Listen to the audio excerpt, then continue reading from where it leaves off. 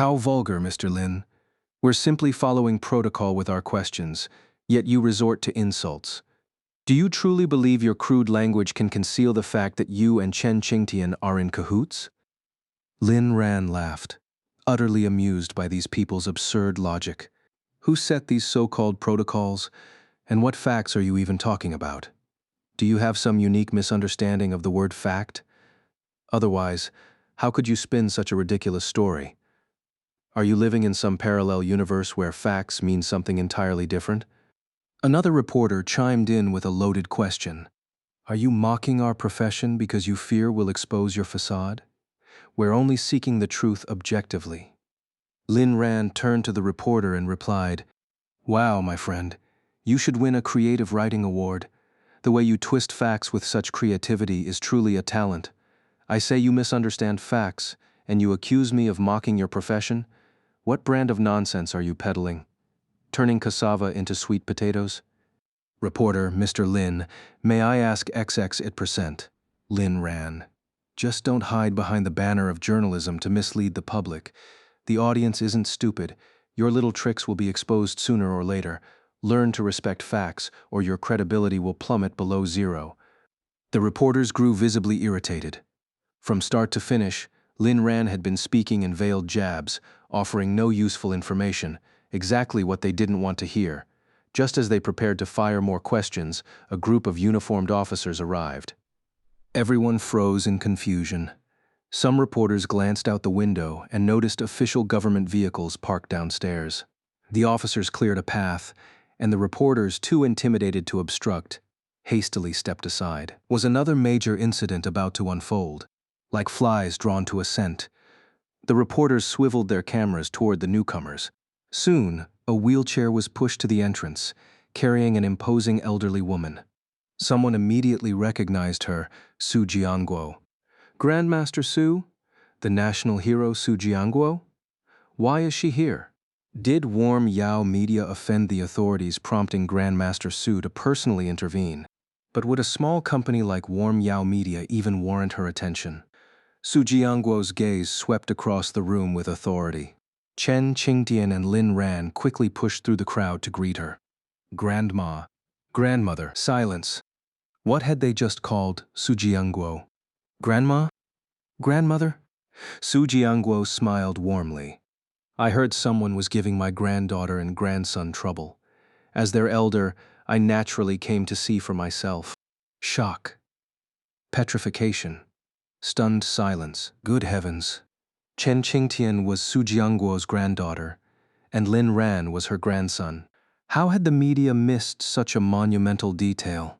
Earlier, Chen Qingtian had mentioned being Lin Ran's cousin, but no one believed her. Now, the truth was undeniable.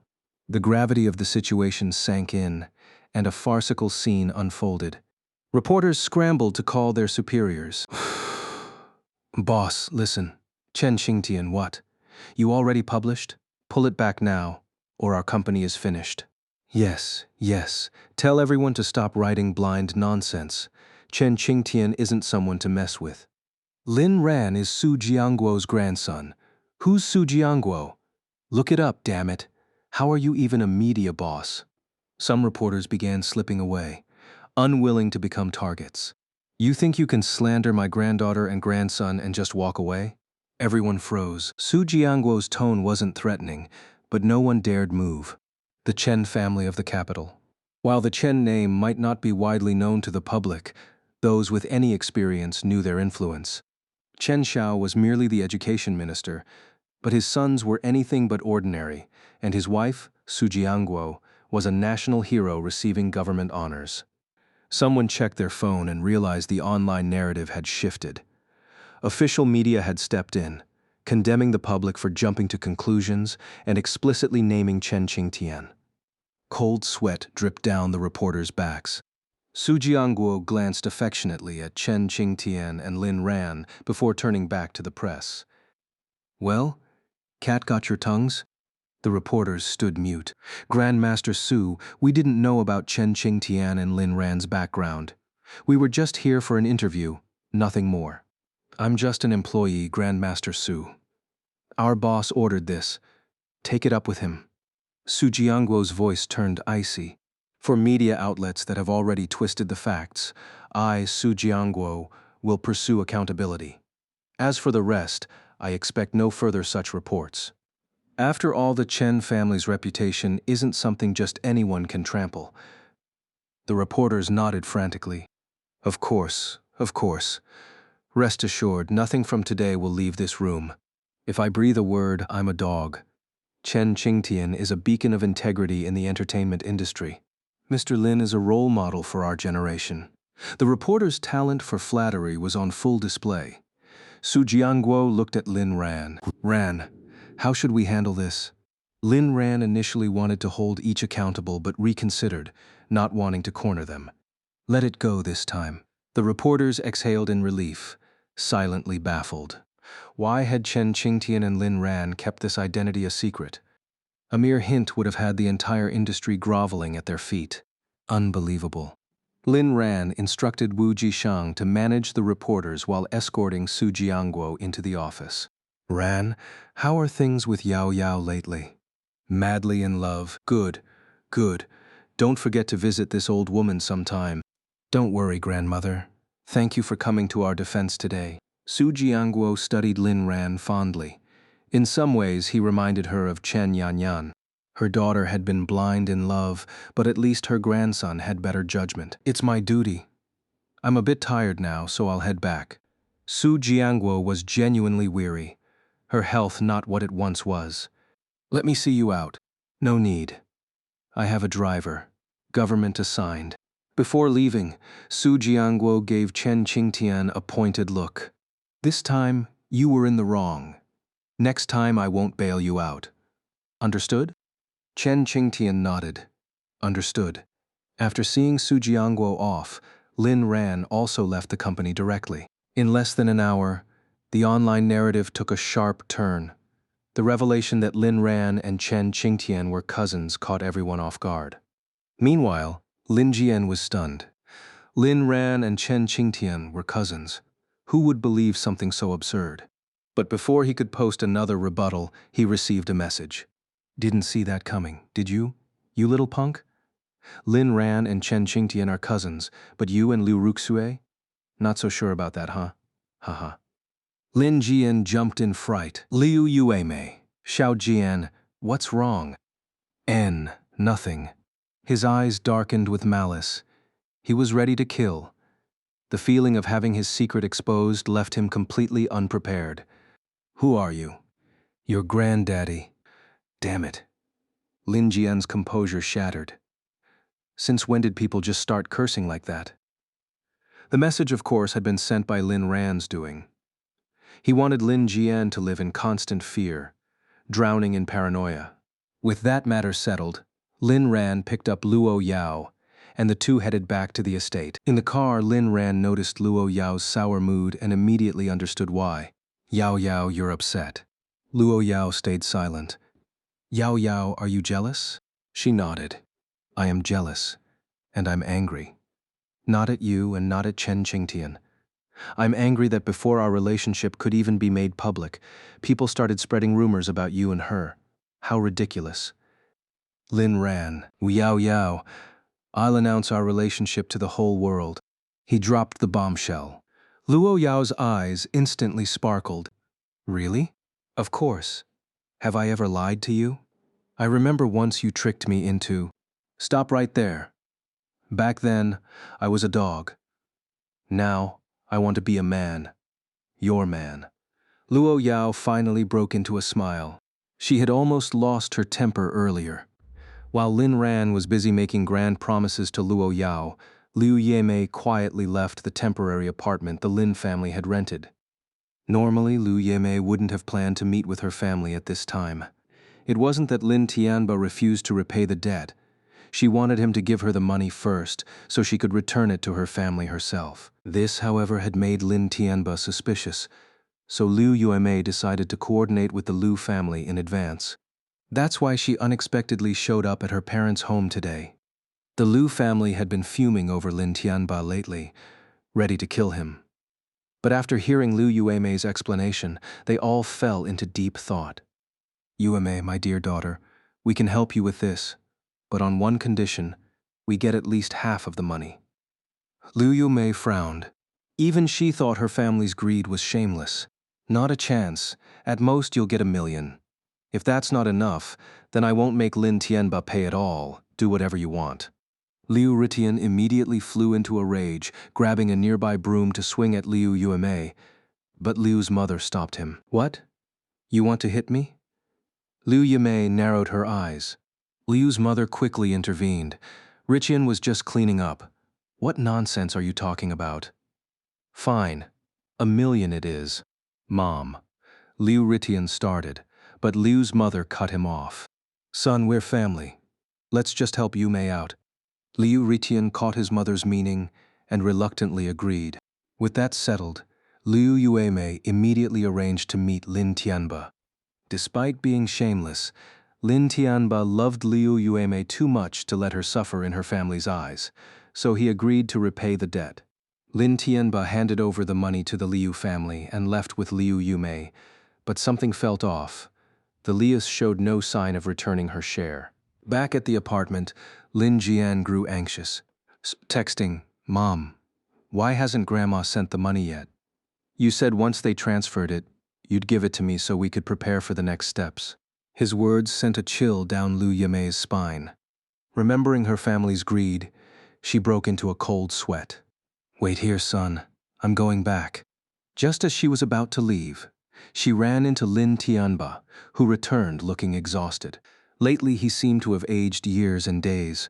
Where are you going? To my parents' place. Lin Tianba didn't question her further and let her go.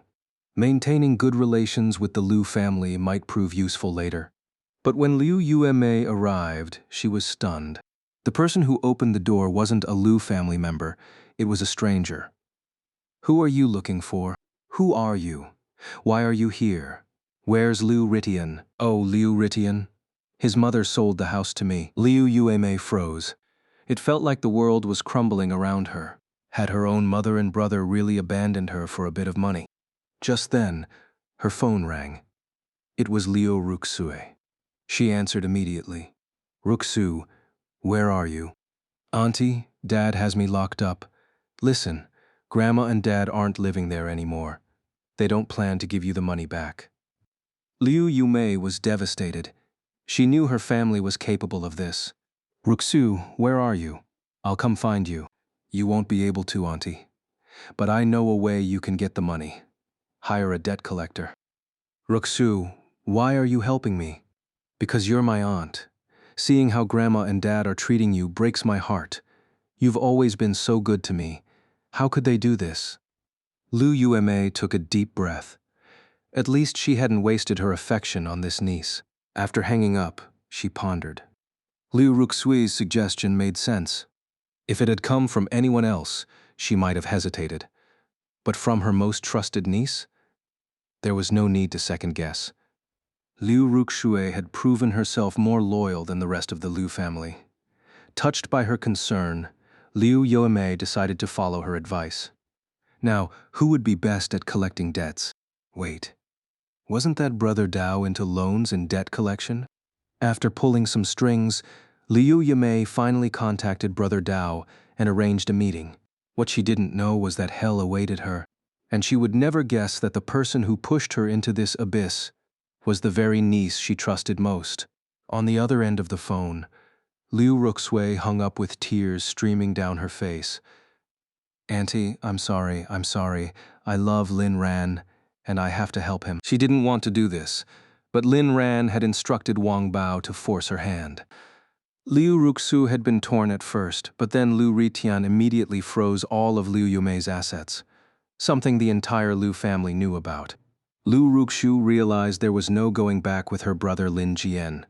The thought broke her heart, but then she considered, what if Liu Yumei told Lin Tianba? If Lin Tianba retaliated against the Liu family, wouldn't she suffer too? To prevent Liu Yumei from striking back, she needed leverage over her. So, she agreed to the plan. She didn't know what would ultimately happen to Liu Yumei, but she trusted Lin Ran wouldn't go too far. After all, she had sacrificed so much for him. Surely he would love her now, wouldn't he? Besides, Liu Yimei had treated Lin Ran horribly in the past. In a way, this was payback. The thought eased her guilt, even giving her a twisted sense of satisfaction. Like she was punishing a villain. Auntie, don't blame me. Blame yourself for being a wicked woman all these years. If you had treated Lin Ran better, you wouldn't be in this mess. This is your fault, not mine. I'm just the messenger. Meanwhile, at the villa, Wang Bao quickly reported the situation to Lin Ran. A smug grin spread across Lin Ran's face. Tell Brother Dao it's time to move. Understood. After Wang Bao left, Luo Yao watched Lin Ran with a flutter of excitement in her chest.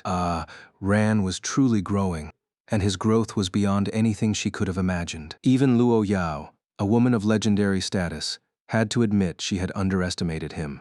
She had always assumed Lin Ran would remain caged in the gilded world she crafted for him.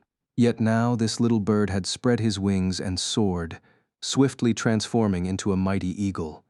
Though he had broken free from her grasp, she adored him more than ever. Soon, Liu Yimei arrived at Brother Dao's territory. Not long after she entered, Brother Dao appeared. The underground fight club was hosting a match that night. The brutal thuds of fists against flesh reverberated through the space, unsettling Liu Yimei's nerves. Was it really safe to negotiate with someone like Brother Dao? Ms. Liu need debt collection services? Brother Dao's voice snapped her out of her thoughts. She took a deep breath and steeled herself. Yes, my family owes me over 50 million. I want you to get it back for me. Possible. But we need to discuss the price. In truth, Brother Dao had no intention of helping her. This was just a ploy to lower her guard. How much would it cost me? Brother Dao held up a single finger. 10%. That much? Ms. Liu, others pay at least 20. I'm giving you a discount. Liu Yimei thought of her family's despicable faces and the fact that she couldn't even track them down. Gritting her teeth, she nodded in agreement. The two signed an unofficial contract on the spot. Ms. Liu, time to pay up. Liu Yimei froze. Pay for what? The collection fee, of course. Brother Dao spoke as if it were obvious. You'll get your money once you recover it. Brother Dao chuckled. Miss Liu, who do you think I am? If you back out later, who will I turn to? My rules are clear, payment up front, at least half. What, you don't have it?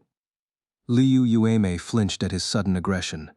I do. I'll have my husband. She caught herself. Lin Tianba couldn't know about this. Brother Dao, I only have 1 million on me. Take that first, and I'll pay the rest once you retrieve the money. Deal? Brother Dao's smile widened. Ms. Liu, no need for complications. I can offer you another path. What do you mean? That 1 million could turn into 10. How? Follow me. Don't worry, I won't hurt you.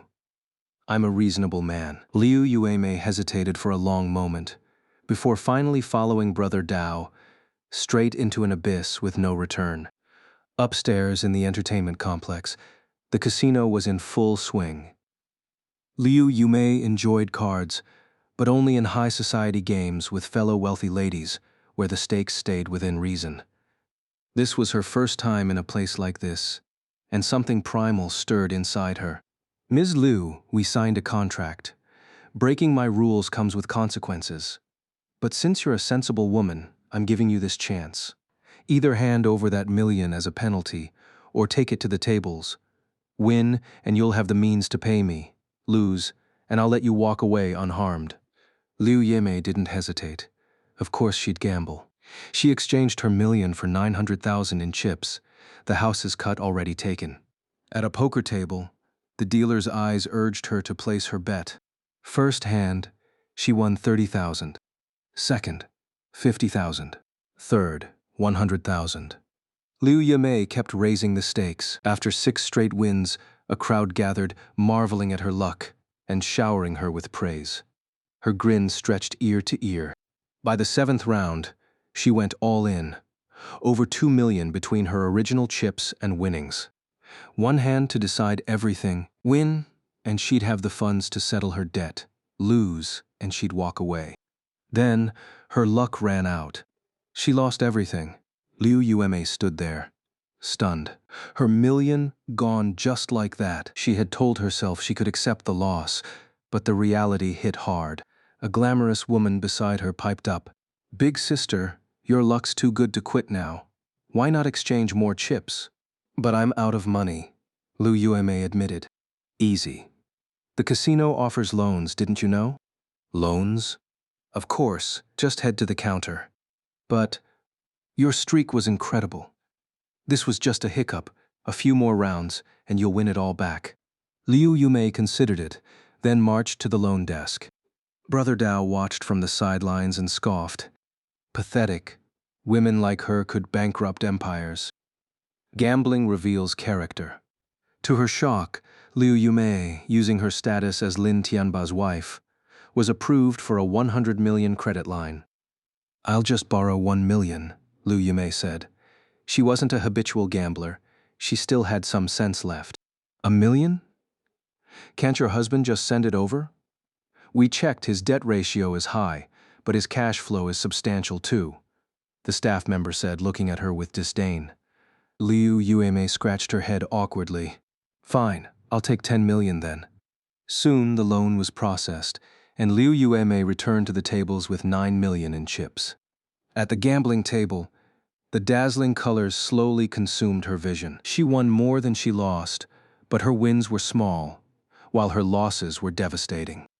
Bit by bit, her 10 million dwindled to almost nothing. Only then did she snap out of her daze, a cold sweat breaking down her spine. A young man nearby spoke up. "Big sis, I think this casino might be rigged." "Rigged?" "Yeah.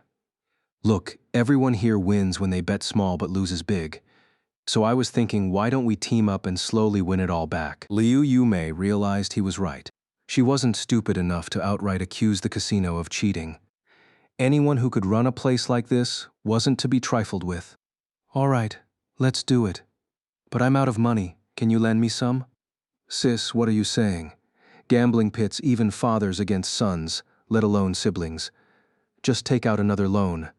We know the pattern now. We'll win it all back in no time." Liu Yimei thought it over and agreed. She borrowed another 10 million. Only then did Brother Dao send Lin Ran a message. "The fish is hooked." Half an hour later, Liu Yuemei lost again. The thought of having already lost over 20 million terrified her. Then, a man claiming to be a professional cheat approached her. "Madam, I'm exposing the casino's scam. Want to help me?" "How?" "Place a bet for me. I've found a loophole, but I need the dealer to slip up to catch her. So this next round we'll have to lose. But I don't have any money left." "Take a loan." Liu Yimei hesitated. Was this really okay? But then she remembered the 20 million she'd already lost, and her hesitation vanished. If she kept going, she might still turn things around. But if she quit now, how would she repay the loans? Another half hour passed, and Liu Yimei was stunned once more. "My apologies, madam. This old man misjudged earlier. I didn't catch their trick." "You." Liu Yimei was furious. Then another man stepped forward. "Old shoe. I actually spotted it. But I'll need your cooperation." By midnight, Liu Yimei was beyond reason. Again and again she fell deeper into the trap, until she owed a staggering 100 million. What she didn't know was that the entire casino had been working against her alone. Soon reality hit her like a brick wall. She couldn't borrow another cent. I took out 100 million here?" The staff pulled out the contract and pointed at her signature. "See for yourself if you don't believe it." Liu Yimei scanned the documents, her heart sinking with every line. The truth dawned on her, leaving her numb. Just then, Brother Dao reappeared. The moment she saw him, Liu Yimei begged, "Brother Dao, please, just a little more. I'll win it all back." Brother Dao shook his head. "You've hit your limit. Now it's time to repay." "Repay what?" "The rules, all loans must be settled before leaving. Of course, many can't pay after losing. If you can't, have someone bring the money. Otherwise, I'll have to take something from you. An arm buys you 3 days." Though meek in front of Lin Ran, everyone knew Brother Dao was a notorious figure in the underworld, a man who'd committed half the crimes in the penal code. Liu Yimei stammered, I, I. But no solution came to mind. Finally, her eyes flickered, and her tone shifted. It's you. You're the ones cheating.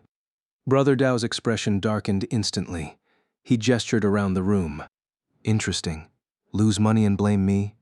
I run an honest business. In all these years, no one's ever caught me cheating. Go ahead, check. If you find proof, I'll refund you 100 million. But if you don't, not only do you repay the debt, you'll compensate me too.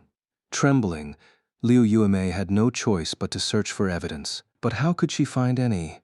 Even a professional cheater wouldn't spot anything, because there was no cheating. Her losses came from the setup and sheer gambling, not tricks. A seasoned player might have avoided the trap, but for an amateur like Liu Yuemei, it was foolproof. She should have been honored. So many people orchestrating a scheme just for her. Defeated, she returned. Well, find anything, Miss Liu? Of course, she hadn't. All she could do was plead. Brother Dao, please don't tell my husband. Brother Dao wasn't about to indulge her. Sure, you're my guest. Repay the debt, and you'll still be welcome here. But I don't have that kind of money. Why don't you help me collect what's owed first? Once I have the money, I can win back what I lost. Brother Dao nearly laughed. Was this woman insane? Instead of repaying, she wanted to gamble more? The money is already mine. As for the remaining 50 million, you're paying it back. This was all part of Lin Ran and Brother Dao's plan. The moment Lu Ruxui leaked to Wang Bao that Lin Tianba had repaid his debt, Lin Ran had foreseen this. Did the Liu family really think they could keep what they'd taken? Dream on. Liu Yuemei's eyes widened. That's my money. How is it yours? Brother Dao slapped her hard, shutting her up instantly. You dare argue with me when you're the one in debt. Liu Yimei didn't fight back. Terrified of men like Brother Dao, she could only sob and beg. I really don't have the money, please, let me go. Seeing her on the verge of breaking, Brother Dao prepared his final move. No money? Then I've got another way for you to repay me. What way? A glimmer of hope flashed in her eyes. This place isn't just for gambling. Upstairs you can earn money too. Want to try? Liu Yimei frowned, sensing something ominous. How? By doing number headiget arter percent. Liu Yuemei was horrified. No, I can't possibly do something like this. Brother Dao slapped her hard across the face. Then pay up. I don't have the money. It was only at this moment that Liu Yimei realized that people in the underworld truly were scum. Bravo. No money, no work. And you still won't let me tell your family? Who the hell do you think you are? With no other choice, Liu Yimei resorted to her last weapon. Aren't you afraid I'll call the police? Go ahead. Even if the cops find me, you'll still end up in jail. And the loan was signed under contract, interest-free at that. Even if I go down, you're still on the hook for the money. Liu Yimei was completely out of options. She felt like she had fallen into a bottomless abyss. Ms. Liu, to be honest, you're quite attractive. Sure, you're a bit older, but there are plenty of men who prefer women like you. If you work hard, you'll quickly pay off your debt. Liu Yimei remained silent. Brother Dao leaned in and whispered in her ear. After all, you wouldn't want your husband to find out about all the money you owe, would you? 2 hours later, Liu Yuemei stumbled out on trembling legs. Didn't expect you'd be so popular. Remember, whenever I call, you come running. No refusals. Liu Yumei's eyes widened. What did you say? You expect me to keep doing this? Obviously. You think you're made of gold? You owe me 100 million. After deducting the 50 million debt from your family, you still owe me 50 million. At 1,000 per session, that's at least 50,000 times before we're even. Liu Yimei was stunned. 50,000 times? 50,000 times. She was already in her 40s. Even if she lived to 100, she had less than 60 years left. That meant 3 times a day. Even if she worked twice as hard, she'd still be paying it off until she was nearly 60. For an ordinary person, earning 50 million by age 60 might not sound so bad. But for Liu Yuemei, it meant throwing away her entire life without a single penny to show for it. 50,000 is already a favor. You know the usual rate is much lower. Liu Yueme collapsed to the ground, but she didn't dare cry. Either find a way to pay, or keep working. If you're good at making clients spend more, you might even pay it off faster. Of course, I'm a reasonable man. If you ever scrape together the money, you'll be free. Liu Yueme was utterly hopeless. What else could she do? Can I leave now? Brother Dao handed her something. Put this on and get out, and don't even think about running. There's nowhere you can hide. When I call, you show up, no matter where you are, or go straight to the address I give you. Understood? Damn it, I'm talking to you. Yes, I understand. Liu Yueme wanted to cry, but she didn't dare. Brother Dao was terrifying. Swallowing her shame, Liu Yueme put on the device and staggered out of the entertainment club. By the time she returned to her rented apartment, it was past midnight. Wife, why are you back so late? Liu Yume burst into tears and threw herself into Lin Tianba's arms. Husband, I love you. I love you so much. Lin Tianba comforted her, feeling satisfied. Even in this situation, she still clung to him. This had to be love. But Liu Yueme's behavior was just psychological. A cheating spouse, no matter the reason, would always feel guilt. Seeing their partner again, they'd shower them with affection to convince themselves it wasn't their choice, that they still loved the person beside them, and that the affair was just an accident. Lin Jian frowned, sensing something was off. His mother's expression suggested she hadn't gotten the money. Seemed like he'd have to step in himself. Relying on her was worse than relying on a dog. Meanwhile, at the Dongtian Manor, Lin Ran was awakened by his phone buzzing. It was a message from Brother Dao. Reading it, Lin Ran smiled in satisfaction. He'd said it before. No one would get off easy. In this life, aside from loving Luo Yao, his greatest pleasure was watching his past enemies fall one by one. Literally, he really wanted to tell Lin Jian about Liu Yume's situation, but he held back. Not yet. If Lin Jian loved being shameless, wouldn't it be better to let him see his mother's disgrace with his own eyes? Wouldn't that break him? Ha! He really was devious. Lin Jian, you spread rumors about me. Isn't it only fair I retaliate? Right? Ran, why aren't you asleep yet? Luo Yao's voice snapped him out of his thoughts. Lin Ran turned and pulled her into his arms. Shouldn't I be asking you that? He didn't want to tell Luo Yao about this. It was too dirty. She'd seen his violent side, his scheming side. But would she still love him if she saw this filth? What he didn't know was that Luo Yao had gotten the news 10 minutes before him. Seeing Lin Ran's actions, something inside her shifted. Her Ran had become even more adorable. This version of him only made her want to possess him more. So once again, Luo Yao began to take what she wanted. Flying together so free and easy, soaring past the mortal world, forever side by side. To the melody of an elegant song, they lost themselves in each other. The next day, Lin Ran returned to school. Principal Tang had summoned him for another speech. He planned to invite Luo Yao again. When Lin Ran entered the principal's office, Principal Tang personally poured him water. Young Master Lin, so you're Commissioner Chen's grandson. What a coincidence. Principal Tang, we've dealt with each other before. Just tell me what you need. If I can do it, I will. Nothing much. We're planning a live stream for the alumni reunion on November 20th. As an outstanding representative, you must give a speech. But I'm not outstanding. Lin Ran considered himself a failure. Without Luo Yao, his fate would have been miserable. A useless man riding his wife's coattails. What kind of outstanding representative was that? No, you are. No one compares to you. Principal Tang was adamant. Fine. Since you think so highly of me, I'll agree. Actually, the dean already mentioned this. Just tell me the topic and time. Lin Ran planned to copy some random speech. Principal Tang, you'll have 10 minutes. The topic is up to you. Your company, employment, housing prices, Luo Yao, whatever. Wait, what did you just say? Luo Yao? Lin Ran wondered if his ears were playing tricks on him. How could the principal be so unreliable? Luo Yao is your wife and an outstanding entrepreneur, the top financial magnate. You must have picked up a thing or two from her, right? You could talk about her business mindset, her daily life, or your relationship dynamics. Stop, Principal Tang. No need to say more. I get it. Lin Ran realized that Principal Tang was absolutely doing this on purpose. Thinking about it, it was both amusing and exasperating. No matter how domineering or ruthless a woman might seem, she'd always have her little schemes.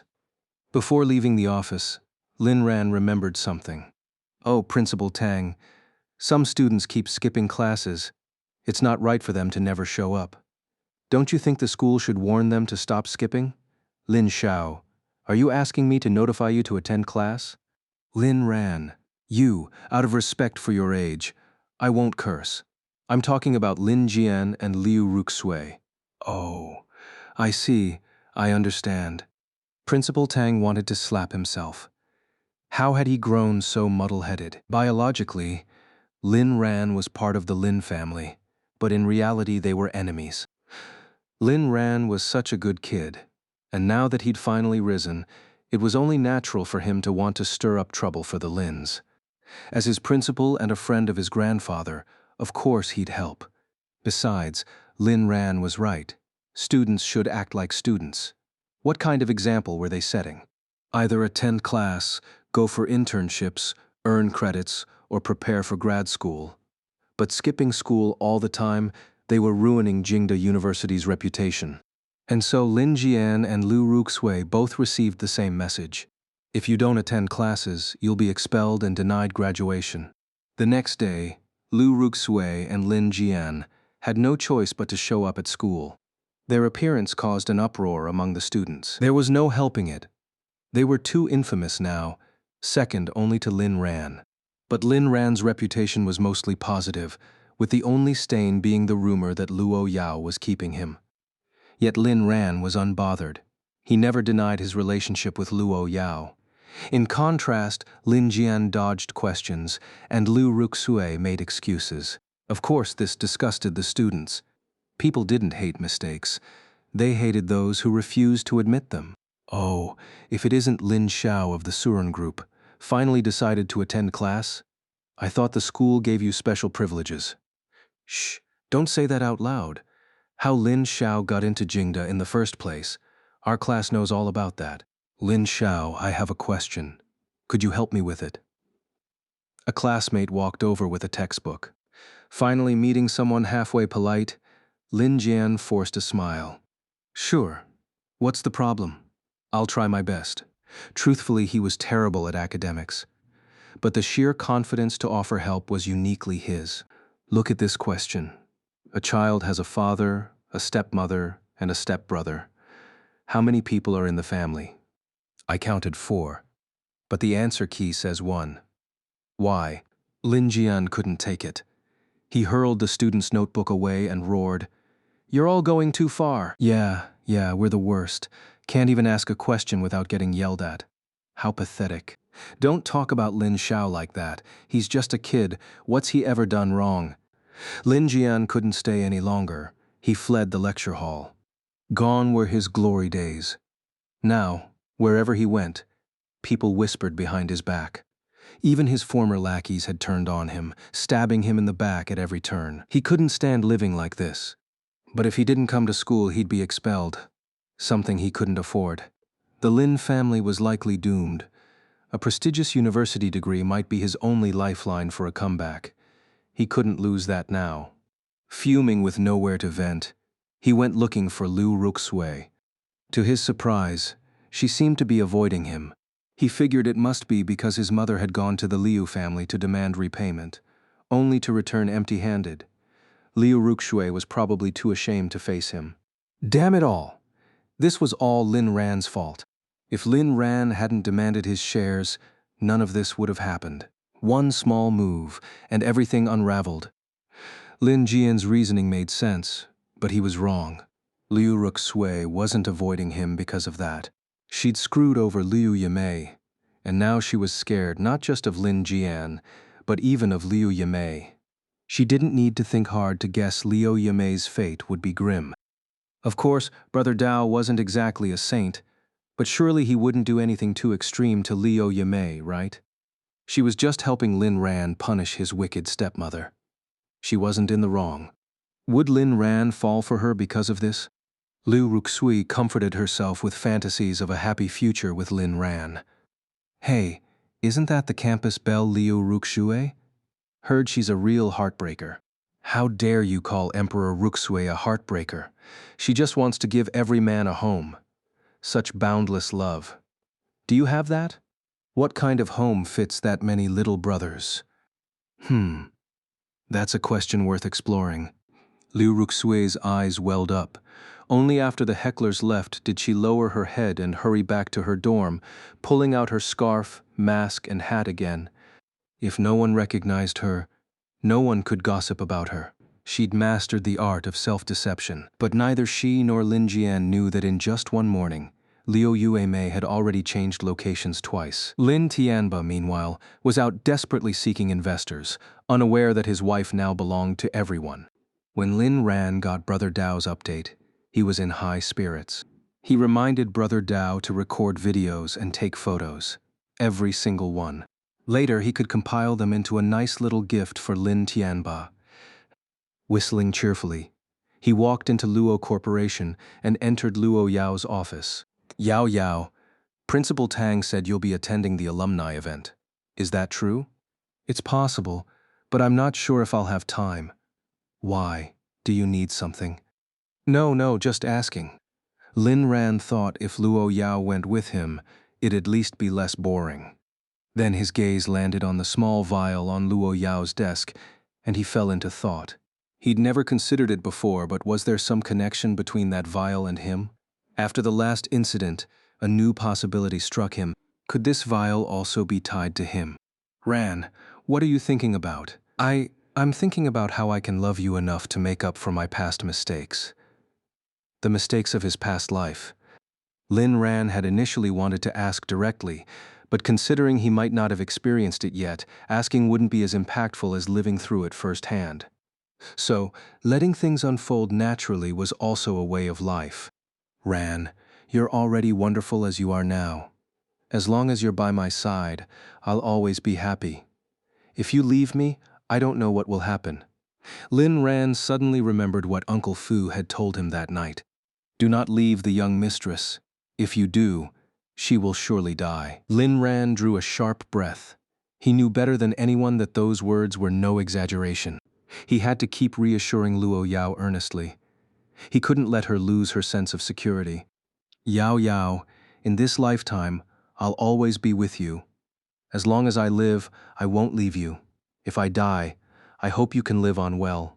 He didn't voice the latter half, knowing it would be futile. Luo Yao's love for him transcended mountains and rivers, surpassing even the bounds of the universe and life itself.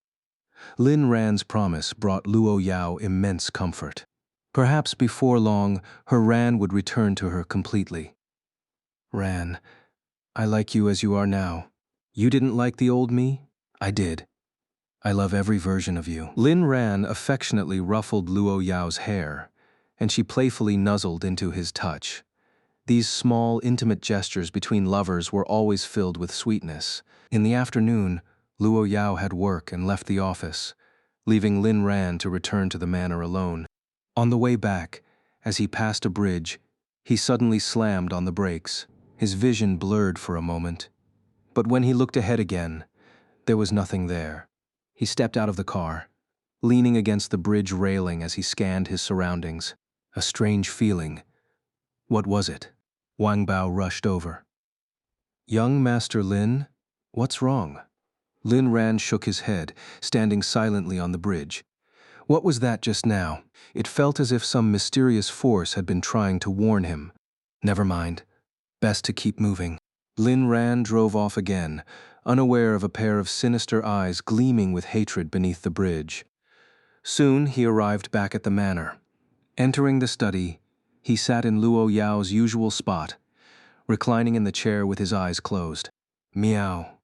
A cat's cry snapped him out of his thoughts. Was that Little Black? Lin Ran turned to the window and, sure enough, saw the long-absent black cat. He opened the window, and the cat leaped in with a sly grace. "You've been gone so long. Where'd you go?" Little Black, recovering from injuries. Lin Ran, "All better now?" Little Black, "Not really.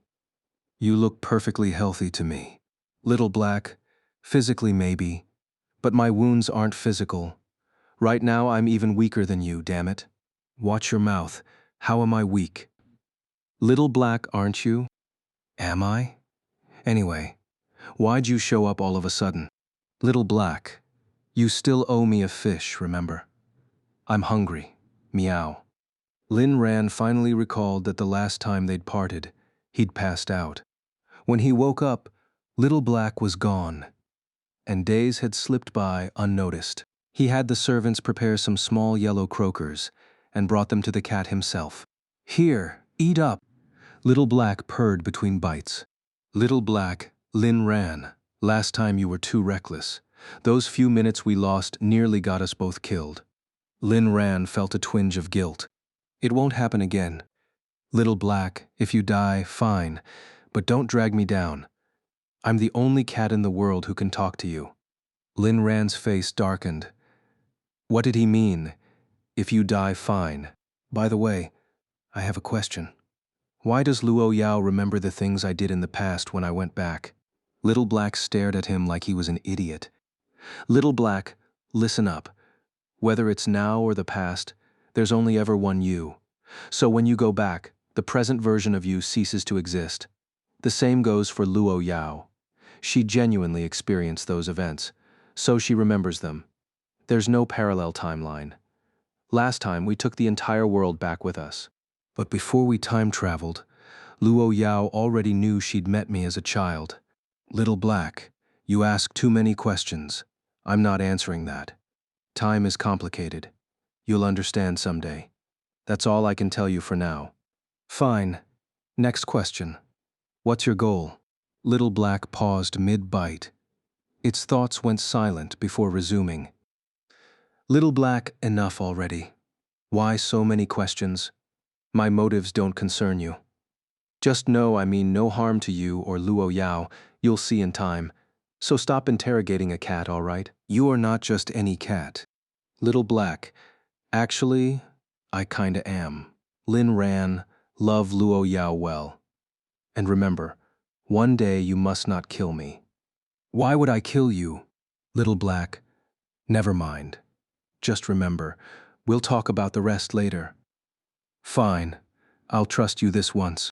Lin Ran said he trusted the cat, but his thoughts told a different story. This feline was hiding something big, something it refused to share. Better to change the subject. Little Black, "I've decided on my next wish." Little Black, "Seriously, even workhorses get breaks. I'm still injured, man. Before Lin Ran could press further, Little Black let out a sharp meow and vanished in a blur. The door swung open before Lin Ran could react. Luo Yao stood there, her expression troubled. Ran. She clung to Lin Ran's shoulders, her body nearly melting into his. Only by seeing him in the flesh could she ease her restless heart. Lin Ran gently stroked her back, soothing her bit by bit, though worry gnawed at him. "What's wrong, sweetheart? Don't leave me." An hour earlier, Luo Yao had received an anonymous email. When she opened it, she found photos of someone surveilling Lin Ran, taken from angles that suggested the watcher was alarmingly close. A chill ran down her spine. To monitor Lin Ran under her meticulous security without detection. This was no ordinary foe. If you can't find the book by title, try searching the author. It might just have been renamed. Luo Yao hadn't encountered something so far beyond her control in many years. She dropped everything on the spot and rushed back without delay, desperate to see if Lin Ran was safe. Even now, she was still shaken by the thought. Lin Ran loved her, bringing her meals every day, but that very act was also a threat. She had been too selfish, indulging in his care while disregarding his safety. In the past, Luo Yao hadn't feared death, nor had she feared Lin Ran's. But the Lin Ran of these past days had changed. And Luo Yao had come to cherish this life. She wanted to spend the rest of her days clinging to him. She couldn't bear to see him hurt.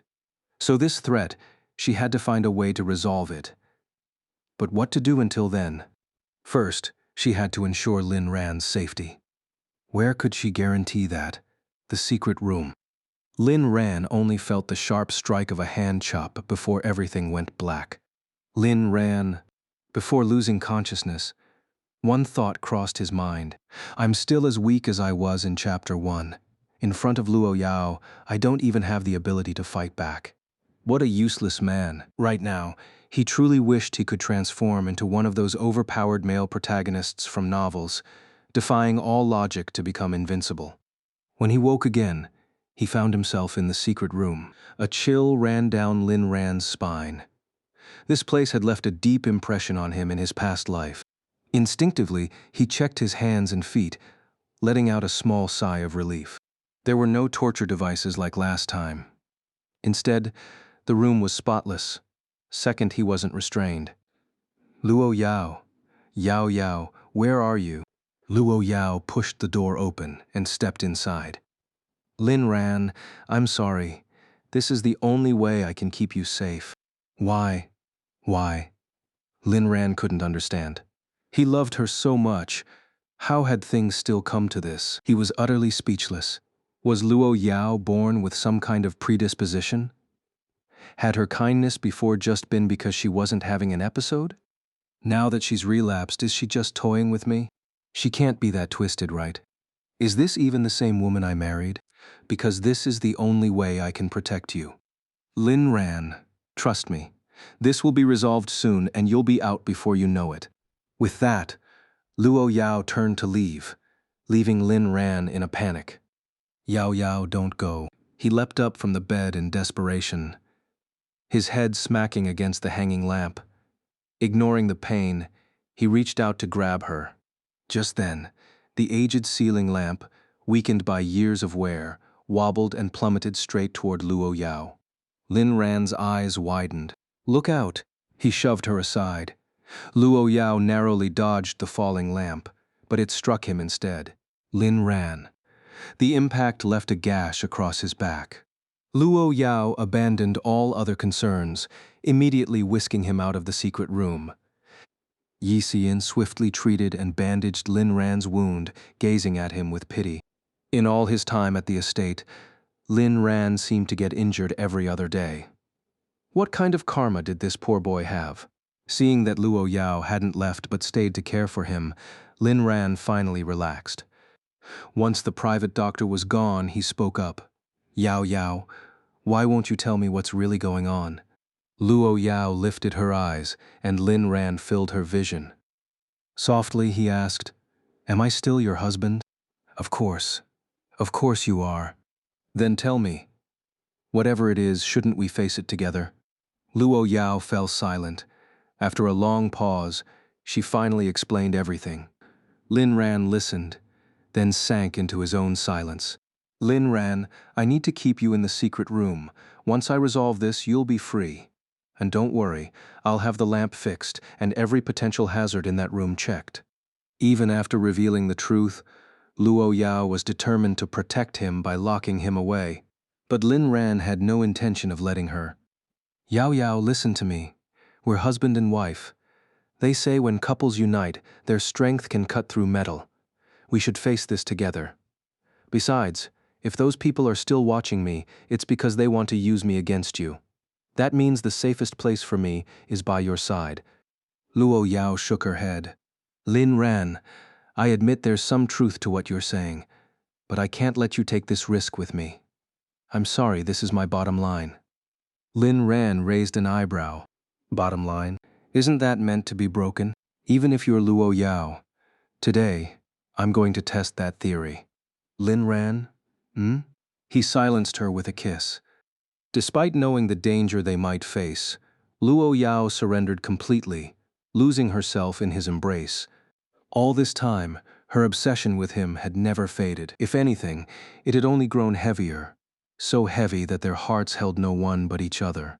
Yao Yao, do you still want to lock me up now? Remember, I'm willing to live and die with you, Any danger, we face it together. If we live together. If we die together. After Lin Ran's relentless persuasion, something in Luo Yao's heart finally shifted. She had to admit he had swayed her. By her side was the safest place for him. And if the worst happened, at least they'd die together. Never alone.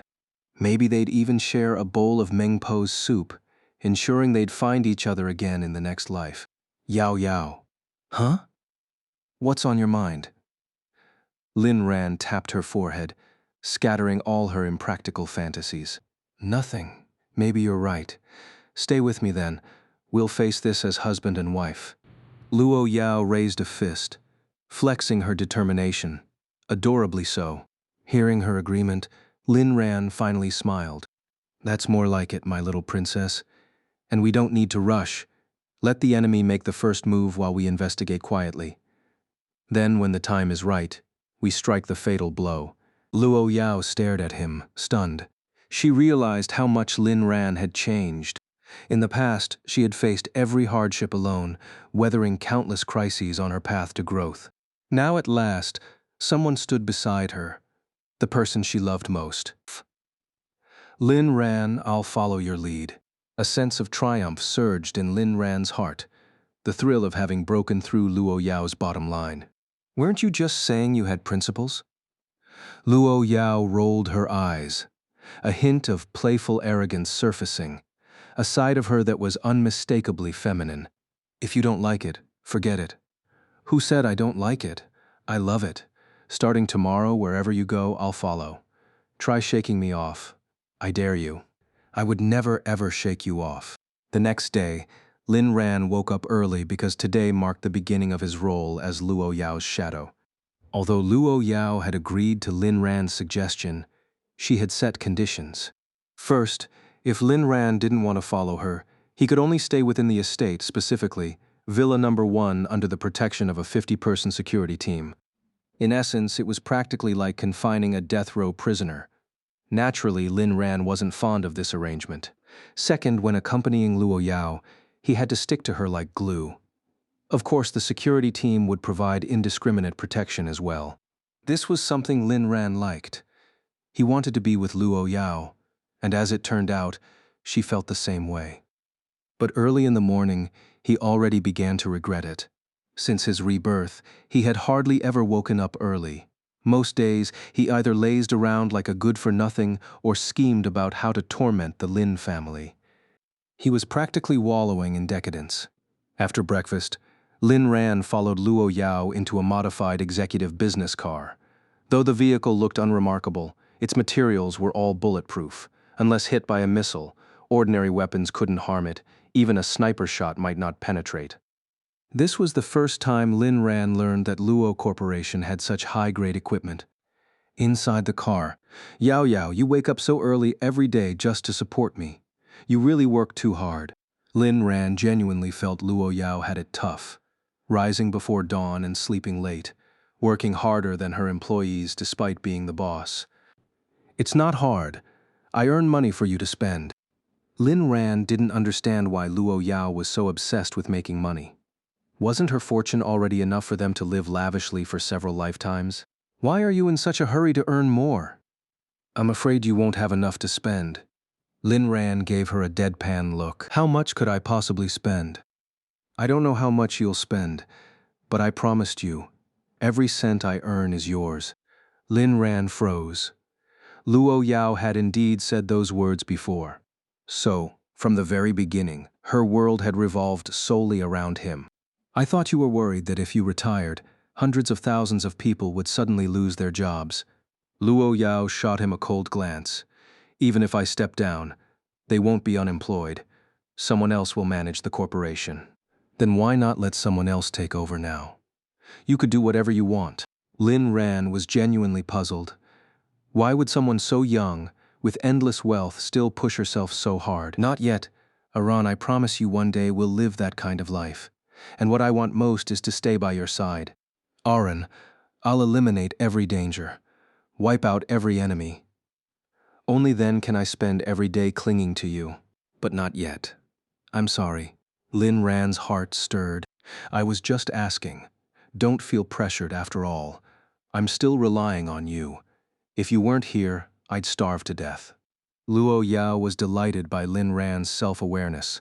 She'd gladly support this man for the rest of her life.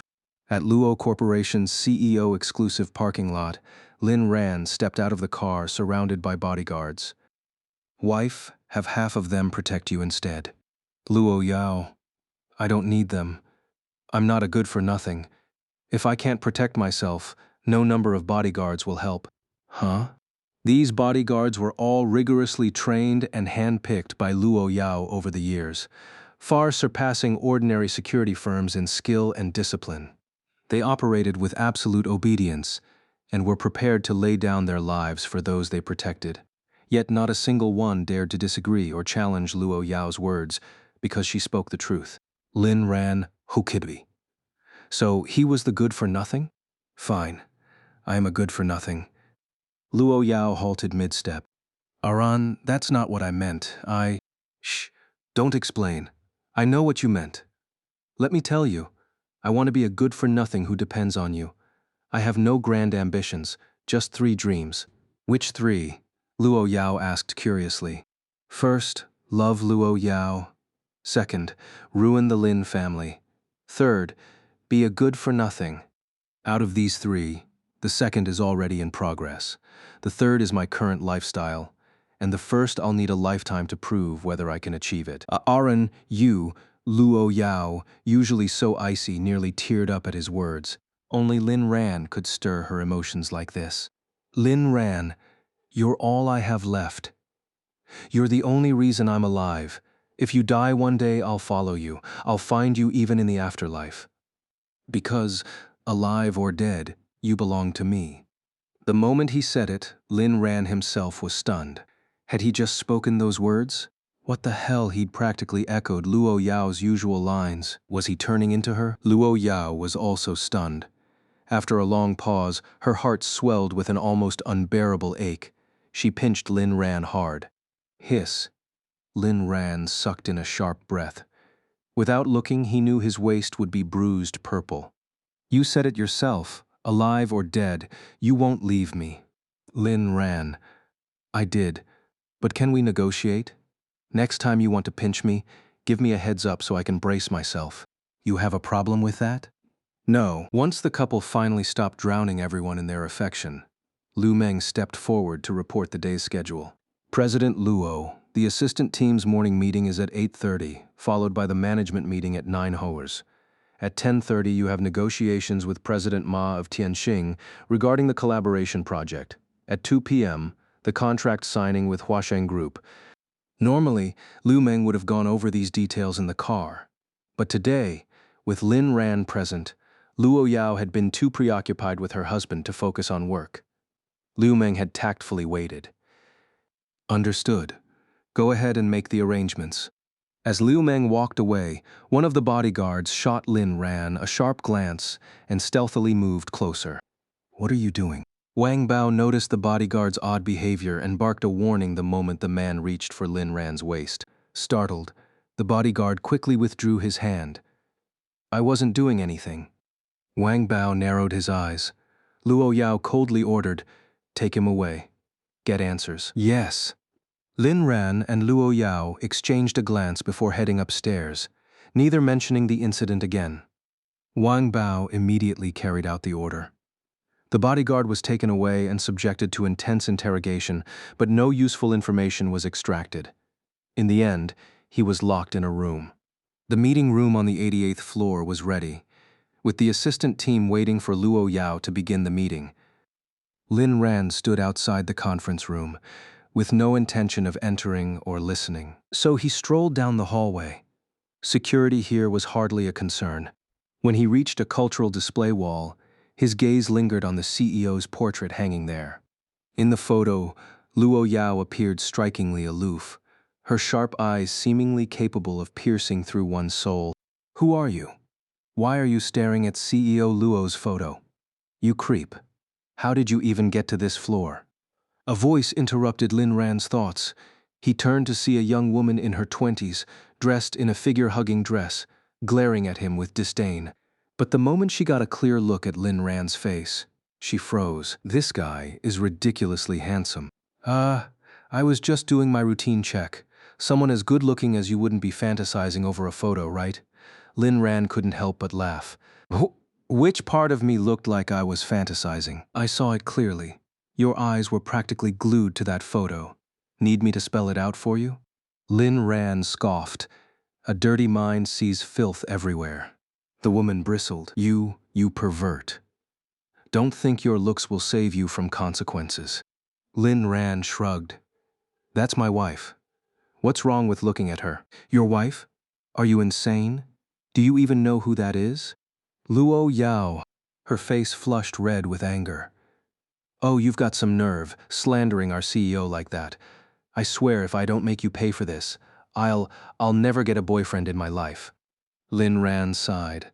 Luo Yao really is my wife. Go ask her if you don't believe me.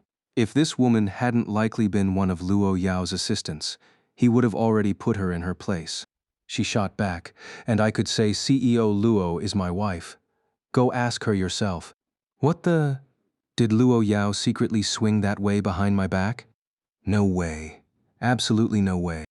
May I ask your name? Zhang Xinyan. I just started working here yesterday. What's it to you? So she was part of the assistant team. Lin Ran glanced between the conference room and Zhang Xinyan. Started yesterday and already late today? What do you know? I was delivering documents for Assistant Liu. Why am I even explaining myself to you? CEO Luo is my idol. Insulting her is like insulting me. Lin Ran smirked and ignored her. Infuriated by his indifference, Zhang Xinyan raised her voice. Everyone come quick. There's a creep here fantasizing over our CEO's photo. Lin Ran was dumbfounded. Did she even hear herself? Zhang Xinyan jabbed a finger at him. You're done for. CEO Luo has a zero-tolerance policy for men. Handsome or not, you're finished. Don't you dare run. Her shouting reached the early meeting inside. Liu Meng reacted instantly, darting out faster than anyone had ever seen. No orders from Luo Yao needed. Spotting Liu Meng, Zhang Xinyan lit up like she'd found salvation. Luji, this pervert, was eyeing CEO Luo's photo. Lin ran as if I'd need to fantasize. Liu Meng grabbed Zhang Xinyan by the collar and shot Lin Ran an apologetic look. My apologies, young Master Lin. She's new. I haven't briefed her on the rules yet. With a warning glare, she dragged Zhang Xinyan toward the conference room. Lin Ran nodded. Unbothered. Dazed, Zhang Xinyan was hauled to the doorway. Zhang Xinyan, use your brain. That man is untouchable. He's CEO Luo's husband. Zhang Xinyan's jaw dropped. As Luo Yao's self-proclaimed biggest fan, how had she missed this? The moment they entered, Luo Yao's icy stare made Zhang Xinyan's heart leap into her throat. Zhang Xinyan, your monthly bonus is revoked, Liu Meng declared before Luo Yao could speak. It was a protective move. Zhang Xinyan was her recruit, her junior from college, and a devoted fan of Luo Yao. Luo Yao gave Liu Meng a sidelong glance but didn't object. This was the first time Liu Meng had ever intervened for someone. Next time, immediate termination. Luo Yao said coldly. Trembling Zhang Xinyan kept her eyes down until Liu Meng nudged her. Thank you, CEO Luo. After a pause, Luo Yao added, have Lin Ran's photos displayed company-wide. Update the employee handbook. Section 1 will clarify his identity. I won't tolerate another blind fool causing trouble. Liu Meng.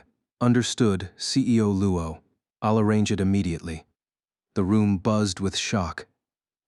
Zhang Xinyan's eyes nearly popped out. CEO Luo spoils young Master Lin to an insane degree. Writing his details into the company handbook? What kind of fairy tale love is this?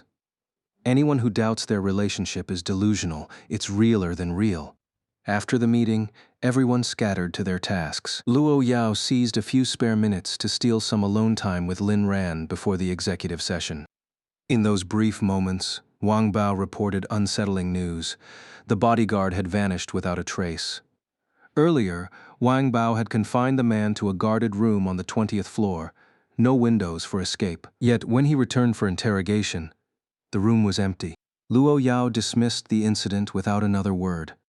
Soon, the executive meeting began, with Luo Yao and Lin Ran taking their seats. As the undisputed leader of Luo Corporation, Luo Yao ruled like an emperor, Liu Meng as her chancellor, the executives as her court officials, and the rest as lower-tier administrators. These weekly meetings were her imperial court, where issues were addressed, decisions made, and orders disseminated. Corrupt officials could destabilize the entire system. But under Luo Yao's watch, no one dared misbehave. Her methods for dealing with corporate parasites were ruthless and feared. As for lower-level employees, not her concern. She held the executives accountable, and they, in turn, enforced discipline below. At 900 sharp, the executive session commenced. Ran, are you coming in with me? Lin ran. I'd rather not. I'm not part of your company, so it wouldn't be appropriate. But you're my husband. Isn't it normal for a husband to see what his wife does every day? Besides, how is the company not yours? If you want, I can hand over Luo Corporation to you right now. Since the meeting might run long, and given that someone had just clashed with Lin Ran upstairs in the conference room, Luo Yao didn't want him out of her sight. Lin Ran shook his head. No, I don't want it. I just want you to take care of me. A corporation that massive, Lin Ran didn't think he had any right to overstep. But this meeting might take a while. I don't want you waiting outside the whole time. Truthfully, Luo Yao was also worried some clueless female employee might try to strike up a conversation with Lin Ran again. It's fine, I think. Before he could finish, Luo Yao pulled him into the conference room. Walking toward the head seat, she declared, I don't care what you think. What I say goes. She planted Lin Ran in the chairman's seat and had an extra chair brought for herself to sit beside him. All the executives were stunned. Lin Ran will be observing today. Proceed with the meeting as usual. No one objected to Lin Ran's presence. Everyone knew how much Luo Yao doted on him. But this was the first time they'd seen the company's chairperson sitting beside an observer. Well, you're the boss, whatever you say. The atmosphere in the room was tense. Department heads sat stiffly, awaiting Luo Yao's directives. Dressed in sharp professional attire, Luo Yao exuded authority. She lifted her chin slightly, scanning the room before her gaze finally settled on Lin Ran beside her. Noticing how stiff he looked, like a student in class, she spoke up. Ran, relax. If you're bored, just play on your phone. Lin Ran scratched his head awkwardly, admitting he'd been a little tense. All right, I'll listen to you. I won't disrupt the meeting, will I? The executives all shook their heads in unison. Of course not. This was Luo Yao's beloved. Who would dare complain? So Lin Ran lowered his head and started scrolling through his phone, careful not to make noise and interrupt the proceedings. Liu Meng kicked off the meeting, and the executives summarized key issues in the most concise terms. Luo Yao barely hesitated before issuing directives one after another. For decisions requiring input, she called for votes, but regardless of the outcome, she did exactly as she pleased. The meeting ran with terrifying efficiency. Meanwhile, Lin Ran, after staring at his phone for a while, felt his neck stiffen. He glanced up and spotted a laptop in front of him. Without thinking, he opened it and started browsing the web. He peeked at Luo Yao. The meeting was still in full swing, so he quietly surfed, reading news and looking things up. As time passed, his searches grew more specific. How to keep my wife happy all the time. 100 ways to love your wife. After a while, he logged into a Q&A site under his account. Yao never stops. Hey guys, my wife talks a lot during meetings. What kind of soup can I make to soothe her throat? Crayon Uncle pear and rock sugar soup, my dude. Or just tell her boss to lighten her workload. Problem solved. Yao never stops. My sweet wife is the boss. She works so hard to support me. Pear soup isn't good enough for her. Crayon Uncle. Bro, stop flexing on us, damn. What the hell? Why the sudden insult? Before Lin Ran could reply, another comment popped up. I'm an idiot, so what? Sweet wife? A CEO? What brand of trash bag are you, packing this much nonsense? You're a freaking moron. Lin ran. You want to fight? Yao never stops, crayon uncle. Can't flex on your mom. Your dad might object. He switched to the mobile version of the app, pulled up his chat history with his wife, and screenshotted the countless transfers she'd sent him, all labeled wife. Yao never stops. App, I am an idiot, so what? Image, you really do live up to your name. Another reply appeared. Zuan madman still here. Just use your little officer to moisturize her throat. Yao never stops. Zuan madman still here. I'm an idiot. So what? You two should take a photo together. My treat perfect for a pair of dumbasses. Just as Lin Ran was deep in the argument, a new challenger arrived. Fake sweet potato, real tapioca. Watching you guys argue is hilarious. But let me say this. This guy's clearly a rookie boyfriend. Give it time, and he won't ask these questions anymore. Love turns into a pile of petty nonsense. Cheating husbands, unfaithful wives, it's all a joke in the end. Yao never stops. At fake sweet potato, real tapioca. You're a maggot in a toilet. Everything looks like shit to you. I'm pure love, got it. Fake sweet potato, real tapioca. At Yao never stops. Stop the cap. You're like a rabid dog biting at everything. Swear on it. Lightning strike level. Yao never stops. 8 fake sweet potato, real tapioca. I do have a disease. Wife addiction.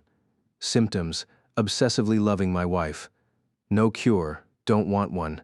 As for lightning, nah, I'll hit you with something worse. I swear, if I so much as glance at another woman, my whole family gets hit by a truck. Fake sweet potato, real tapioca. Damn, bro, you win. Lin Ran smirked. Think you can out-insult me? Just as he was basking in his victory, he noticed the meeting room had gone quiet. He assumed it was over until he felt a hand brush his leg. He looked up to find Luo Yao gazing at him with deep affection. What's happening? Confused, Lin Ran blinked as Luo Yao's lips curved into a smile. She suddenly announced, meeting adjourned. The executives exchanged glances, then lowered their heads. Well, they'd just been force-fed the world's biggest helping of dog food. That said, Lin Ran's roasting skills were impressive. And that oath? Legendary. Still clueless, Lin Ran glanced around until Lu Meng pointed behind him. He turned and froze. On the projector screen, fake sweet potato, real tapioca. I do have a disease, wife addiction at %. I swear if I so much as glance at another woman, my whole family gets hit by a truck. Cue the sound of crickets. Even someone as thick-skinned as Lin Ran flushed instantly, thinking, this is way too awkward. Could it somehow tarnish Luo Yao's reputation? Yao, no need to explain. Luo Yao gently took his hand and, under the astonished gazes of everyone, planted a kiss on it. At that moment, all the executives wore expressions as if they'd just eaten something vile. Simultaneously, they thought, can you two at least act like normal human beings? No wonder young Master Lin managed to rise so successfully. With habits like delivering meals when his wife works and brewing soup during her meetings, Luo Yao would love him for 10,000 years. And then there was that vow of his. What man would dare swear something like that? Lin Ran was truly a man who could bring nations to ruin. Luo Yao didn't even bother finishing the meeting, forcing everyone to choke on their dog food. Is this even human behavior? But Luo Yao didn't care. She could belong to Iran anywhere, and she could claim him as hers in any place. Today, her Aaron was especially adorable. The conference room fell into dead silence. No one dared speak, no one dared lift their heads. But though their heads were lowered, their phones slowly crept out from under the tables, snapping photos. A series of click-click sounds followed, leaving everyone awkward. Lin Ran snapped back to reality, slipping back into his shameless mode as he grinned at the crowd. Sorry for the dog food, everyone. What can I say? When love strikes, no one can stop it. Driving recklessly is one thing, but force-feeding us sweetness? Unforgivable. Every executive internally screamed, this job is exhausting. Just end me already. The meeting ended just like that. The moment the executive stepped out, they were hit with another blow. A photo of Lin Ran, along with a brief introduction, was plastered in the most conspicuous spot, impossible to miss. In the photo, Lin Ran looked handsome, radiant. The introduction was straightforward. Lin Ran, the boss's husband. Crickets. They'd already been stuffed full inside, and now they were force-fed another mouthful. Who the hell came up with this introduction? This is beyond ridiculous. I can't take it anymore. I need to find a boyfriend ASAP. I think I need to watch 10 murder documentaries to recover from this. Young Master Lin usually comes at noon, but today he showed up first thing in the morning. I thought he was here to accompany Luo Yao, but no, he was here to stab me in the heart. Time to cement my heart shut. Just then, Liu Meng walked out. Everyone immediately clammed up, resuming their griping only after she left. I swear, I'm going to find a husband who loves me as much as young Master Lin loves Luo Yao. But aren't you already married? My husband doesn't have wife dependency syndrome, doesn't qualify. Time for a divorce. By the time Lin Ran and Luo Yao left the conference room, the executives had long vanished. They sure ran fast. Just as Lin Ran was about to ask Luo Yao what she wanted for lunch, he froze. What does the boss's husband mean? Luo Yao. So everyone in the company can recognize you at a glance. No more acting blind. I mean, what's the deal with this title? Lin Ran pointed at the introduction. It's the husband of the boss. Since there's such a thing as a boss's wife, and you refuse to let me hand Luo Corporation over to you, this is the only title left for you. Lin Ran felt like he'd been struck by lightning, his toes curling in second-hand embarrassment. Ran, don't you like it? Or do you not want people to know you're mine? Was that Zhang Xinyan's figure too captivating this morning? Lin Ran swept Luo Yao into his arms and strutted out, passing through office after office until they reached the elevator. This is how you properly announce you're the boss's husband. And for the record, not just one Zhang, what's her name, even 1,000, 10,000 of her couldn't compare to a single strand of your hair. So, can we drop the anger? Lin Ran was certain Luo Yao suffered from a chronic condition. I know you love me, but I still feel insecure. What he didn't know was that Luo Yao was slowly changing. In the past, Zhang Xinyan would have already vanished. Now nestled in Lin Ran's arms, she was overflowing with happiness. Ran, I was just teasing you. I wasn't actually angry. Back on the 88th floor, the suffering shifted to the assistant team. By the end of the day, nearly everyone had been force-fed sweetness. From assistants to regular employees, from top executives to business partners. All of them endured the sour, stinging blows of affection, yet none dared complain. Liu Meng, in particular, felt it the deepest. Luckily, she'd built up some immunity, so she wasn't completely KO'd by the lovey-dovey barrage. When work ended, the entire office stampeded out. Never before had they been so desperate to clock out. If Lin Ran and Luo Yao weren't the bosses, they'd have been beaten to a pulp long ago. Ashes scattered, one in the ocean, the other atop Mount Everest.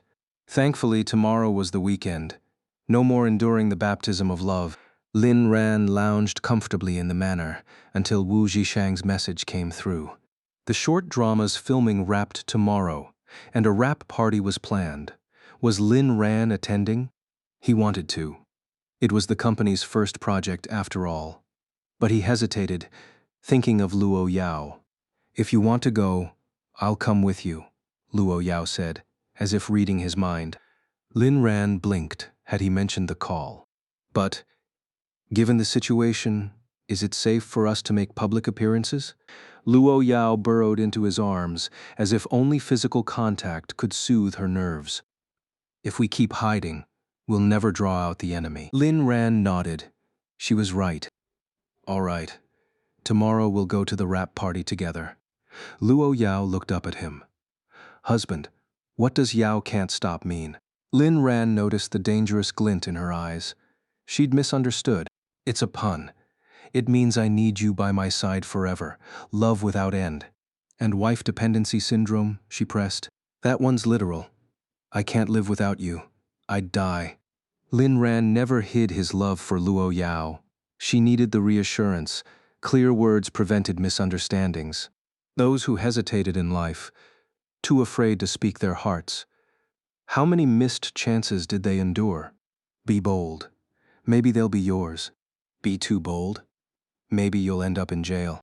If you're not even willing to risk prison, can you really say you love them? Then by that logic, I have husband dependency syndrome too. I can't live without you. You'll always be mine. Luo Yao never hid her possessiveness either. Lin Ran's heart ached. Luo Yao meant every word. In their past life, after his death, she hadn't survived alone. Ran, I want. Once again, Luo Yao claimed Lin Ran as hers, completely irrevocably. The next day, the wrap-up ceremony was held by a riverside in the suburbs, surrounded by mountains and scenic views, the final filming location for the short drama. After shooting concluded, they went straight into the wrap-up celebration. The crew, big and small, numbered in the dozens, with over a dozen actors in attendance. At dusk, when Lin Ran arrived with Luo Yao, the entire crowd gasped in surprise. Wu Zhishang hadn't told anyone Lin Ran would be coming. He'd been waiting for this exact moment of shock. It was a psychological indulgence for him. The heiress of the top financial conglomerate, gracing their humble short drama's wrap-up banquet. How impressive was he? Wu Zhishang hurried over to greet Lin Ran and Luo Yao. As for Luo Yao, he held an immense amount of respect for her. After all, she was the woman who had once gifted him a check. That kind of money, even his own parents couldn't have given him that, no matter how much they wanted to. But she could. All thanks to sticking close to brother Lin. When Chen Qingtian saw Luo Yao, stars practically sparkled in her eyes, her admiration impossible to hide. She truly wanted to become a woman like Luo Yao, and then achieve her ultimate life goal, keeping 10 young doting boyfriends. One to pour tea, one to fetch water, one to massage her feet, one to knead her legs, one to flatter her, one to run errands, one to cuddle, and one to fawn over her. The last two would take turns whispering in her ears, "I love you like mice love rice." How perfect would that life be? But for now, it wasn't possible. She had to focus on making money first. "Sis-in-law, please teach me how to get rich." "Luo Yao, you're short on money." "Desperately. I need a lot of it to raise Mif." "Pei Qian, you always stop me. One of these days, I'm firing you." Luo Yao glanced at Lin Ran. "Ah, Ran, wasn't I right?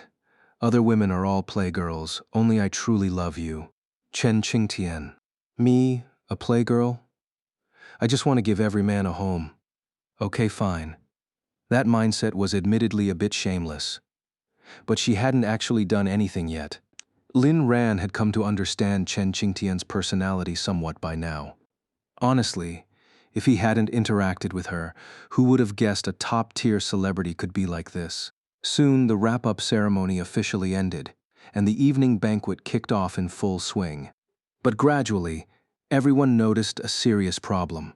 Lin Ran, their boss, didn't seem to be here for the wrap-up. He was here to force-feed them dog food. Originally, the crew had planned an elaborate post-wrap celebration, a camping barbecue party by the riverside with an all-night rager. But the moment the party started, Lin Ran stopped acting human. "Brother Lin, I saw that skewer first. My wife gets first taste. Besides, isn't this a first-come, first-served situation?" Without hesitation, Lin Ran snatched the skewer Wu Zhishang had been eyeing and handed it to Luo Yao. "Here, eat this. Chew slowly, it's not easy to digest." Chen Qingtian had just finished performing for the group. When she returned to her seat, she stared blankly at her empty plate. "Where's the abalone I grilled?" A quick glance to the side revealed it had already been shelled and placed on Luo Yao's plate. "Oh, just letting my wife try it," Lin Ran said. "The picture of a devoted husband." "Damn it, brother Lin. Have some decency. Is this lamb kidney for sis-in-law too?" Wu Zhishang was finally reaching his limit. "Huh? No, this one's for me." Shamelessly, Lin Ran popped the skewer into his own mouth. Between bites, he added, "Cousin, great performance earlier. Next time, maybe don't." As the night wore on, the lively party devolved into a chorus of howls from the starving dogs. Luo Yao showed no sympathy for their plight, instead basking in the fact that Lin Ran's world revolved entirely around her. Lin Ran finally looked up and noticed the mood had shifted. "Why's everyone staring at me?" "Haha, no reason. You're the boss. It's only logical we'd watch your every move," one employee explained. Another chimed in, "Senior, a friend of mine wanted me to ask, which is more important, pride or your wife?" Lin Ran, a man who can't make his wife happy, is the one with no dignity. His answer left everyone speechless. All right, we get it. You win." Wu Zhishang, now in full food guarding mode, finally managed to snag a plate for himself. He immediately turned and set it in front of Chen Qingtian. She glanced at it. "I don't eat lamb." "Ah, then, what do you want?" "I'll get you something else. I am not really into meat. At least, none of the kinds I've tried. Maybe something I haven't had before, like human flesh. Can you grill that?" Wu Zhishang lowered his head shyly and whispered, "If you want, I could." Chen Qingtian froze. Then she grabbed him by the collar. "Get those dirty thoughts out of your head right now." Wu Zhishang blinked.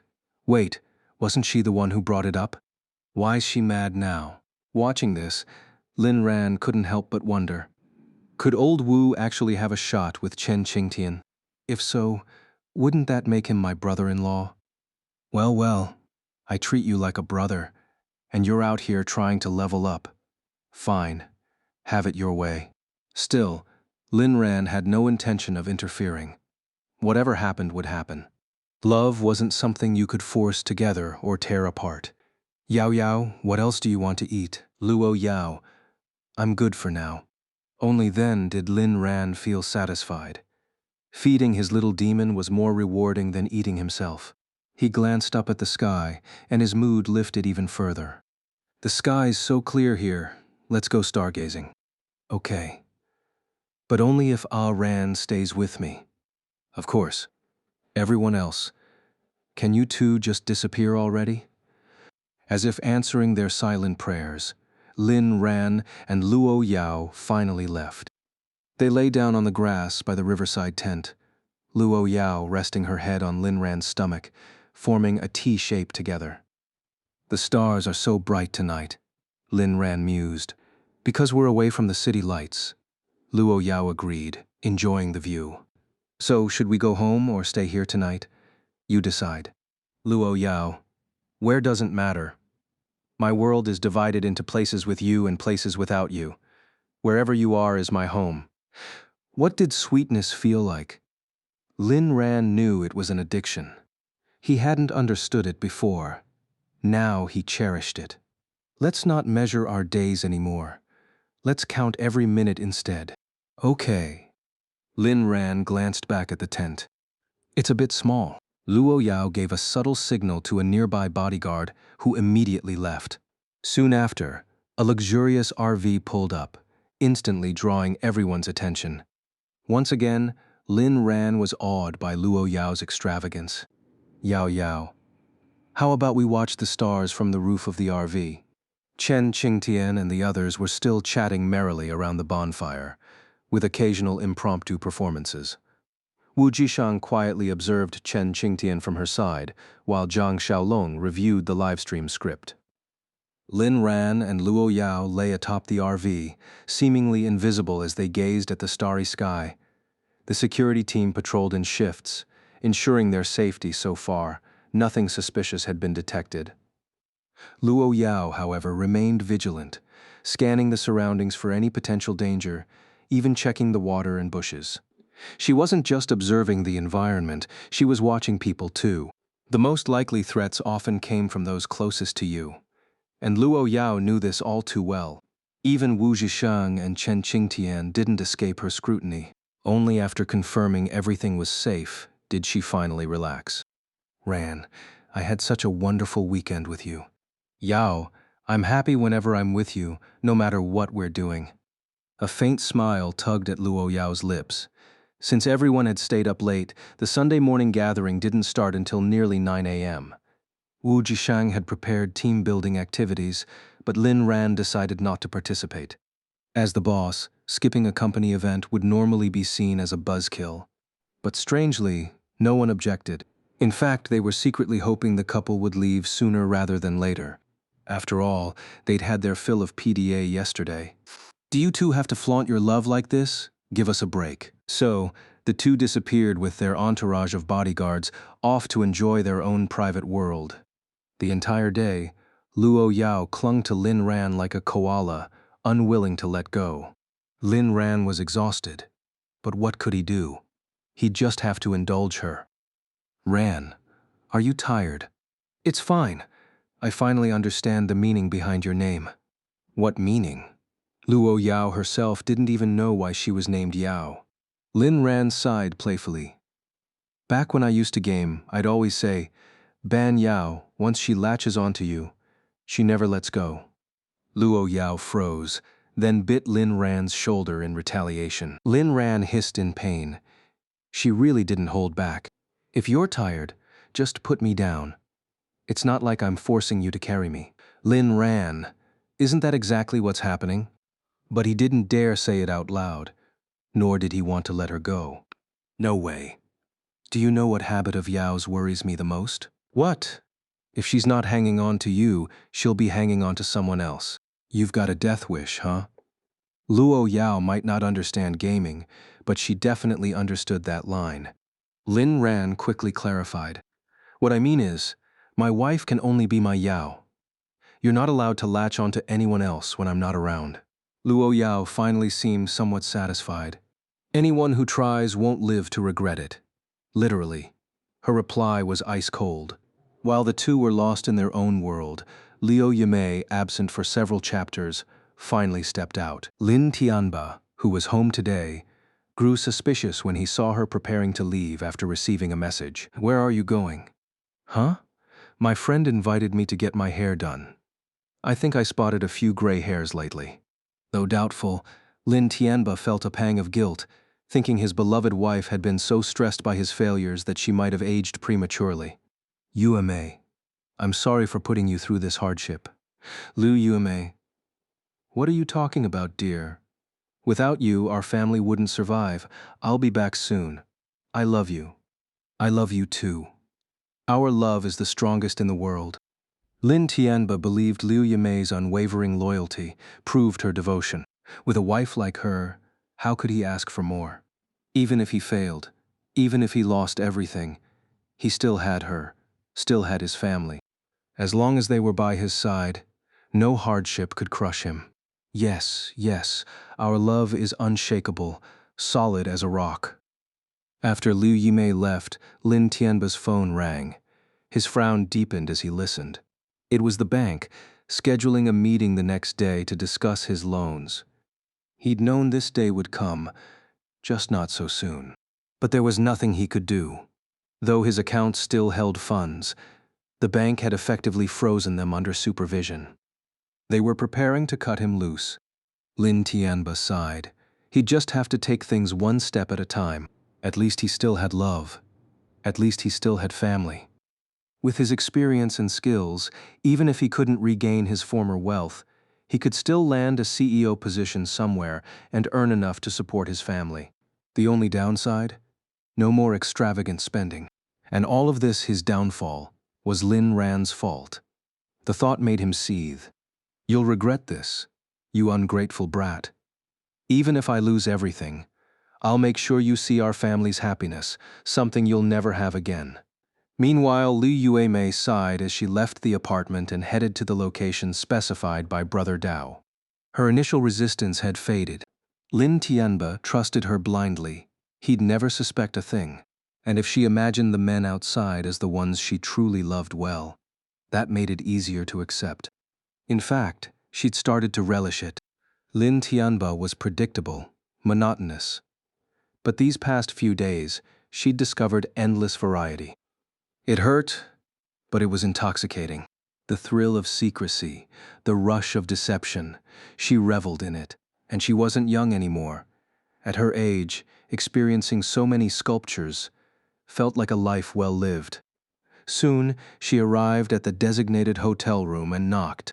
"Who is it?" "Green mountains stand tall, blue waters flow eternal." Liu Yumei recited the passphrase. "The heavens crown the tiger."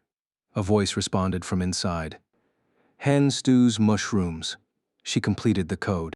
The door creaked open. Liu Yumei stepped inside. She stayed for 2 full hours. When she emerged, the sound of men's laughter followed. "Damn, she's wild, just a bit old." Back with Lin Ran and Luo Yao, the couple continued their relentless display of affection, scattering dog food everywhere they went.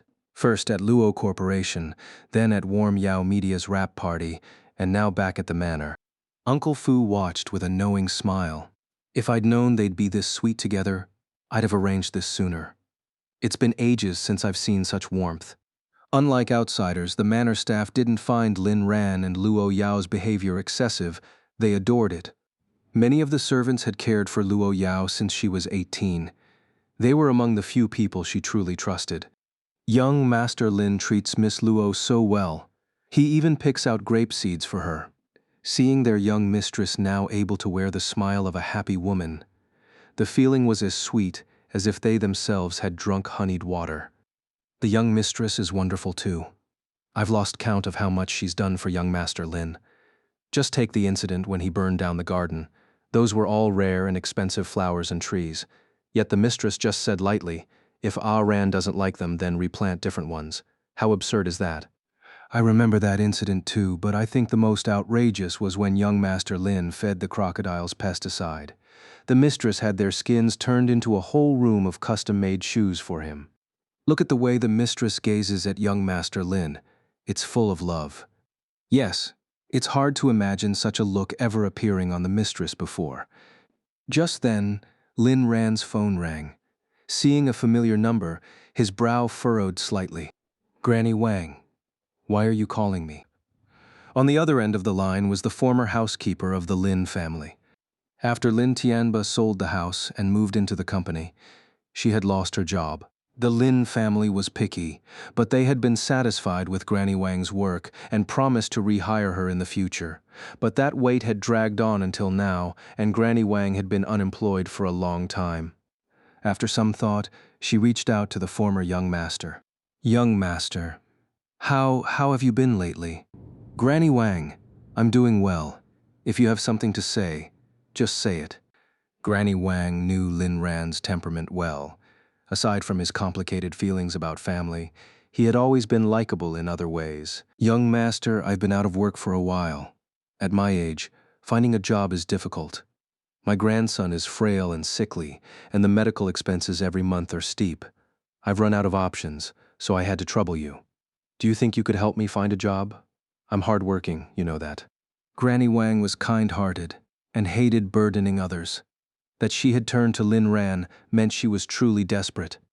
"Granny Wang, I've already cut ties with Lin Tianba. Don't call me young master anymore. If you don't mind, just call me Xiao Lin." "That wouldn't do. How about young Master Lin?"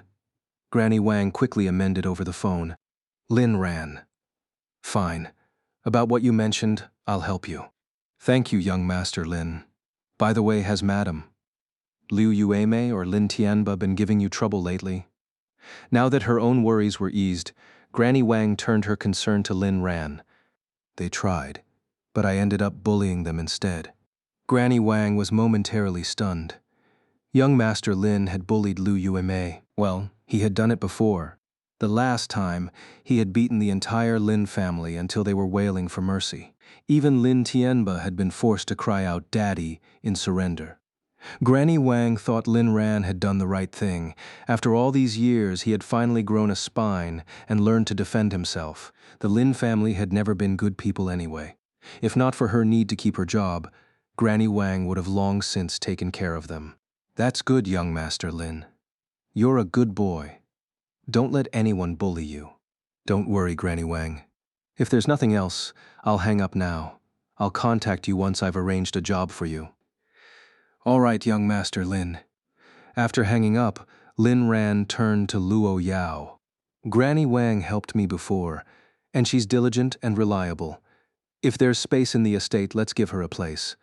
If not, I'll ask Wu Zhisheng to arrange a cleaning job for her." Lin Ran knew Granny Wang well and trusted her completely. If he simply gave her money, she would refuse. She was too proud for that. The only way to help her was to give her work. Luo Yao nodded. "Fine, let her come." Luo Yao was also familiar with Granny Wang. She knew everyone connected to Lin Ran. Back when Lin Ran was the unwanted outcast of the Lin family, Granny Wang had been the only one who treated him kindly. When Lin Ran was beaten, it was Granny Wang who secretly brought him medicine. When he was punished without food, it was Granny Wang who fed him. Without her, Lin Ran might have starved to death in the Lin household long ago. This world had its share of bad people, but also good ones, like Wu Zhisheng, Uncle Fu, and Granny Wang. As for Luo Yao herself, she didn't consider herself a good person. And Lin Ran, he didn't think he was one either. A useless, freeloading, scheming, vengeful, borderline psychotic man, how could he be called good? But Lin Ran had one defining trait. He remembered those who were kind to him and would pull them up when he had the chance. Of course, he also remembered those who wronged him and would destroy them given the opportunity. Lin Ran was slightly surprised by Luo Yao's response. After all, Granny Wang wasn't one of the long-serving staff Luo Yao had personally trained. Nor was she accustomed to the estate's routines and the mistress's preferences. That Luo Yao agreed to take her in was purely out of respect for him. "Yao Yao, thank you." "Shh, if you dare say thank you to me one more time, I'll cut out your tongue so you can never speak again." Lin Ran shuddered and immediately admitted his mistake. "My bad. With my wife, there's no need for thanks." Luo Yao nodded. That was the correct answer. Lin Ran thought for a moment, then added a precautionary warning. "Granny Wang might take some time to adjust. If she makes mistakes, I hope my wife will be merciful and spare her life." Luo Yao: "Don't worry. Uncle Fu will teach her how things are done here." Lin Ran: "Uncle Fu really knows a lot and seems skilled in everything. Now he's even training servants. That old man's full of surprises." Luo Yao glanced at him and said coolly, "Don't underestimate him." Even she wasn't entirely confident of beating him one-on-one. Her odds were only about 90%. "I've never underestimated that old man, okay?" Lin Ran had learned firsthand just how formidable Uncle Fu was in his past life. Back then, all he had wanted was to escape, but he could never slip past Uncle Fu's watchful eyes. And Uncle Fu's talents went far beyond that. He was the real deal. Firearms, combat, management, training, surveillance. His expertise was vast, and he excelled in every field. Back then, they had been on opposing sides. Though Lin Ran respected the old man, hatred had overshadowed that. Half the reason he had struggled to escape the estate was Uncle Fu. Now, things were different. Lin Ran saw him as a friend, even a father figure. It was Uncle Fu who had repeatedly urged him to treat Luo Yao better. Looking back, he wondered just how full of himself had he been. Just then, Uncle Fu appeared. "Hey, speak of the devil," Lin Ran quipped. Uncle Fu politely inquired, "Miss, young Master Lin, what would you like for dinner tonight?" Rubbing his hands together, Lin Ran said, "It's the weekend, and we've got plenty of time. Of course I'll cook." Before Uncle Fu could respond, Luo Yao spoke up. "No need for you to cook today. I'll do it." Lin Ran was taken aback. "You know how to cook?" This was the first time he'd heard Luo Yao could cook. After a moment's thought, it made sense. Someone who'd grown up in extreme circumstances would surely know how to fend for herself. What he didn't know was that Luo Yao actually had no idea how to cook. Though independent in the place she'd lived, she'd either scavenged whatever was available or relied on ration drops. Survival had been the priority. Cooking had never been an option. Luo Yao shook her head. "No, but I can learn. You've always cooked for me, so now I want to cook for you." Touched, Lin Ran still didn't want her in the kitchen. It was a place of smoke and fire, bad for her skin and slightly dangerous. "Let me handle it. You're too beautiful to be exposed to all that smoke. Besides, The kitchen is the most hazardous place in a home. No, I want to make you a meal myself, Luo Yao insisted. Lin Ran had no choice but to glance at Uncle Fu, hoping he'd talk her out of it. Under Lin Ran's pleading gaze, Uncle Fu felt a chill down his spine. But the moment he opened his mouth, Luo Yao's icy glare shut him down completely. If the young miss wishes to cook, then of course she may. Lin Ran mentally scoffed. Coward. And here I was, thinking you were some kind of hero. Resigned, he agreed to let Luo Yao into the kitchen, though he followed her in. But Luo Yao didn't want him watching. She pushed him out. Today, I'm taking care of you. You don't have to do a thing, just stay on that couch and don't move, she commanded, leaving no room for argument. Watching Luo Yao stride back into the kitchen, Lin Ran could only kick off his slippers and obediently perch on the couch, not daring to step down. Meanwhile, Luo Yao stood in the kitchen, staring at the array of high-end ingredients in deep contemplation. Miss, what would you like to prepare? We can help with the prep work, the head chef offered nervously, flanked by a row of equally tense sous chefs. Luo Yao frowned, her tone devoid of warmth. Do you think I can't even handle something as simple as cooking for Lin Ran? No, everyone, get out. I don't need assistance. I'll handle everything myself. Her cold order was as final as a death sentence. One by one, the chefs filed out of the kitchen in perfect formation, rolling away as if their lives depended on it. Lin Ran watched, stunned. She only made me stay on the couch. She really does love me. Alone again. Luo Yao studied the ingredients, her expression thoughtful. Maybe I should have kept one of them. How do you even turn these things into edible food? In the years she'd been away, her meals had either been whatever she could scavenge and char over a fire or whatever rations were airdropped. Her supplies had been stolen countless times, until she'd gained the strength to take from others instead. But those had all been ready-to-eat rations. Actual cooking? She had no clue. After a moment, she pulled a boning knife from the rack and painstakingly began deveining shrimp. A long while later, Luo Yao exhaled in relief. This is more exhausting than fighting. Then she turned to the stove and froze. How does this thing work? It can't be that hard, right? Minutes later, the kitchen exploded. With a loud bang, Lin Ran bolted inside, only to find complete chaos. Luckily, Luo Yao had dodged in time. Unharmed, not even a scratch. Sweetheart, are you okay? Are you hurt? That little explosion? Not a chance. Lin Ran looked at her with concern. If you can't do it, don't force yourself. I already appreciate the thought. No, today I will cook for you. I refuse to believe I can't make a single meal. Lin Ran tried again. Nobody's perfect. You're already amazing at making money. Why bother with cooking? Go wait in the living room. I will make you a proper meal, Luo Yao said, brushing off his protests. Then let me help. No, I'm doing this myself. If you don't leave, I'll make you eat everything in here raw. In the end, Lin Ran was forcibly ejected. 5 minutes later, bang. The kitchen exploded a second time.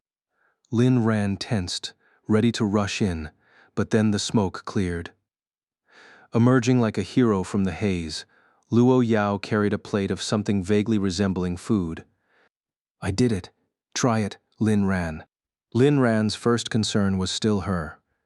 Luo Yao, you're not hurt? Me? I'm fine. Now eat. Lin Ran eyed the unidentifiable dish and forced a smile. You think it looks bad? Don't worry. It might not be pretty, but it should taste okay. I only used edible ingredients. Lin Ran sighed inwardly. Fine. I'll humor you. On the dining table, the charred mass looked wildly out of place in the upscale setting. Lin Ran picked up his chopsticks and tentatively took a bite. Chewy. Luo Yao's delicate brows furrowed as she grabbed her own chopsticks. Lin Ran, do you hate it? Lin Ran snatched the plate away. Who said that? He shoved a large bite into his mouth. Chew, chew, chew. His pained swallow told Luo Yao everything. Let me try it too. Lin Ran blocked her. No. What my wife makes is for me alone, not even she gets to taste it. Before she could argue, he stuffed the rest into his mouth, chewing with exaggerated relish. Mmm, this braised eggplant is fantastic. Luo Yao blinked. That was supposed to be garlic butter shrimp. Lin Ran stared at the blackened remains on the plate, scrambling for an excuse. I know. I just meant I was craving braised eggplant. Luo Yao's eyes lit up. Oh, he wants eggplant. That sounds easy enough. Then I'll make it for you. Maybe not today. The kitchen's kind of out of commission. And the explosions had left it in critical condition. Luo Yao conceded and turned to Uncle Fu.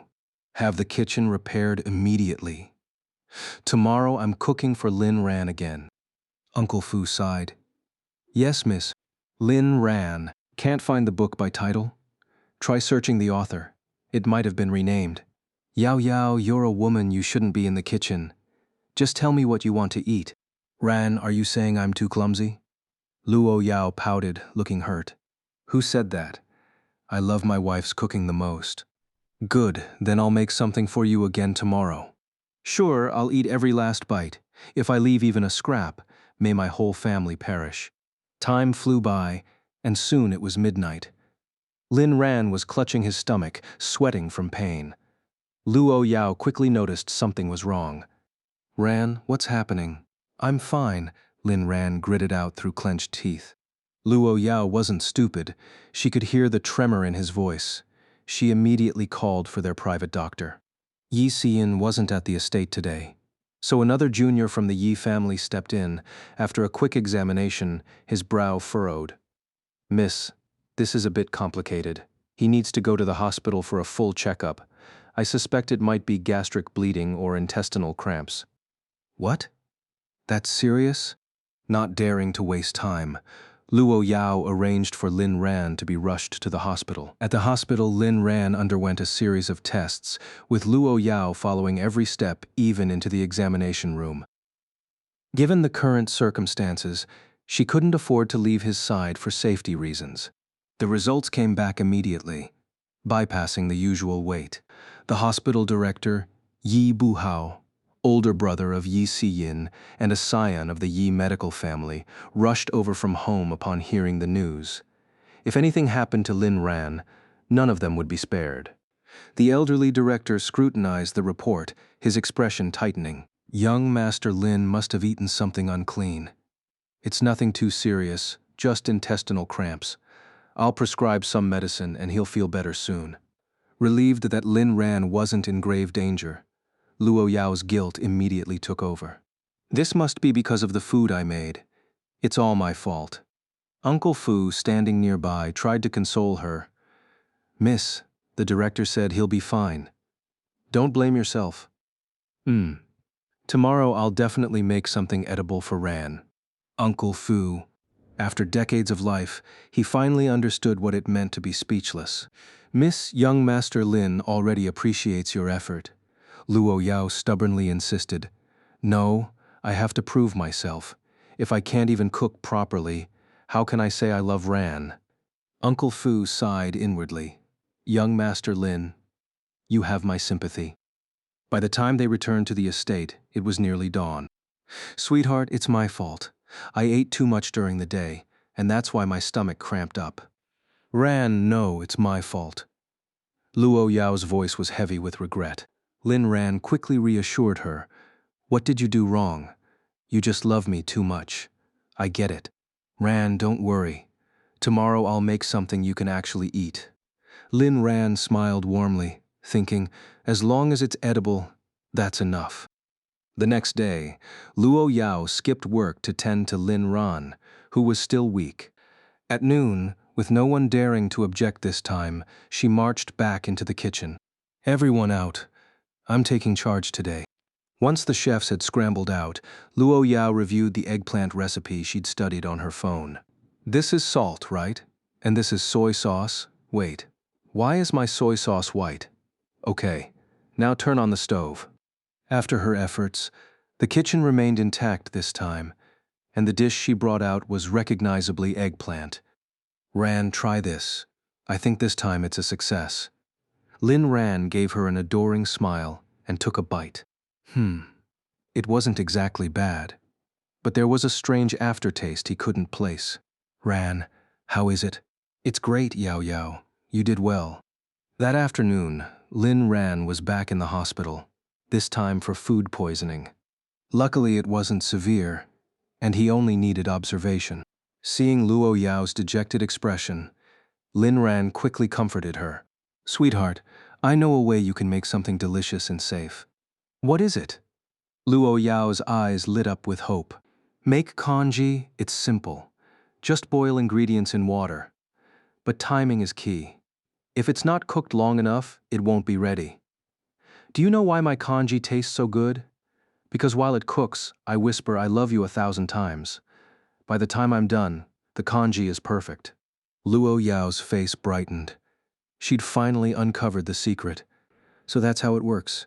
Ran, wait for me. I'll make it tonight. Actually, there's no rush. No, I'm doing it now. Her determination was unshakable. Lin Ran could only sigh. She was fixated on mastering cooking, and he needed to find a way out. Luo Yao turned to Uncle Fu. Assign everyone available to guard Ran. I'll be back soon. Understood, miss. After Luo Yao left, Uncle Fu looked at Lin Ran with a helpless smile. Young Master Lin, don't blame Miss Luo. She truly loves you. Of course I know that. I'm not blaming Yao Yao. I'm just frustrated with my stomach for being so weak, acting up after just a little food. While Lin Ran was chatting with Uncle Fu, his scoundrel father, Lin Tianba, was also hospitalized. At noon, bank representatives confronted Lin Tianba, demanding he settle all outstanding loans within a month while placing his current funds under continuous supervision. Lin Tianba knew the bank was trying to discard him like a used tool. They didn't even care about breaching their contract now. Is there really no room for negotiation? Mr. Lin, there's no other way. If you refuse, we'll have no choice but to sue, petitioning the court to freeze your assets and enforce liquidation. As for the penalty fees, our bank is willing to cover them. Lin Tianba felt as if his entire world had collapsed. After decades of relentless effort, he never imagined it would come to this. Everything had started the moment Lin Ran left home. If not for that rebellious son's reckless actions, how could the Lin family have fallen so far? First, the demand for 300 million in dividends, then the sale of shares, followed by spreading negative rumors about their real estate, and finally repurchasing the shares at rock-bottom prices. Now, the bank was calling in the loans. Every step had been meticulously aimed at him. Bank manager, can't you give me more time? Lin Tianba still dreamed of fleeing. But it was impossible now, at least not until the financial oversight was lifted. Running away was easy, but what then? Mr. Lin, don't you understand? You've reaped what you sowed. If Lin Ran still acknowledged you as his father, we wouldn't be having this conversation. After all, Suran Group is now an industry dark horse. But unfortunately, as lawyer Shu Kai has already stated, you and Mr. Lin Ran have severed all father-son ties. Lin Tianba suddenly froze. Lin Ran, always Lin Ran. When did this ungrateful son rise to such prominence? Even the bank people are favoring him now. Thinking carefully, Lin Ran did seem quite impressive these days. But all his success was thanks to Luo Yao's support. Without her, what would he amount to? Fine, I understand. Lin Tianba had no choice but to reluctantly agree. After the bank representatives left, Lin Tianba began reminiscing about his past interactions with Lin Ran. The more he thought, the more he realized he might have been too harsh on his son.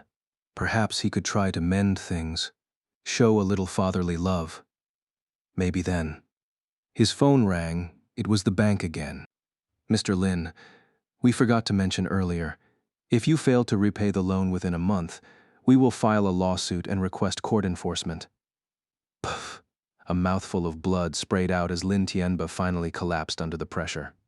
When Liu Yuemei returned home after work, she found Lin Tianba unconscious and immediately contacted Lin Jian. Lin Jian rushed back and, together with his mother, took Lin Tianba to the hospital. After a brief examination, the doctor simply told them to admit him. Once Lin Jian completed the admission procedures, The hospital informed them there were no available rooms, only a bed in the hallway. This infuriated Liu Yimei. How dare they? She was Mrs. Lin, and now they expected her to stay in a hallway. Do you have any idea who I am? I swear I'll have this hospital torn down, she shrieked, drawing disapproving frowns from passers-by. The commotion caught the attention of the elderly hospital director, who came over and sternly reprimanded her. Tear down our hospital? Quite the bold claim. Even billionaires wouldn't dare say such a thing here. Liu Yuemei froze, suddenly recalling Lin Tianba's past warnings about certain powerful families. Rumors said this hospital was backed by the Yi family, not only wealthier than them, but also the saviors of countless influential figures. A single call from them could make her disappear. So Liu Yuemei forced herself to calm down. Then what about my husband? We can't possibly stay in the hallway. You can opt for the Ultra VIP ward. It costs 100,000 per day, though I doubt you can afford it. Liu Yuemei hesitated. That expensive? In the past, she wouldn't have batted an eye. But now, she paused for 3 full seconds. Fine, we'll take it. The director turned to the head nurse. Process their admission. If they were eager to throw money away, the hospital would gladly let them stay for weeks. Of course, this treatment was reserved for people like Liu Yimei. For ordinary patients, the hospital upheld its duty to heal with integrity. The Yi family never lacked medical ethics. Inside his ward, Lin Ran grew impatient and had the door opened. Soon, voices echoed from the hallway. At first, he thought it was Luo Yao returning, until he recognized another familiar tone. How incompetent are you? I'm paying 100,000 a day, and there's someone next door. Head nurse, ma'am, this floor has 2 wards. You're only occupying 1. What? This is outrageous. I'll file a complaint. Ma'am, if you're dissatisfied with our hospital, you're free to complain. But if you're just making excuses because you can't afford it, the general ward is always an option. A single sentence, checkmate. Liu Yuemei's petty schemes were instantly crushed. Lin Jian nudged her, signaling her to stop embarrassing them further. Xianzai woman Shui Qian. We're short on money now. He didn't need to finish. Liu Yimei understood, but she refused to humiliate herself by returning to the hallway. Inside the room, Lin Ran recognized the voices outside. Young Master Lin, should I close the door and have them removed? Lin Ran shook his head. No need, Uncle Fu. Help me up. Young Master, what do you intend to do? I was wondering why someone as healthy as me ended up hospitalized. Turns out, heaven assigns great tasks by first testing one's resolve. Let's go take a look. With Uncle Fu's support, Lin Ran reached the doorway and smirked at the miserable faces of Lin Jian and Liu Yumei, along with Lin Tianba, unconscious on the gurney. Nurse, so would you like to transfer to a general ward? She emphasized the word general deliberately. Lin Jian was about to persuade his mother again when he noticed Lin Ran's mocking gaze. Hatred flashed in his eyes, but was quickly replaced by feigned delight. Gege? Brother? Liu Yimei turned and saw Lin Ran. Xiao Ran? Lin Ran remained eerily calm, his smile dripping with disdain. Suddenly, Liu Yimei regained her arrogance. That's my son over there. If he can stay here, so can I. The head nurse was baffled. Wasn't that young Master Lin? But they seemed to know him.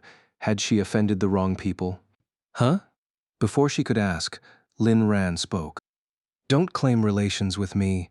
I don't associate with beasts. Nurse, if they can't pay, kindly remove them. I prefer peace and quiet. The head nurse glared. How dare you slander young Master Lin? Get out now. Who says we can't pay? We're staying. Liu Yimei's pride flared. Lin Ran taunted. I'll pay another 100,000 to reserve the adjacent ward too. Liu Yimei finally dropped her pretense. What's your problem? Exactly what it sounds like. Outbid me if you want the room. Liu Yimei nearly exploded. She glanced at Lin Jian, who frowned. They only had 1 million left, their last lifeline. Originally, their emergency fund was 2 million, but Liu Yimei lost half at the casino. Now only Lin Jian's share remained. 1.1 million? Liu Yumei countered. Lin Ran laughed. They must be desperate if she could only raise by 10,000. So this was all their savings? Pathetic. 2 million. You 2.1 million. She was on the verge of snapping. 3 million. Lin Ran raised the stakes without blinking. Liu Yumei fell silent, defeated. Her heart ached unbearably. Never in her dreams did she imagine being looked down upon financially, especially by Lin Ran, the stray dog she once trampled at will. The head nurse was quick-witted and aware of Lin Ran's status, so she chimed in to mediate. Ma'am, let it go. Young Master Lin's bid is too high. You can't outbid him without losing face. Liu Yueme took a deep breath, thinking, losing face? Damn right, it's humiliating. She gritted her teeth and said, I'll offer 305,000. Lin Ran knew this was her limit. If he raised it further, she might not follow. After all, she was a woman who had suffered losses at the gambling table before. She wouldn't recklessly escalate things again. Fine, I'll let you have it then. Lin Ran smirked and returned to his hospital room, leaving Liu Yumei stunned. Suddenly, it dawned on her. Lin Ran had been toying with her all along. You little bastard. Stop right there. Liu Yuemei tried to chase after him, but several bodyguards immediately rushed out from the room, freezing her in place. Uncle Fu stood in front of the bodyguards and said, Head nurse, they can stay if they can pay. Young Master Lin isn't unreasonable, he just prefers peace and quiet. No loud disturbances. The head nurse nodded hastily. Understood. Uncle Fu then turned to the bodyguards. Remember, if any of their family members come within 10 meters of this door, make sure they stay here permanently. Yes, sir. The bodyguards responded in unison. Liu Yuemei quickly retreated, pulling Lin Jian along as they followed the nurse into the room. Back in his room, Lin Ran's eyes were unreadable. He called Brother Dao and then waited for Luo Yao. Soon, Luo Yao arrived with a carefully prepared bowl of plain congee, feeding him spoonful by spoonful. Lin Ran savored the rare feeling of being cared for. Yao, let's check out soon. Luo Yao knew the Lin family was here, but she didn't intervene or have them removed. If Lin Ran enjoyed tormenting them, she'd give him the space to do so. All right. Just then, Liu Yimei's shrill voice erupted outside again. After settling Lin Tianba's hospitalization, Liu Yuemei had stewed in fury, growing more resentful by the minute. How dare that abandoned stray, Lin Ran, flaunt his power in front of me? And to think, his success was built on the Lin family's foundation. Without them, he'd be nothing. Lin Ran, you ungrateful brat. You drove your own father to the hospital. Don't you feel any remorse?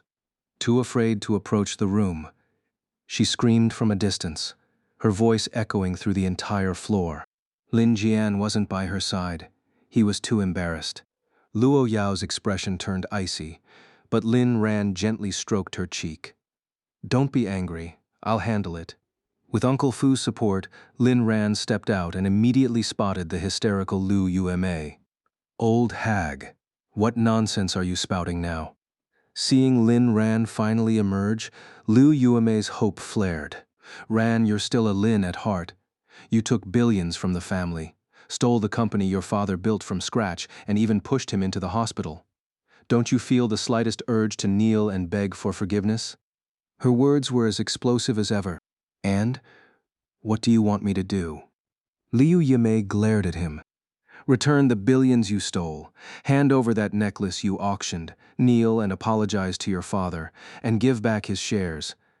Then, maybe, I'll acknowledge you as part of the family again.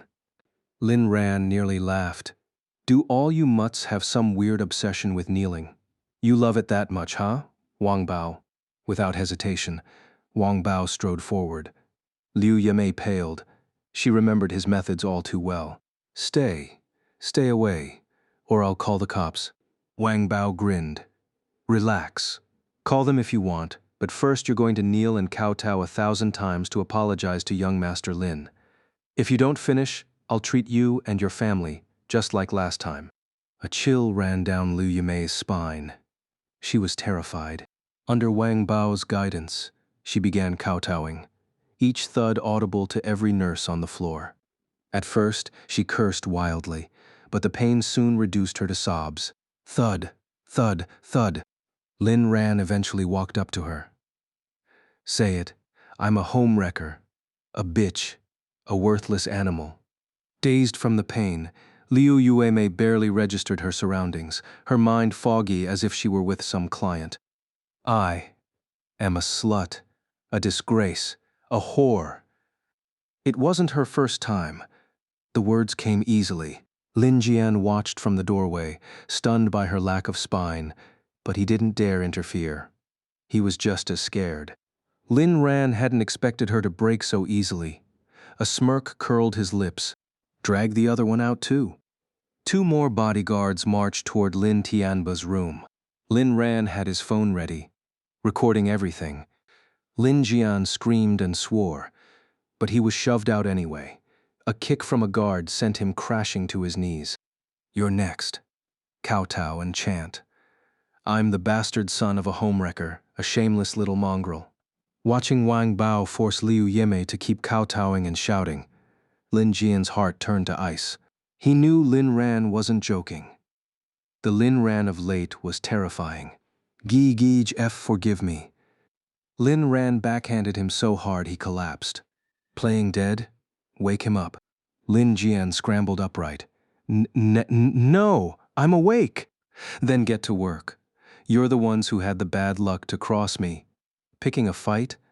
You kicked a steel beam this time. Soon, with a bodyguard's help, Lin Jian was kowtowing and chanting, I'm the bastard son of a homewrecker, a mongrel. Once Lin Ran had enough footage, he returned to his room. They don't leave until they hit 1,000. Damn idiots. Talking trash and demanding money. Might as well wish for the moon. Hours later, Liu Yumei and Lin Jian collapsed unconscious.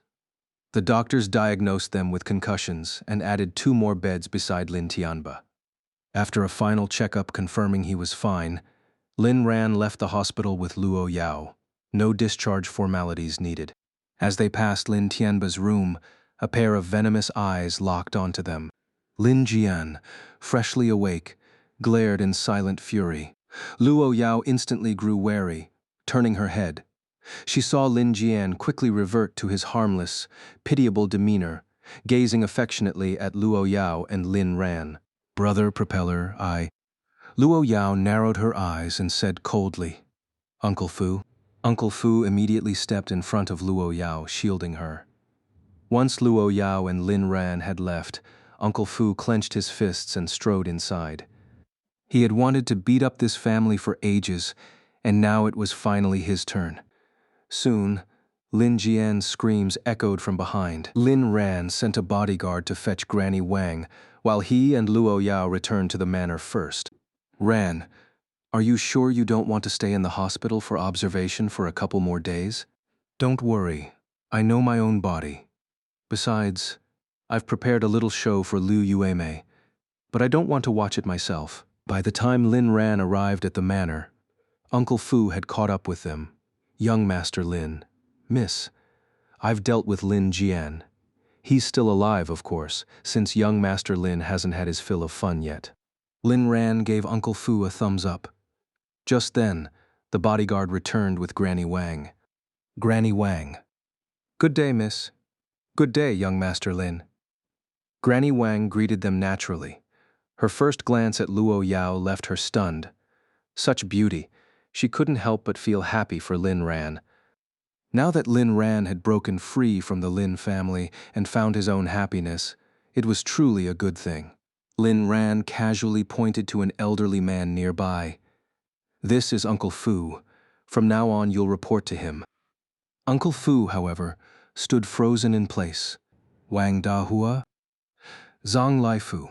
The two stared at each other in disbelief. The other servants exchanged bewildered glances, while Lin Ran and Luo Yao shared a look of their own. These two had history. Uncle Fu quickly composed himself. The last time he had gone to the Lin residence with Lin Ran, he hadn't entered the villa. Otherwise, he would have recognized Granny Wang as Wang Dahua much sooner. Clearing his throat, he said stiffly, "I'm the head butler here. Your duties will be assigned by me from now on."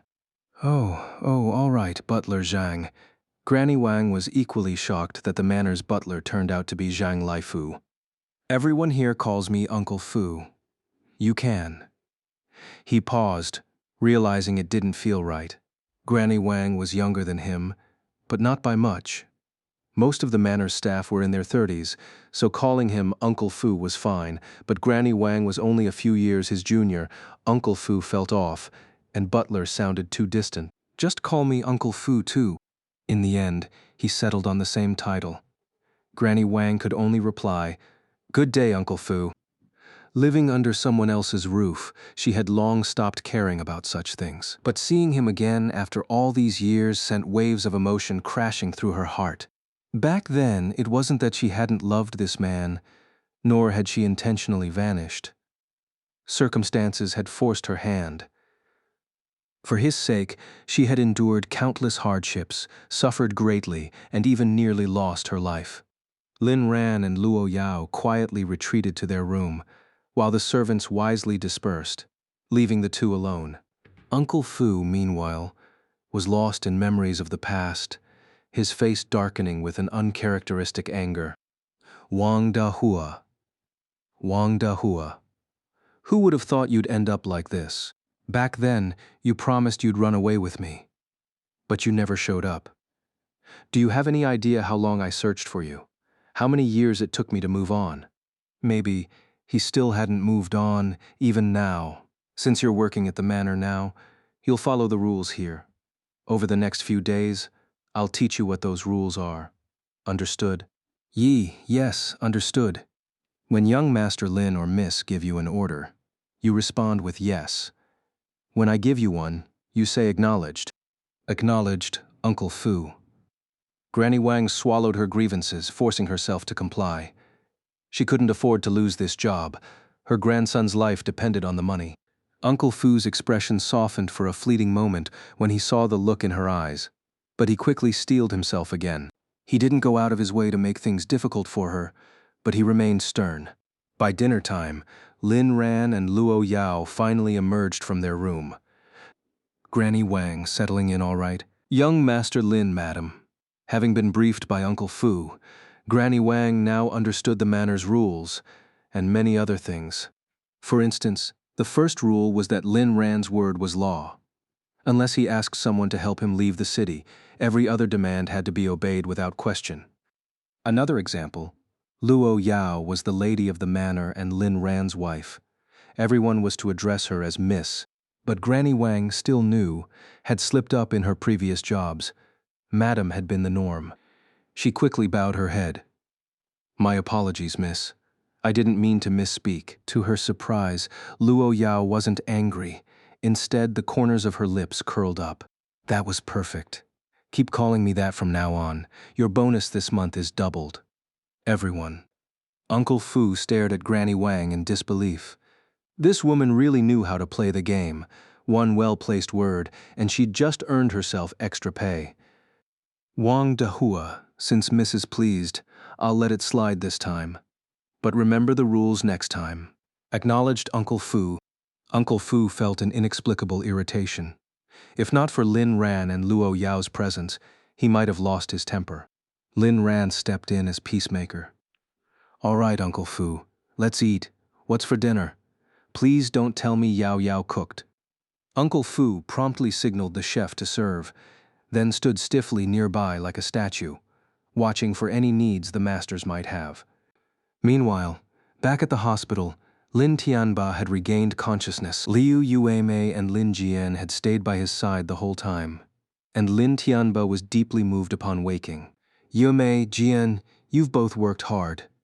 Jian, what happened to you?" Noticing the two extra temporary beds beside him, Lin Tianba frowned in confusion. "Darling, what's wrong? Why did you collapse at home?" Liu Yuemei asked, her concern only deepening Lin Tianba's gratitude. I'm fine. But what happened to you two?" He chose to keep his condition to himself. No need to worry his family. Besides, telling them wouldn't change anything. Jian and I were beaten up by Lin Ran's people. Jian got it worse. Multiple minor fractures. He just had surgery, and since there weren't enough beds, they set these up temporarily. Lin Tianba's rage flared. Even the most patient man had his limits. Lin Ran kept causing trouble. Did he have no respect for Lin Tianba at all? And that Luo Yao, she was Lin Ran's sugar mama, so by rights she should be calling him father. Yet now she was helping Lin Ran attack his other son. That little bastard. Where are they? Why did they attack Jian? Liu Yemei avoided the heart of the matter, skirting the details. Husband, I saw Lin Ran. He doesn't want you to stay in the hospital room. Lin Jian couldn't stand it, so he spoke up, and Lin Ran had his men beat him for it. What? That ungrateful brat? How dare he? Where is he? At the mention of Lin Ran, Lin Tianba's eyes flashed with fury. Originally, he had thought things through today. He might have been too harsh on Lin Ran in the past. If possible, he wanted to try mending their relationship, reluctantly allowing Lin Ran to become his son again. As long as Lin Ran regained his father's love, he would surely return to the Lin family and help him overcome this crisis. It wasn't surprising that Lin Tianba thought this way. The image of Lin Ran from the past was too deeply ingrained. Back then, Lin Ran would sacrifice everything for his family. He was the kind of son who asked for nothing in return. In the room next to ours, honey, do you know this ward costs 400,000 a day, and Zhao Jian and I could only scrape together enough for one day. Lin Tianba waved his hand dismissively.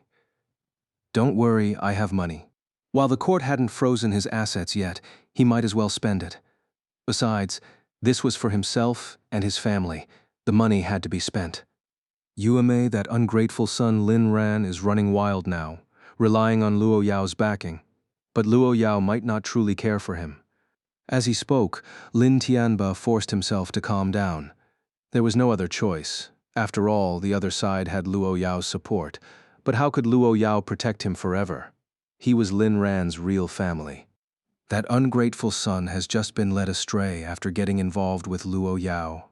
For his own happiness, as his family, we must guide him back.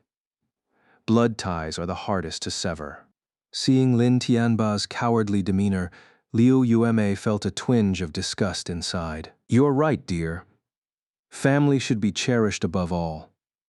But will Xiao Ran really come back to his senses? Lin Tianba, I'm his father. Even if there was some unpleasantness before, he's already vented his anger. As long as I agree to take him back as my son, he'll be grateful and help the Lin family through this crisis. Liu Yuemei fell silent. If Lin Ran returned to the Lin family, it would indeed be the best outcome. With all that money he had, as long as he handed it over, all their current troubles would disappear, and she wouldn't have to live in fear anymore. Once the Lin family regained its former glory, even if the Liu family knelt before her begging for forgiveness, she wouldn't spare them. She'd make sure they lost everything. But would things really go so smoothly? Honey, do you think Xiao Ran will even agree to see you? Lin Tianba froze, then sank into silence. Truth be told, Liu Yumei's concern was valid. Given their strained relationship, Lin Ran might just have his bodyguards throw him out. After a moment's thought, he said to Liu Yumei, he holds a lot of resentment toward me as his father. You go first and test the waters. Tell him I hope we can sit down and talk, father and son. Liu Yuemei shuddered instantly, recalling what Lin Ran had done to her earlier that day. He had trampled her dignity into the ground. So many nurses had witnessed it. Even now, her head was still wrapped in bandages. Concussion. But their current predicament left them no choice but to rely on Lin Ran. She had to compromise. Oh, okay, dear. Pride didn't matter now. Once they had money again, pride would follow. The top priority was getting father and son to meet and finding a way to reclaim Lin Ran's money, including that necklace he had bid on last time. All of it rightfully belonged to the Lin family. Besides, this time she was just delivering a message for Lin Tianba. Surely she wouldn't get beaten again, right? Honey, Xiao Ran gave me a concussion. My head still hurts a little. Can I go later? Liu Yuemei wasn't actually dizzy. She was just mentally preparing herself. Lin Ran's recent actions had left her traumatized. Especially today.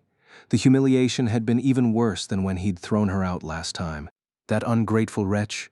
You're still his mother, and he dared to hurt you like this? Yume, don't worry. Once he returns to the Lin family, I'll make sure you get justice for everything you've suffered. Lin Tianba knew Liu Yume was injured, and it pained him deeply. But for the sake of the Lin family and their future, he couldn't give up on Lin Ran. Thank you, dear. That night, after stealing herself, Liu Yume went alone to the neighboring ward and knocked on the door. When the door opened, she saw a somewhat familiar figure and immediately trembled. You are Mother Hen Stew's mushrooms? The man inside looked at her in pleasant surprise. No, I'm not. Liu Yume frantically shook her head.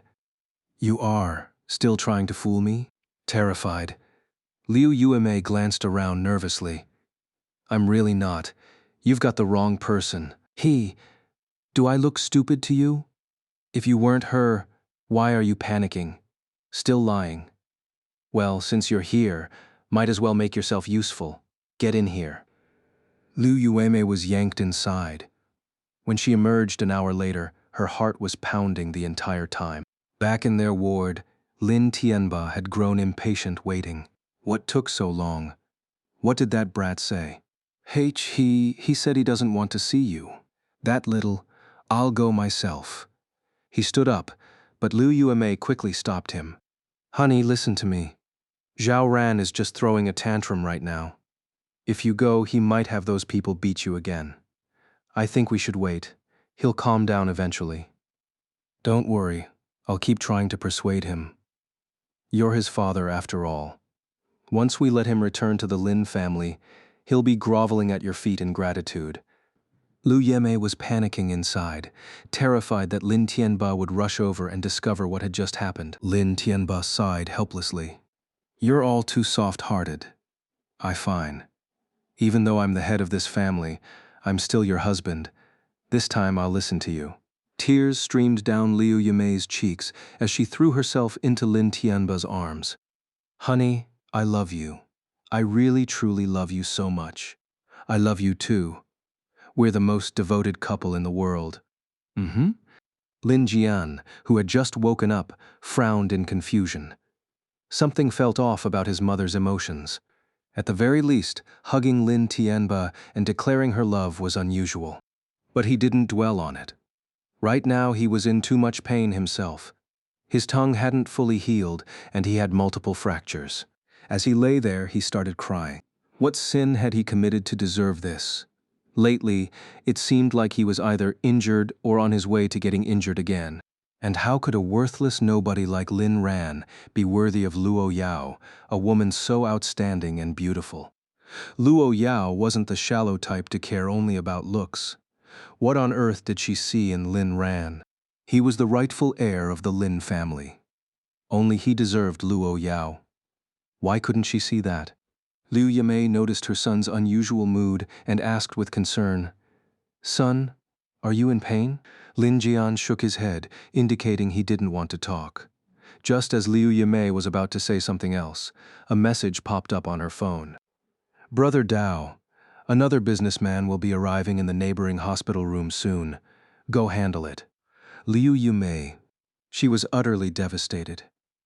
Sure, this kind of thing was thrilling, but wasn't it like dancing on the edge of a knife? Liu Yume. My husband is hospitalized here. Can't you send someone else? Brother Dao, who said you could negotiate? Get your ass over there, or I'll spill all your dirty secrets to that idiot husband of yours. Brother Dao was never a good man. He treated Lin Ran with courtesy only because of his status, but to everyone else, he was ruthless and cruel. There was nothing he wouldn't touch except drugs. Liu Yume was terrified by Brother Dao's threat and quickly replied, Fine, I'll go. Yu Yume, who are you messaging? Huh? Oh, just my girlfriends. They keep insisting I join them for mahjong later. I told them I'm here with my husband and can't go, but they said they'll never invite me again. Honestly, how could friends compare to family? Lin Tianba felt a pang of guilt. Yume, you've suffered enough. Skip the mahjong tonight. You're still recovering, and it's already late. Liu Yueme cursed inwardly. That excuse hadn't worked. Husband, I'll listen to you. Oh no. My stomach. It hurts so much. I'll go downstairs to find a doctor. You rest first. Go ahead. If anything happens, Jian and I can call the nurse. Besides, I can walk now. Liu Yueme gave Lin Tianba a guilty look. Then I'll go, husband, I love you. Go on. Lin Jian lay silently in bed, sensing something was off but unable to pinpoint what. An hour later, Liu Yeme returned to the ward, exhausted. Meanwhile, in a bustling mall in the capital, Liu Ritian's family was indulging in a shopping spree. After embezzling Liu Yime's money, they had moved away, not out of fear, but to avoid her pestering. Even if she found them now, they weren't worried. They doubted she'd dare call the police. And even if she did, it wouldn't matter. The money had come from Lin Tianba, framed as repayment of a debt, perfectly justified in their eyes. Such was the confidence of these legally ignorant fools. Liu Ritian was busy picking out luxury items with his parents, while Liu Ruxui was absent, still at school. Suddenly, a group of intimidating men entered the store and swiftly began clearing the place. Liu Ritian tried to leave with his family, only to be stopped. Mr. Liu, where do you think you're going? Liu Ritian blinked at the burly man in confusion. He didn't recognize him. How do you know me? Who are you? Faced with the overwhelming numbers, even the usually arrogant Liu Ritian turned polite. My name is Wei Xiang. You can call me Lord Wei. I've earned the title. Liu Ritian shook his head. Lord Wei? Never heard of you? Wei Xiang grabbed Liu Ritian's ear and snarled. Do you know me now? Yes, you're Lord Wei. Releasing his grip, Wei Xiang signaled his men to surround the family. Liu Yueme hired our boss, Brother Dao, to collect a debt from you. Come with us. Liu's mother instantly grew defensive. What debt? We don't owe anyone money. Wei Xiang gave a look, and the family was forcibly escorted out. This is illegal. You're restricting our freedom. Wei Xiang smirked. Talking law with me? In our line of work, we know the law best. Go ahead, call the cops. Worst case, we get a few days inside, but you? Over 50 million? You'll be sewing prison uniforms for life. As professional debt collectors, they never lacked legal knowledge. They only took cases with solid footing, like Liu Yueme's. Even if they crossed a line, the consequences were minor compared to the Liu family's fraud. What proof do you have? Liu Yueme never gave us any money. Wei Xiang scoffed. Not my problem. Lin Tianba's transfers to you weren't labeled as gifts, were they? The records alone are evidence. The Liu family fell silent, unsure if Wei Xiang was bluffing. Relax, we don't do violent collections. Let's go. They were shoved into a car and taken to the underground fight club beneath the entertainment city. There, they finally met the legendary underground kingpin. Brother Dao spread his arms with a polite smile. Welcome to Entertainment City, everyone. Meanwhile, at Sky Garden Manor, Lin Ran had fully recovered, energetic and refreshed after yesterday's weakness. But his good mood didn't last. Luo Yao was about to cook again. One last try. I know I'll succeed this time, she declared confidently. Every servant in the manor rushed to dissuade her. Even Uncle Fu surprisingly joined the chorus. Only Granny Wang was puzzled. Wasn't it sweet for the young miss to cook for Master Lin? Why was everyone so tense? But Luo Yao was unstoppable. She either succeeded or went down trying. This time, however, she asked the chef for guidance. When she finally presented a dish that looked and smelled perfect, everyone gaped. Lin Ran, Yao, you really made this? Of course. Want to try? Lin Ran thought, where there's a will, there's a way, but then hesitated, recalling his stomach's past suffering. His eyes flicked to Uncle Fu. Luo Yao caught on instantly. Yao, I have an idea. Funny, so do I. Uncle Fu's pupils trembled. Young miss, eat. Luo Yao's command was a single word. With no choice, Uncle Fu took a bite, chewing slowly as he commented. The flavor is balanced, seasoning perfect. Young miss, You've truly succeeded, as expected of you. Lin Ran and Luo Yao said nothing, just watched him closely. 10 minutes later, Uncle Fu doubled over in agony, sweat pouring down his face. And so, the loyal old steward collapsed. Thank goodness Ah Ran didn't eat it, Luo Yao said with relief. Lin Ran swallowed hard, unable to understand why people had gotten sick despite Luo Yao cooking under the chef's supervision. The head chef sighed. This is too difficult. Fortunately, Uncle Fu hadn't eaten much, and with the remaining doses of medicine Lin Ran had brought back, Uncle Fu revived after taking 1 dose. He felt miserable, but Lin Ran's single sentence lifted his spirits. Uncle Fu, your bonus is doubled. Uncle Fu's eyes widened. This was sweeter than honey to him. He didn't need money, but he loved it. He had a dream to save as much as possible before retirement, then spend every last penny afterward, enjoying the most beautiful twilight years of his life. Thank you, young Master Lin. Thank you, miss. His bonus wasn't just any bonus, it was a substantial sum. Luo Yao had proven through action that even the most capable people have their weaknesses, like cooking. She finally gave up, and everyone breathed a sigh of relief. The estate's chef immediately resumed his duties. After dinner, Lin Ran and Luo Yao returned to Luo Corporation. Upon hearing the news, the company's executives and assistants immediately went on high alert, preparing for battle. Some saved videos of dismemberment cases, others stored clips of emotional detachment, some set their loved ones as phone wallpapers, and a few even pulled their miserable exes out of the blacklist. Of course, the simplest solution was to avoid them altogether. But there was one person who couldn't escape Lu Meng. She had endured one office romance moment after another, nearly reaching her limit, when she received a message. President Luo, young Master Lin, Wang Bao says the enemy has taken the bait. Oh? Luo Yao's eyes lit up. Finally, they've made their move. Bring Wang Bao in. 10 minutes earlier, in a high-end office building in downtown Kyoto, Little Tong warily scanned his surroundings until a black-clad figure appeared. The person wore a hood, obscuring their face. Who are you? Why are you helping me hide? Little Tong asked. Then why did you betray the Luo family? The figure countered. Little Tong stayed silent. As a professional bodyguard, he knew the importance of holding back, revealing information only at the right moment. Psychologically, this was a tactic to lower the enemy's guard. The black-clad figure spoke again. Don't want to talk? Fine. Think it over.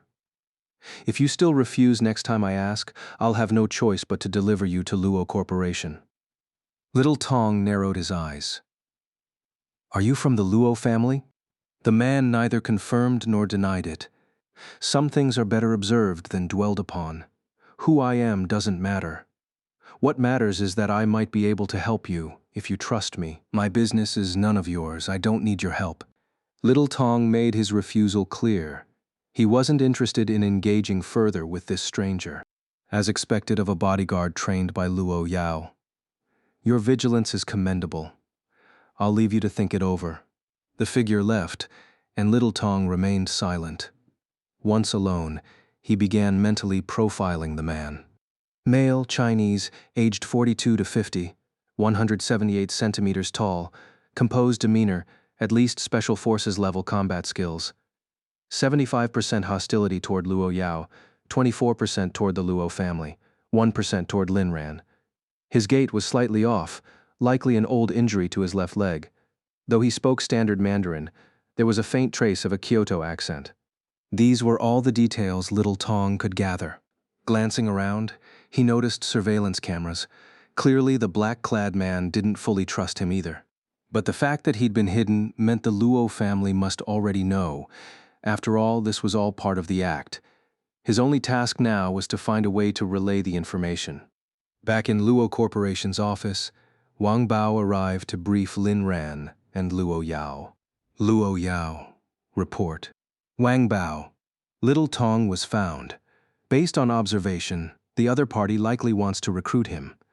Given his experience, he should complete the mission flawlessly. When should we contact him, miss? Luo Yao narrowed her eyes. Do we know who's behind this? Wang Bao shook his head. Not yet. Good. Don't alert them. For now, treat Little Tong as if he's truly defected. No contact. Little Tong was the bodyguard whose odd behavior had led Wang Bao to detain him before he escaped. Luo Yao had deliberately ordered a search, ensuring those watching would take notice. Now, with the message received, she knew the enemy had finally made their move. Luo Yao's security team was utterly loyal to Lin Ran.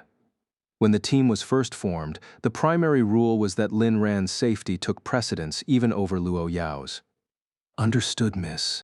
After Wang Bao left, Lin Ran and Luo Yao slipped back into their usual affectionate dynamic, as if unconcerned about the looming threat.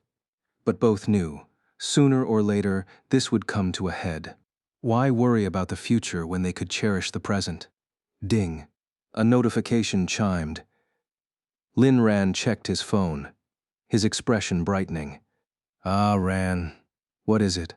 Lin Ran smiled. Yao Yao. It's an update from the team handling the Liu family, but my plan is ruthless.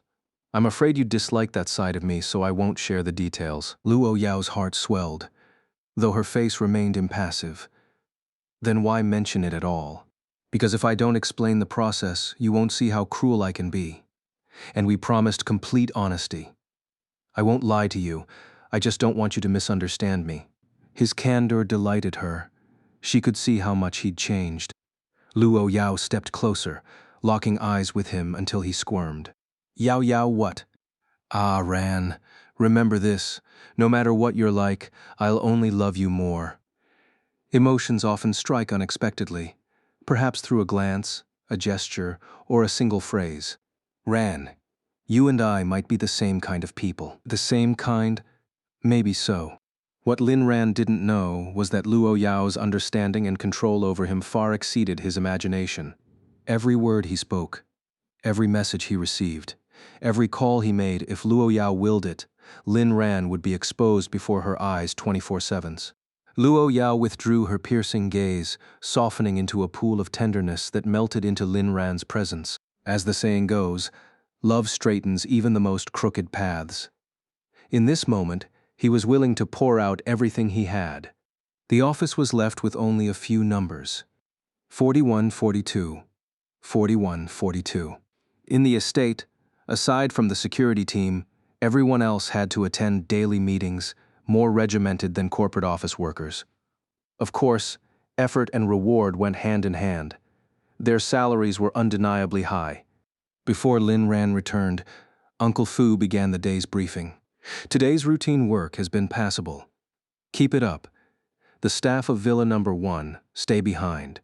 The rest are dismissed. Chefs, gardeners, caretakers, maintenance workers, and servants from other villas filed out obediently, each returning to their duties. Only the servants of Villa Number 1 remained in place. Do you know why you've been asked to stay? Because you work in Villa Number 1, the residence of young Master Lin and the young lady. Yet, despite earning the highest wages among the staff, your work has been careless. Here, Uncle Fu paused, his eyes drifting toward Granny Wang. If you doubt me, follow me.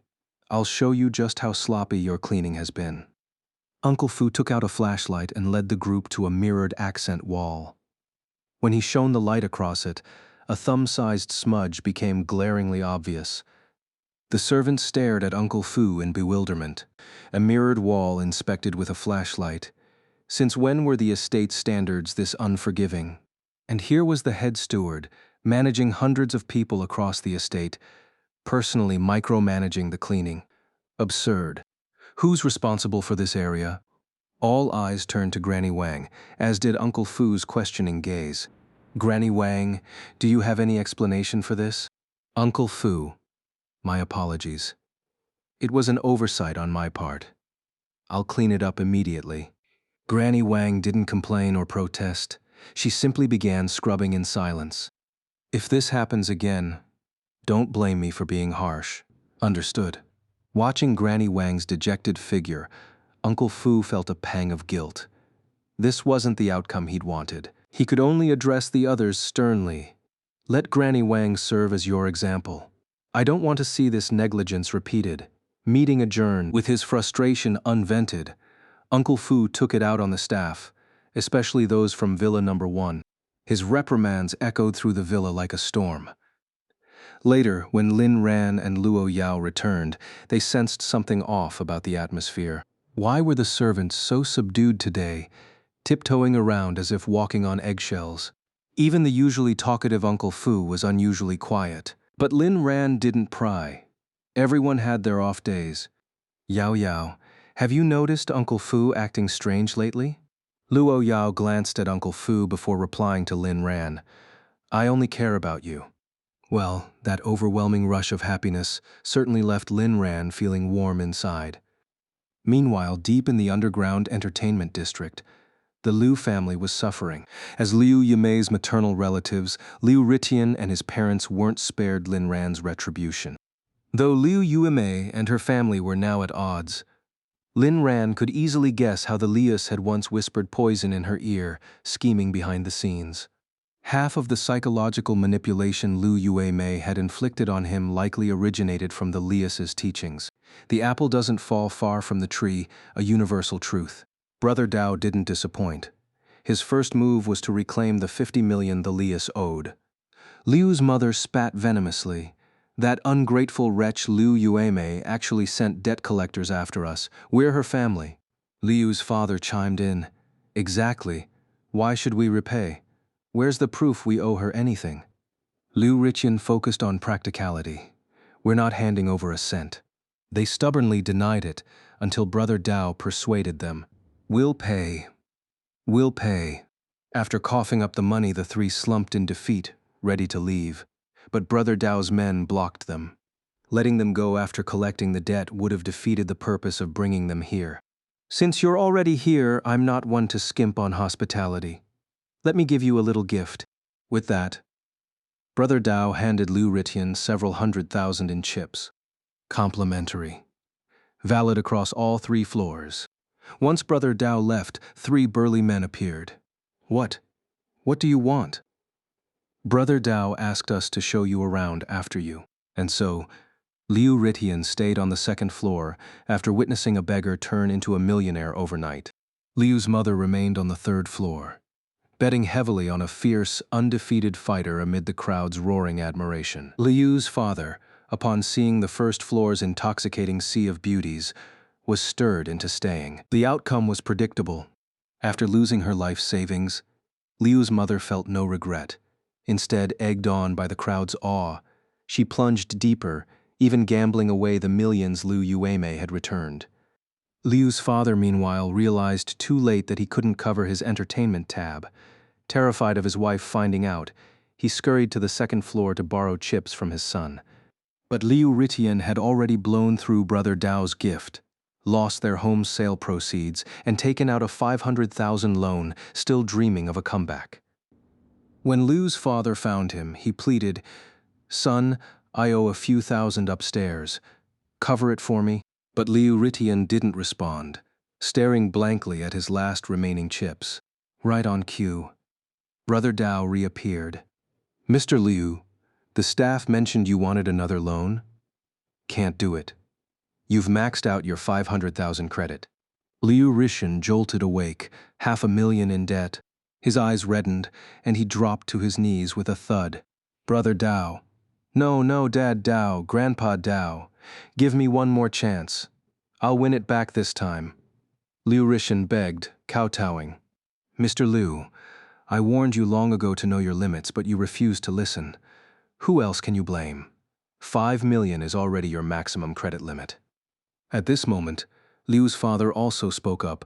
Son, you still have a few chips left in your hand, right? Give them to me first, so I can pay the girl's debt. Liu Ritian stared at his father in disbelief. You deadbeat, what did you just say? Liu's mother, who had also lost her life savings, had come to ask her son for money and happened to hear Liu's father's words. Liu's father trembled all over, dumbfounded as he looked at his wife. I didn't say anything. You shameless old bastard, still lying to me? I'll beat you to death. The scene quickly descended into chaos until Brother Dao roared angrily. Do you think this is some kind of place? The entire Liu family fell silent, staring blankly at Brother Dao. Seems like you've had enough fun. Then I won't see you out. Seeing Brother Dao's cold demeanor, the Liu family snapped back to reality. Helpless, they could only prepare to leave. Who said you could just walk away like this? The Liu family froze. Didn't you just say, I won't see you out? Brother Dao, we're out of money, and you won't lend us more to play. What else can we do but leave? Brother Dao looked at them as if they were idiots. Oh, so you're not planning to pay back what you owe? They were stunned, confusion written all over their faces. What money? Liu's mother asked, bewildered. Your son borrowed 5 million from me. Your husband owes money to the girls, and you still have your bets from the fights downstairs. Liu's mother's eyes widened. She had just learned that her son owed 5 million. She saw both her husband and son lower their heads, not daring to meet her gaze. Instantly, her blood pressure spiked, and she threw a tantrum on the spot. Is there no justice left? What kind of shady den is this? Brother Dao glanced at Wei Xiang, who stepped forward with a smile. 10 minutes later, the Liu family had become much more compliant. Liu Ritian, we never said we wouldn't pay, but we really don't have the money right now. Besides, you just lent it to us. How can you demand repayment immediately? Brother Dao, read the contract you signed. Interest-free loan, but house rules say you settle before leaving. Liu Ritian's eyes bulged as he scanned the contract, his shock mirroring Liu Yimei's reaction perfectly, proof they were siblings. Liu's mother finally broke down, wailing. There's no justice in this world. This crooked casino cheated us out of our money. Boo-hoo. Brother Dao narrowed his eyes. This scene felt all too familiar. The Liu family now was no different from Liu Yuemei back then. The same blood ran through their veins. Everyone in the casino turned to look at them with disdain. I'll give you a chance to investigate. If you find proof I cheated, not only will I cancel your debt, but I'll also give you 5 million in compensation. But if you find nothing, don't blame me for handling this the old-fashioned way. Under Brother Dao's intimidating gaze, the Liu family reluctantly searched for evidence, but how could they possibly find any? Your family has no gambling ethics and no moral integrity either. Since that's the case, let's follow procedure. Do you want to go to prison and work on sewing machines, or stay here and pay me back? Liu Ritian suddenly remembered something and blurted out.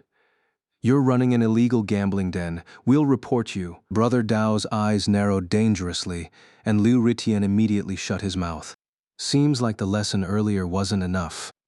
Wei Xiang, take them somewhere quiet. Once you're done, let them figure out how to repay. If they still want to report us, don't stop them. After another round of education, the Liu family finally understood the harsh realities of the world and had no choice but to scramble for money. But after calling everyone they knew, no one was willing to lend them a cent. In the end, they had no choice but to turn to Liu Yimei again. After all, she had just repaid 50 million. Surely she could spare some to bail them out. When Liu Yuemei heard the news, she was stunned. She realized Brother Dao was truly inhuman. She had only asked him to collect the debt, but he had dragged her entire family into ruin. And she herself was a victim too. So Liu Yuemei made an excuse to leave the hospital and headed straight for the underground entertainment den. Brother Dao, where's my money? What money? That's mine. You still owe me 100 million, and now it's down to 55 million. Since you're here, I'll issue you a partial repayment receipt. What? That was my money. Brother Dao's eyes flashed, and he raised his hand, stroking Liu Yimei's cheek with slow, deliberate pats. She recoiled, trying to avoid being hit. Brother Dao, you should at least give me something back, right? That money was originally mine. Slap. The hand that had been caressing her cheek suddenly struck her. Liu Yumei covered her face and burst into tears. Brother Dao then took out her contract and slapped it against her face repeatedly. Debts must be repaid. That's the natural order.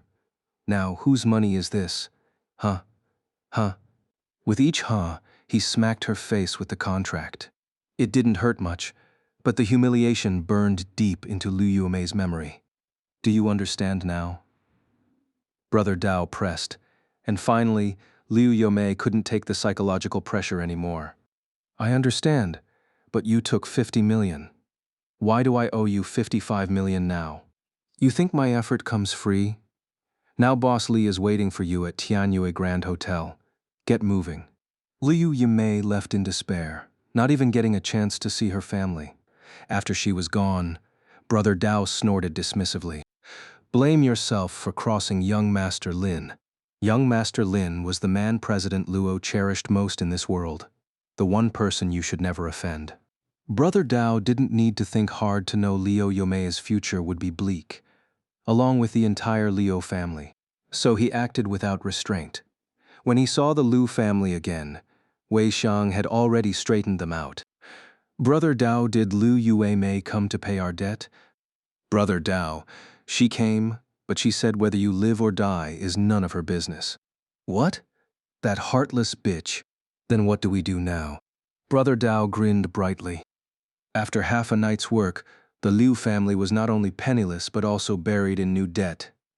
Young Master Lin would surely be pleased with this outcome. Simple. There are plenty of ways to earn money here. He pointed at Liu Ritian. You can fight in the underground ring. Freak show matches. I'll give you 10,000 per fight. Then he turned to Liu's father. You can serve tea and run errands for guests, maybe even pimp on the side. As for your wife. Here, Brother Dao frowned, genuinely stumped. Too old. If anyone's interested, she can work. Otherwise, she'll clean. Brother Dao laid out their work arrangements in a few clear sentences. From that day on, everyone in the Liu family began working to repay their debts. As for whether things would get worse in the future, the answer was undoubtedly yes.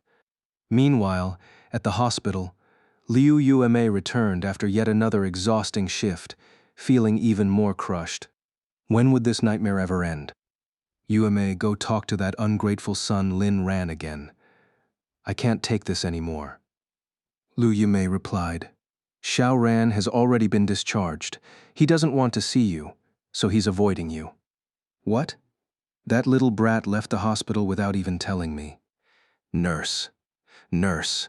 Just as Lin Tianba was about to call for a nurse, Liu Yimei stopped him. Husband, what should we do now? Lin Tianba was seething with rage, his face turning red with fury. At that moment, a nurse walked in with a polite smile. Esteemed patient in bed too. Today's payment is due. What? The money's already gone? Liu Yimei looked shocked. Yes. You're staying in a premium ward and using imported medication, none of which is covered by insurance. You currently owe over 10,000 yuan, so the billing department sent me to collect payment. Lin Tianba waved his hand dismissively and pulled out his bank card. Yimei, go pay with this. But when Liu Yimei tried to use the card, it was declined. Liu Yimei froze. Lin Tianba froze. Lin Jian froze even harder. After calling the bank, Lin Tianba learned that his assets had been frozen by the court. You said I had a month. Why freeze them now? The bank representative replied, We applied for early enforcement, and the court approved it. This wasn't just supervision. It meant Lin Tianba couldn't touch a single cent. Every penny would go toward repaying the bank. If there was anything left, it would be his. But unfortunately, not a dime would remain. This is outrageous. Lin Tianba was so angry he could barely breathe. Do you have the money or not? If not, move to a standard ward or figure out another way to pay. There are other patients waiting. The billing clerk urged, while the head nurse beside her shot them a mocking look. The entire Lin family burned with shame. This was the first time they'd ever felt the humiliation of being broke. Even when Lin Ran had them kicked out of Suran Group, it hadn't hurt this much.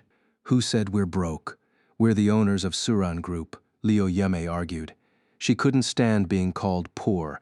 That word had no place in her life. The owners of Suran Group can't even pay their hospital bills. You. Liu Yimei pointed at the head nurse, nearly exploding with rage. But she knew this wasn't the time for pride. Lin Jian tugged at her sleeve, and when she turned, she saw Lin Tianba's face dark with fury. Lin Tianba scoffed. This dump isn't worth staying in anyway. Liu Yimei quickly agreed. Exactly. My husband's almost fully recovered. Let's go. Lin Jian, still in a cast, rolled his eyes. A flurry of question marks filled his mind. So no one cares about me. The head nurse interjected. Even if you're discharging yourselves, you still have to settle the outstanding balance. Fuming, Lin Tianba pulled out his phone. Thankfully, he still had a few thousand in his digital wallet, but when he checked, it was frozen too. Same with his other accounts. Damn it. He nearly hurled his phone, forcing Lin Jian to duck. In the end, Lin Jian and Lu Yuemei had to scrape together every last bit of cash they had to cover the bill. Lin Tianba growled, "Fine. I'll remember this hospital. I'll make sure everyone knows how you treat patients. Security. Escort them out. Don't let them disturb other patients." The family was unceremoniously thrown out. They slumped onto the sidewalk outside the hospital, defeated. "Husband, what do we do now?" "It's all Lin Ran's fault. Why did he get discharged? Wait, why was he even hospitalized?" "Lu Yuemei, I don't know." "Lin Jian, the crow doesn't boast." "I don't know either." Lin Tianba froze. A flicker of guilt, one he barely noticed, stirred in his heart. Had he ever really cared about Lin Ran? Find that ungrateful son. I need to talk to him. With no other choice, Lin Tianba led his family back to their rented apartment. Lin Jian stayed silent the whole way. He'd made up his mind. He'd give his trashy older brother one last chance. If Lin Ran refused to hand over the money, he'd make sure Lin Ran became infamous at the school festival. He'd expose Lin Ran to the world as a gold-digging pretty boy, one who even flirted with his own cousin. Let's see how you handle that. Meanwhile, the mastermind behind it all, Lin Ran, was comfortably nestled in his villa, enjoying life with his beloved wife. The night was mysterious, full of allure and adventure. When the heavens turned off the world's lights, it became the perfect time for exploration. Lin Ran was no exception. Only two people knew just how hard he worked. In the quiet darkness, the couple whispered sweet nothings, their love palpable. "Ah, Ran, you'll stay with me forever, right?" Lin Ran smiled. "I'm wild and untamed, yet I'd gladly fall head over heels for you. Isn't that proof enough of my love?" He understood Luo Yao's insecurities, but knew there was no quick fix. He'd patiently chip away at her walls, continuing even if her affection maxed out. "Ah, Ran, I can't sleep. Talk to me." "Sure, I'm awake too. What do you want to hear?" Luo Yao traced her fingers lightly over his face. "Anything, as long as it's from you." Lin Ran grinned. "Then I'll tell you I love you 10,000 times." Her lips curled slightly. "Love isn't about words." Lin Ran stiffened. Oh no. He forgot to prepare the soup tonight. "Then should we?" Luo Yao shook her head. "I don't want to tire you. Let's talk about something else. Like, who do you like most besides me?" Lin Ran raised an eyebrow. "Are you playing Yama's death note with me?" Luo Yao stuck out her tongue playfully. "Caught me. So, are you going to answer?" Lin Ran was utterly charmed. His little devil was usually ice-cold or exuded a strict, CEO-like aura. Only with him did she melt into a pool of warmth. But even then, he rarely saw her make such an adorable face. The contrast was overwhelming. "Go on, say it. My favorite is, of course, only you. There's really no one else I like besides you, though there are a few people I despise." "The Lin family?" Lin Ran nodded. "Yeah, the 3 dogs of the Lin family and the 4 beasts of the Liu family. Sooner or later, I'll make them pay. Oh, and there's also a black cat." "A black cat?" Luo Yao seemed intrigued. If she remembered correctly, this was the second time Lin Ran had mentioned the black cat. "Right, the one in our estate. It only shows up occasionally. I gave it a name, Little Black." Luo Yao pressed further. "Then why do you hate it? Just thinking about it makes me angry. I feed it fish, give it water, and after eating and drinking, it has the nerve to curse me. How shameless is that?" Luo Yao looked puzzled. "Can cats even curse?" Lin Ran. "Well, it didn't say it out loud, but in its heart the words were filthy. I'll catch it for you one day, and you can help me get revenge." Luo Yao nodded, agreeing with Lin Ran's reasoning. "That really is shameless. Bring it to me and I'll make sure it regrets ever messing with Ran. Deal? In an office building in the capital, the bodyguard Little Tong was starving, his stomach practically sticking to his back. Just as he was considering whether to force his way out, the door opened. Hungry? Have something to eat. A black-clad man shoved a plastic bag into Little Tong's arms, but he glanced at it and tossed it aside. Still this cautious, Little Tong didn't bother hiding it. I'm afraid you poisoned it. The black-clad man chuckled. If I wanted to poison you, I wouldn't bother with something so trivial, and I have no reason to. Little Tong was about to retort, but suddenly paused. He realized this might be an opportunity, so he picked the food back up. Seeing this, the black-clad man didn't make any demands, he simply turned and left. Once outside, he pulled out his phone to monitor the room. Suddenly, his brow furrowed. Where'd he go? A moment later, Little Tong reappeared. He'd just been in a blind spot of the camera. Watching Little Tong take the last bite of bread and wash it down with a sip of water, the black-clad man smirked. The bread wasn't poisoned. The water wasn't poisoned. But together, they formed a deadly, addictive drug. No matter how cautious you are, you'd never guess this. Soon, the footage showed Little Tong growing visibly distressed. Seeing his state, the black-clad man knew the time was right. He re-entered the room. Little Tong glared. What the hell did you give me, black-clad man? Just something to make you happy. Didn't it feel amazing? Little Tong, you bastard. How amusing. A traitor calling someone else a bastard. That's almost funny.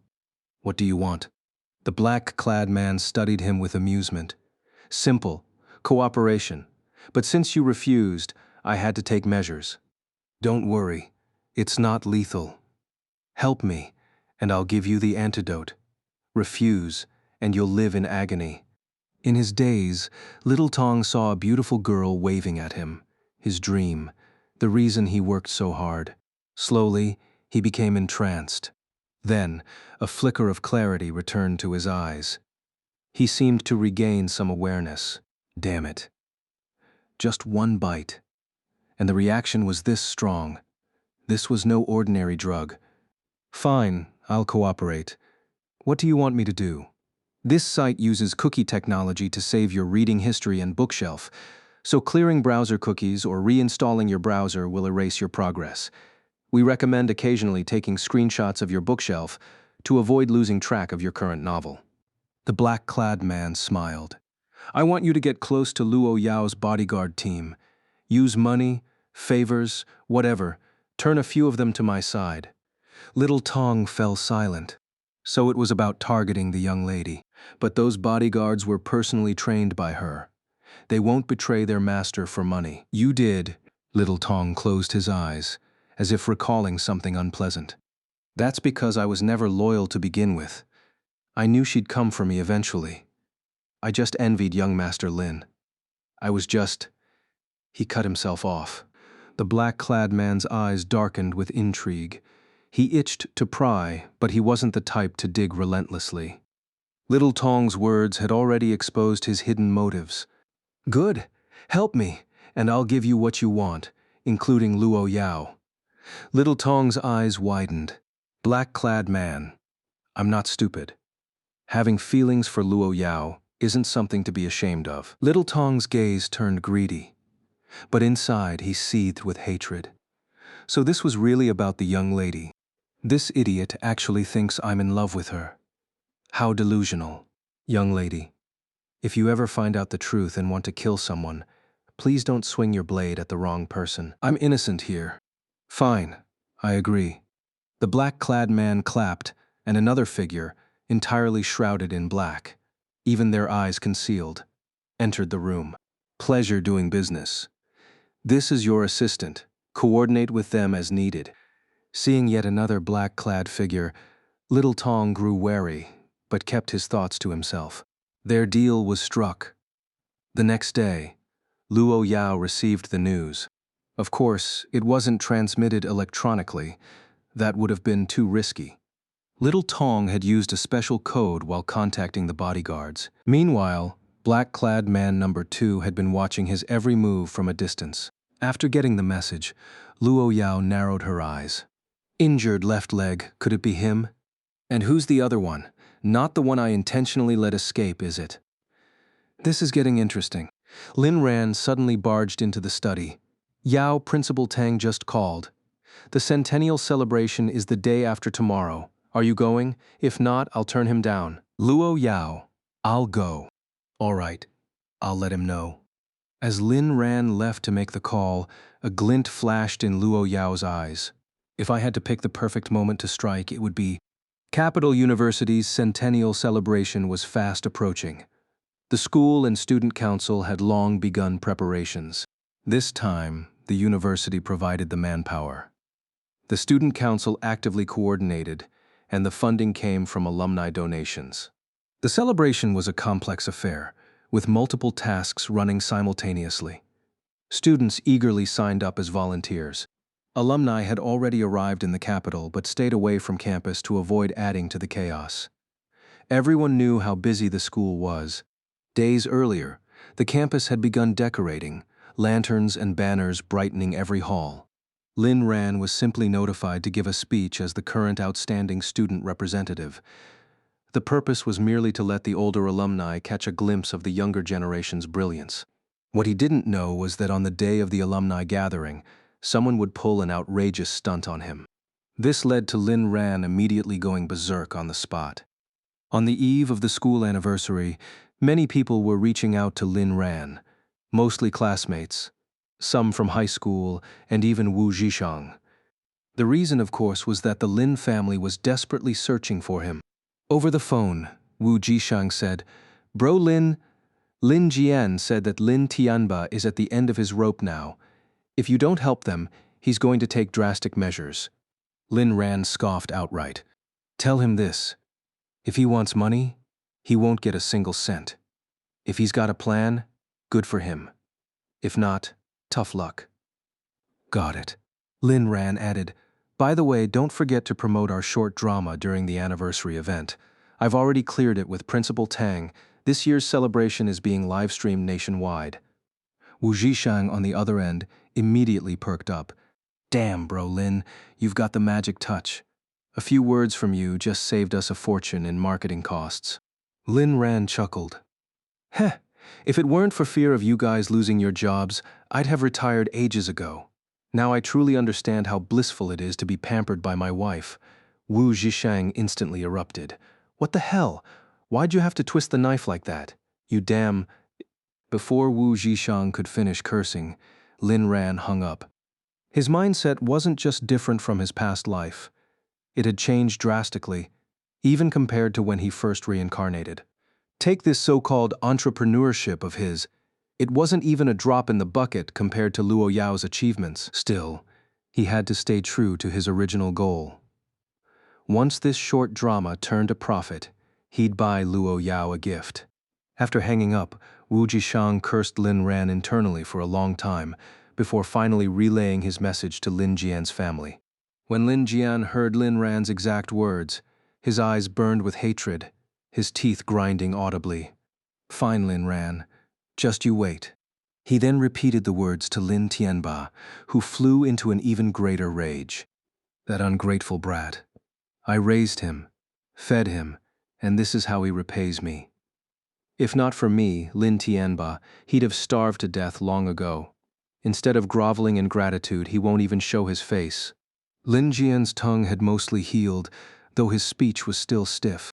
"Dad, if brother refuses to help us, we have no choice but to fight with our backs against the wall." Lin Tianba frowned. "What's your plan?" "Our school's centennial anniversary is coming up.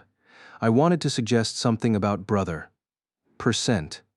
After hearing Lin Jian's idea, Lin Tianba fell into brief silence.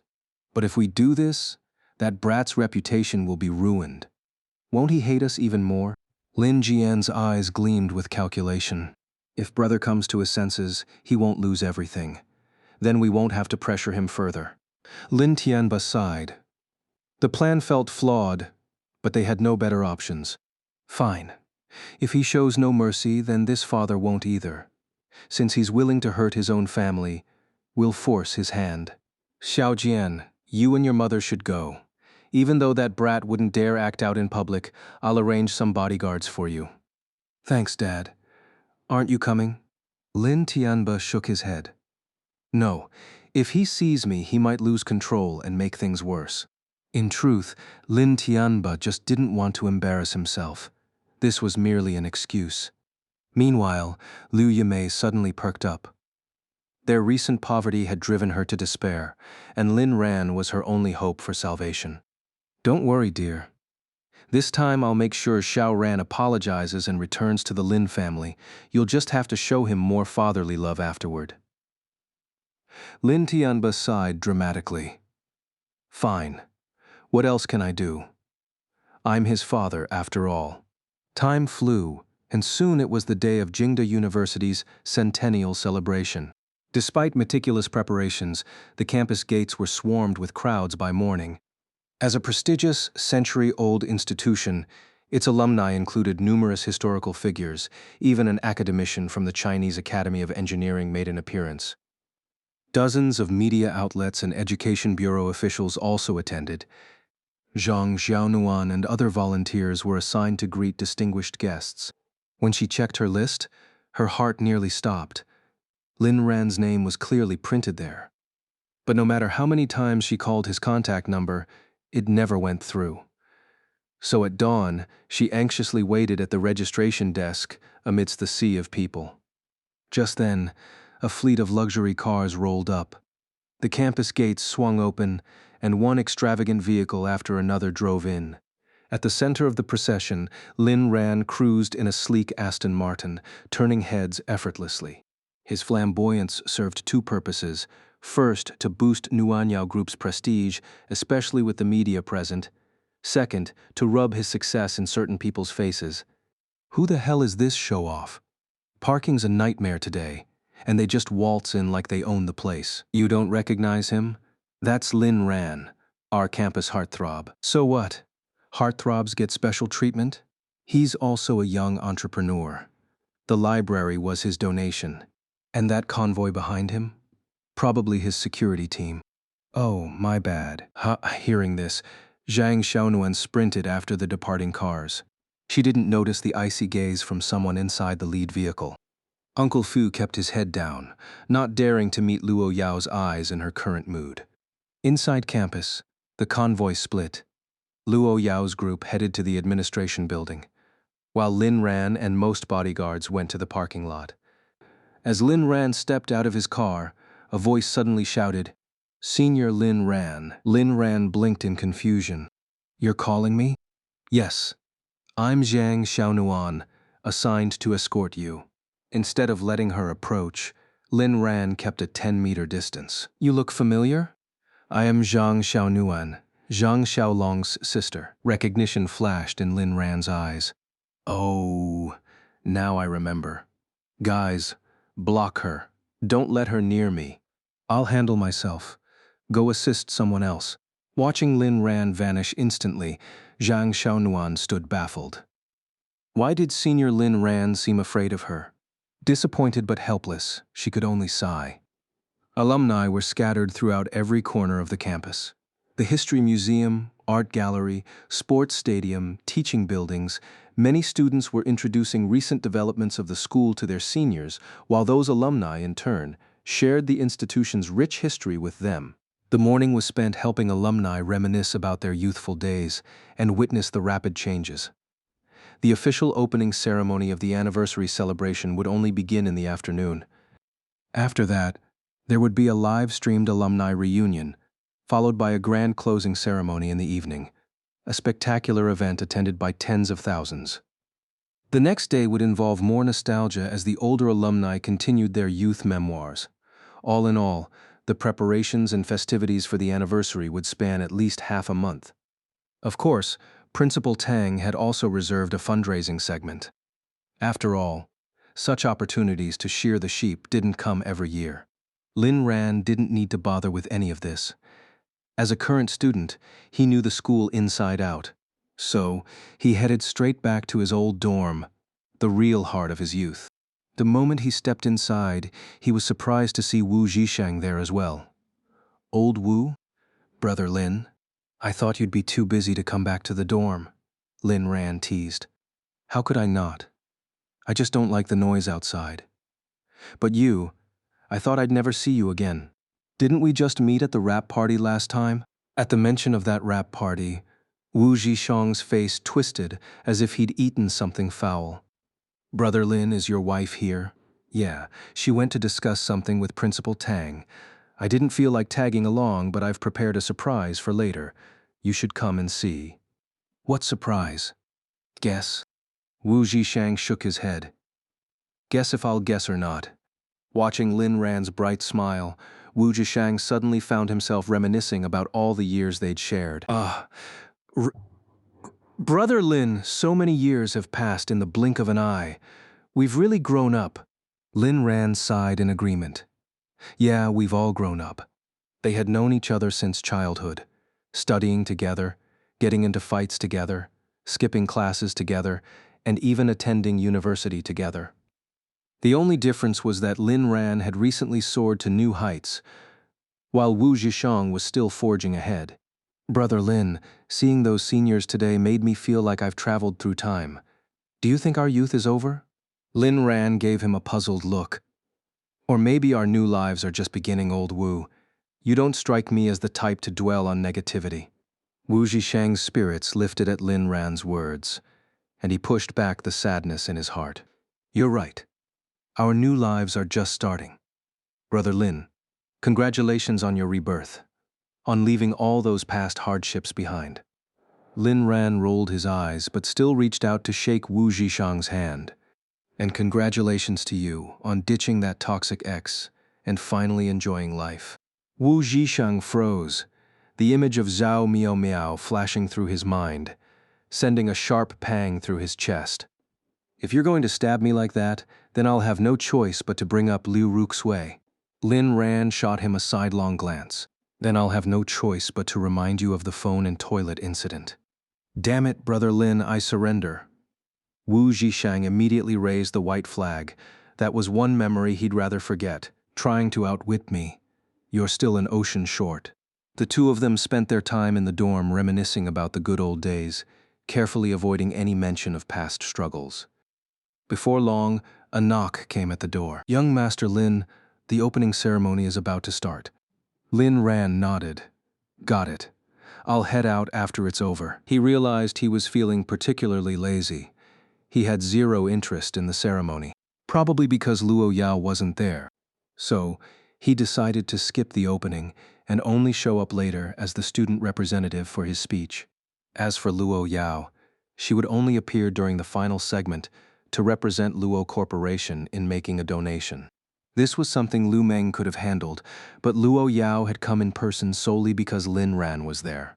If she hadn't had business with Principal Tang, she would have been by Lin Ran's side the whole time. Wu Zhishang stayed in the dorm, watching the live stream of the ceremony on his phone, something many students were doing. After all, the world was full of lazy people, including alumni who couldn't make it back to campus. Countless others, even random viewers, were tuning in. It was, after all, a centennial celebration for a prestigious university. Time ticked by until, finally, the opening ceremony ended, and the alumni reunion was about to begin. Lin Ran, as the current student representative, made his way to the main field. Come on, old Wu. Let's go meet our youth head-on. When Lin Ran arrived at the VIP entrance, a wave of excited gasps erupted around him.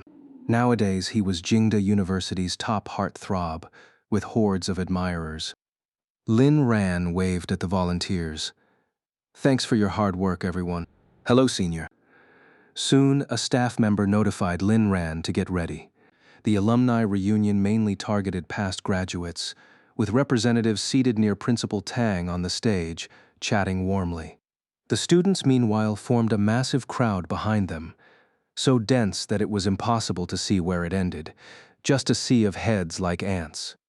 Next, let's welcome our outstanding student representative, young entrepreneur Lin Ran, who generously donated an entire library to our alma mater to deliver his speech. While others took the stage in pairs or groups, Lin Ran was given a solo spotlight, a special arrangement by Principal Tang.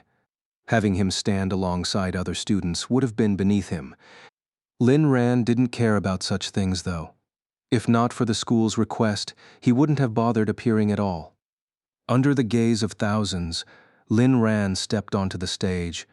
The field was packed with students, and the front rows were filled with alumni who were no longer young, yet Lin Ran showed no trace of stage fright. Then, he spotted Luo Yao sitting among them, her eyes fixed intently on him. A warm feeling spread through his chest. A quick glance further revealed his grandfather, Chen Xiao, smiling encouragingly, probably worried Lin Ran might be nervous. Lin Ran almost laughed. What a joke. My wife is Luo Yao, who could possibly intimidate me. Down below, students buzzed with excitement. I just read the news a couple of days ago. Apparently, Lin Ran is Chen Qingtian's cousin, and the grandson of director Chen Xiao from a prominent family. Wait, what? I thought he was the boss of Suran Group. Since when? Can't a CEO have a grandfather who's an education director? But I remember Suran Group's founder was surnamed Su Lin Ran's mother. Did I get it wrong, or are those gossipers just useless? I've got an even juicier scoop. Lin Ran is Luo Yao's kept man. Bullshit, Senior Lin would never stoop to that. On stage, Lin Ran pulled out his phone. Today he planned to drop a bombshell to show everyone what a real man looked like. Hello everyone, I'm Lu Fan, Lin Ran. It's truly an honor to speak as an outstanding student representative on this special occasion of our alma mater's centennial celebration. All the students were. The previous outstanding representatives didn't use scripts, and even if you do, at least don't just read off your phone like that. But they quickly understood. Lin Ran was still young. A little carelessness was normal. Lin Ran continued reading his uninspiring script. Looking back, when I first stepped into this campus, my heart was filled with a thirst for knowledge and dreams for the future. Here, I spent the most precious years of my youth. What kind of speech is this? It's all bureaucratic fluff. At the same time, I hope our alma mater will continue to uphold its fine traditions in the next century, innovating educational philosophies and teaching methods to nurture more talented individuals with creativity and practical skills. May it contribute even more to the nation's development and societal progress. Finally, let us all wish our alma mater a successful centennial celebration. May it achieve even greater glory in the next 100 years. After Lin Ran finished, the entire hall fell silent. Lin Ran looked puzzled. What? This one wasn't good? Should I search for another? Clap, clap, clap. Only Luo Yao's applause echoed. Principal Tang was the first to react, quickly leading the faculty in applause, prompting scattered clapping from the crowd. Many students thought to themselves, "Dude, take this seriously. What website did you copy this speech from? You even almost read the wrong name." Principal Tang gave Lin Ran a helpless look. Lin Ran found it amusing. He knew exactly what Principal Tang was feeling, so he decided to drop a bombshell. This was his strategy. Start flat, then soar. There's one more thing. Lin Ran turned to the camera. I'd like to take advantage of this live-streamed platform to do something related to my lifelong. Wait a minute. Just then, two people pushed past security and rushed onto the stage. One leaning on a cane, the other scowling as they slowly approached. Principal Tang suddenly felt a chill. This is bad. Before he could order anyone to remove Lin Jian spoke up. What? Are you afraid I'll tarnish the school's reputation, Principal? Too scared to let me speak? Principal Tang pointed at Lin Jian. What do you think you're doing? If you don't step down now, I'll have you expelled. Lin Jian chuckled coldly. My family is already ruined, all because this school has a principal like you who shields students. Do you really think I care about being expelled? Though his tongue had mostly healed, speaking still caused him pain, making his words slow and stiff, giving off an air of suppressed rage. Combined with his pitiful appearance, leaning on a cane, anyone would think he'd suffered some grave injustice. He'd also brought along a few migrant workers posing as bodyguards, arranged, of course, by Lin Tianba. Principal Tang. What the hell are you talking about? Furious, he felt his dignity had been insulted. Just then, Lin Ran interrupted. "Principal, it's fine." Principal Tang gave Lin Ran a questioning look. The message was clear. This guy is trouble. Lin Ran gestured to Lin Jian. "Go ahead, start your performance." Meanwhile, Luo Yao, who had been about to stand up, saw Lin Ran's confident expression and settled back into her seat. Lin Jian lunged toward Lin Ran, but Lin Ran quickly stepped back as several bodyguards jumped on stage to block him. "Say what you want, but no touching. Wouldn't want you trying to sue me. You move pretty fast for someone on a cane. Are you just here to extort money?" Blocked.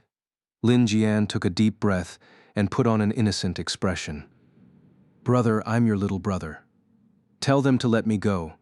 I have something to say to you." He thought his dramatic entrance must have shaken Lin Ran. If Lin Ran cared even a little about his reputation, he'd agree to his demands. "Lin Ran, no talking aloud, no farting either." Lin Jian didn't catch the sarcasm and instead raised his voice in accusation. "I just wanted you to come home and see us.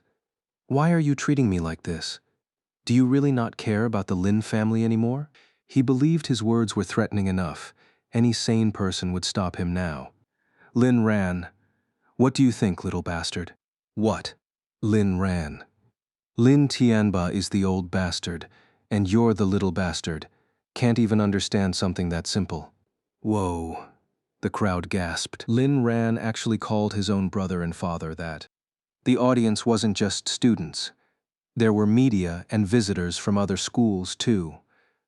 This is what elite education produces. Pathetic. You don't know anything.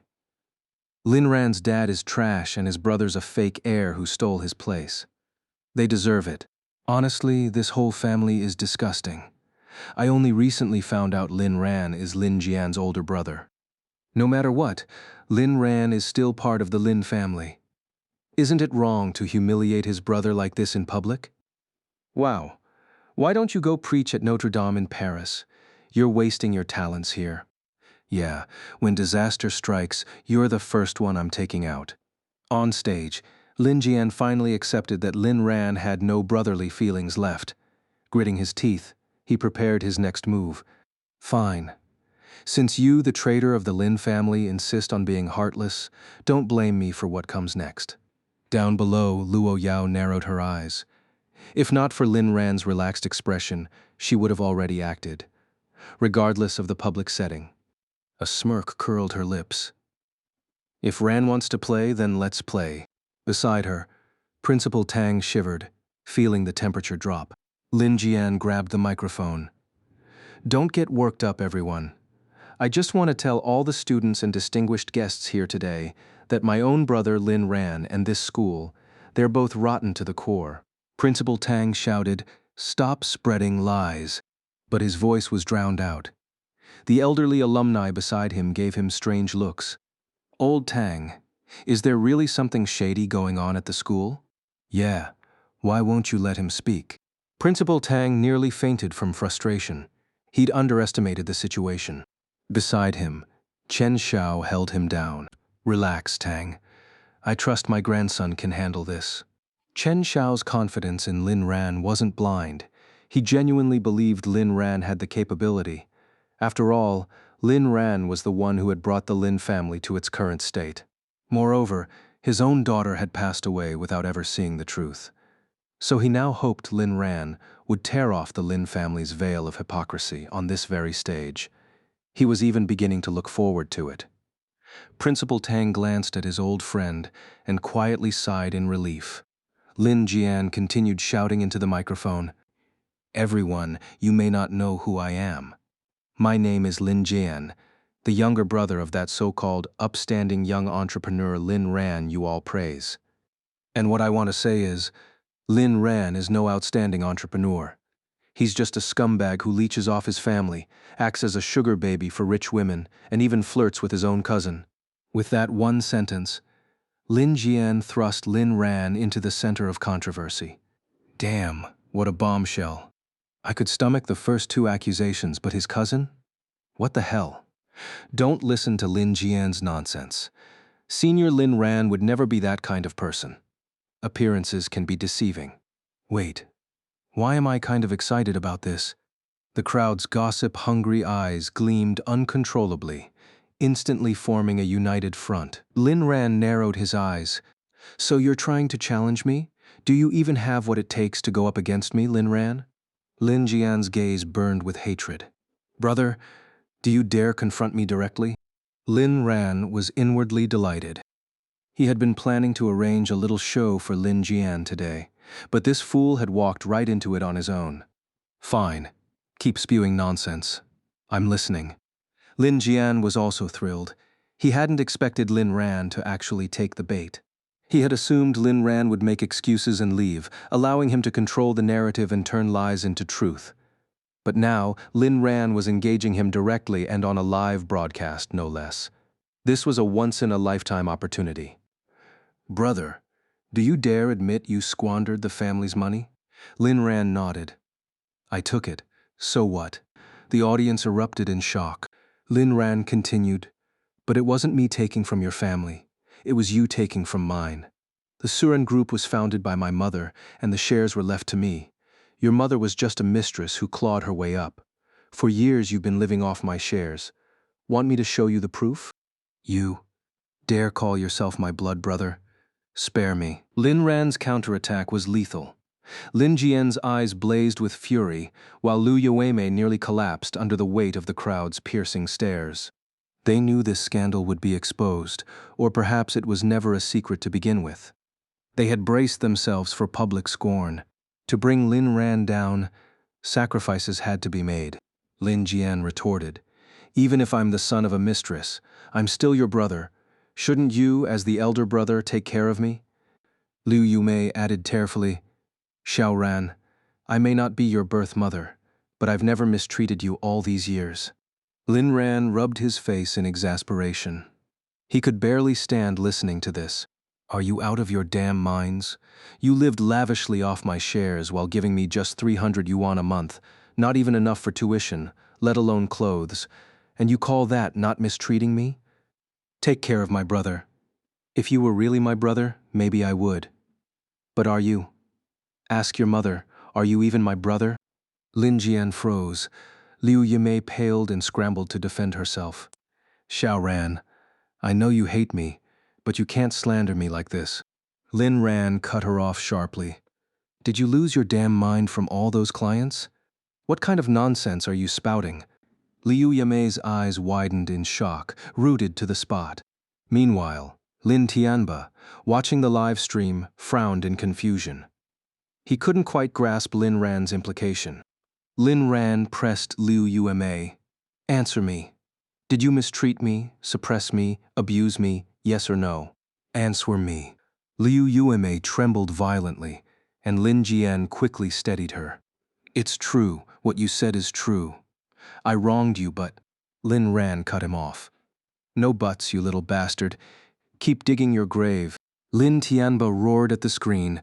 How dare you speak to your mother and brother like that? But no one could hear him. Lin Jian stared at Liu Yimei in disbelief. Why had his mother suddenly turned against him? The crowd buzzed with reactions. At first, I thought Lin Ran's words were too harsh. Now, not harsh enough. Something feels off about Lin Ran's phrasing. What's wrong with being a mistress? She just wanted to give Lin Ran a family. What's her crime? Who let this idiot in? Get them out. Lin Jian snapped back to reality and shot Liu Yumei a venomous glare. Fine. Even if my mother wronged you, answer this. Did you or did you not seduce our cousin? Lin Ran immediately pointed at Lin Jian.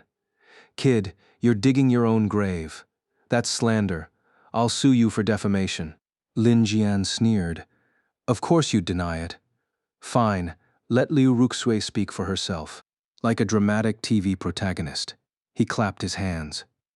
Liu Ruxu stepped forward from somewhere in the crowd. Lin Ran narrowed his eyes. So they came prepared to gang up on him. Ruxu, tell everyone, did Lin Ran lead you on? Liu Ruxue cast a shy glance at Lin Ran. Today she would do something romantic, publicly stand up for him, make him see how much she loved him, and prove she was the one who truly cared. No, it was me who liked Lin Ran. He never led me on. Lin Jian turned to the crowd triumphantly. See? Lin Ran is Liu Ruxu's. Wait, Ruxu, what did you say? Liu Ruxue shot him a disgusted look. I said Lin Ran never led me on. Besides, we're not even blood-related cousins. Why are you so worked up? Lin Jian was dumbfounded. Why was Liu Ruxue siding with Lin Ran? Hadn't she always obeyed him? Lin Ran whispered to Wang Bao, Brother Wang, teach them a lesson. Wang Bao understood instantly and slipped away. Ruxu, don't be afraid of Lin Ran's threats. Speak the truth. I'll protect you. Lin Jian kept pleading, sensing the situation slipping out of control. Liu Ruxu scoffed. Are you deaf or just stupid? When did I say I was threatened? When did I ever claim Lin Ran seduced me? The truth is, I've always liked Lin Ran. He just never knew. Lin Ran, we're not related by blood. Will you be my boyfriend? I won't be like those other women who just want your money. I only want to cherish you. Ugh. Lin Ran nearly gagged on the spot. Liu Ruxue, you disgust me. I suggest you wake up and face reality. A dangerous glint in Lin Ran's eyes silenced Liu Ruxue instantly. Liu Ruxue's words sent the crowd into an uproar again. At this point, they barely cared whether Lin Ran and Liu Ruxue had any history. Liu Ruxue's audacity alone left them stunned. What did Campus Belle Liu just say? Did I suddenly forget how to understand Mandarin? What Campus Belle? Liu Ruxue's reputation is in the gutter now. I can't believe this. Liu Ruxu is disgusting. Wasn't she just exposed for two-timing a few days ago? Damn, she's Lin Jian's cousin, his mom's niece, but has no blood relation to Lin Ran, right? Honestly, she's kind of brave. How many women would dare confess like this in front of everyone? Pff, please. Back then, Senior Lin Ran gave her everything, and she threw him away like trash. Now she's pulling this deep love act? Hearing the murmurs from the crowd, Lin Jian broke into a cold sweat. He had done everything he could, yet it still ended like this. Was there really no other choice? Even Liu Yimei lost her fighting spirit at this moment. A terrible premonition gnawed at her if this continued. Something disastrous would happen.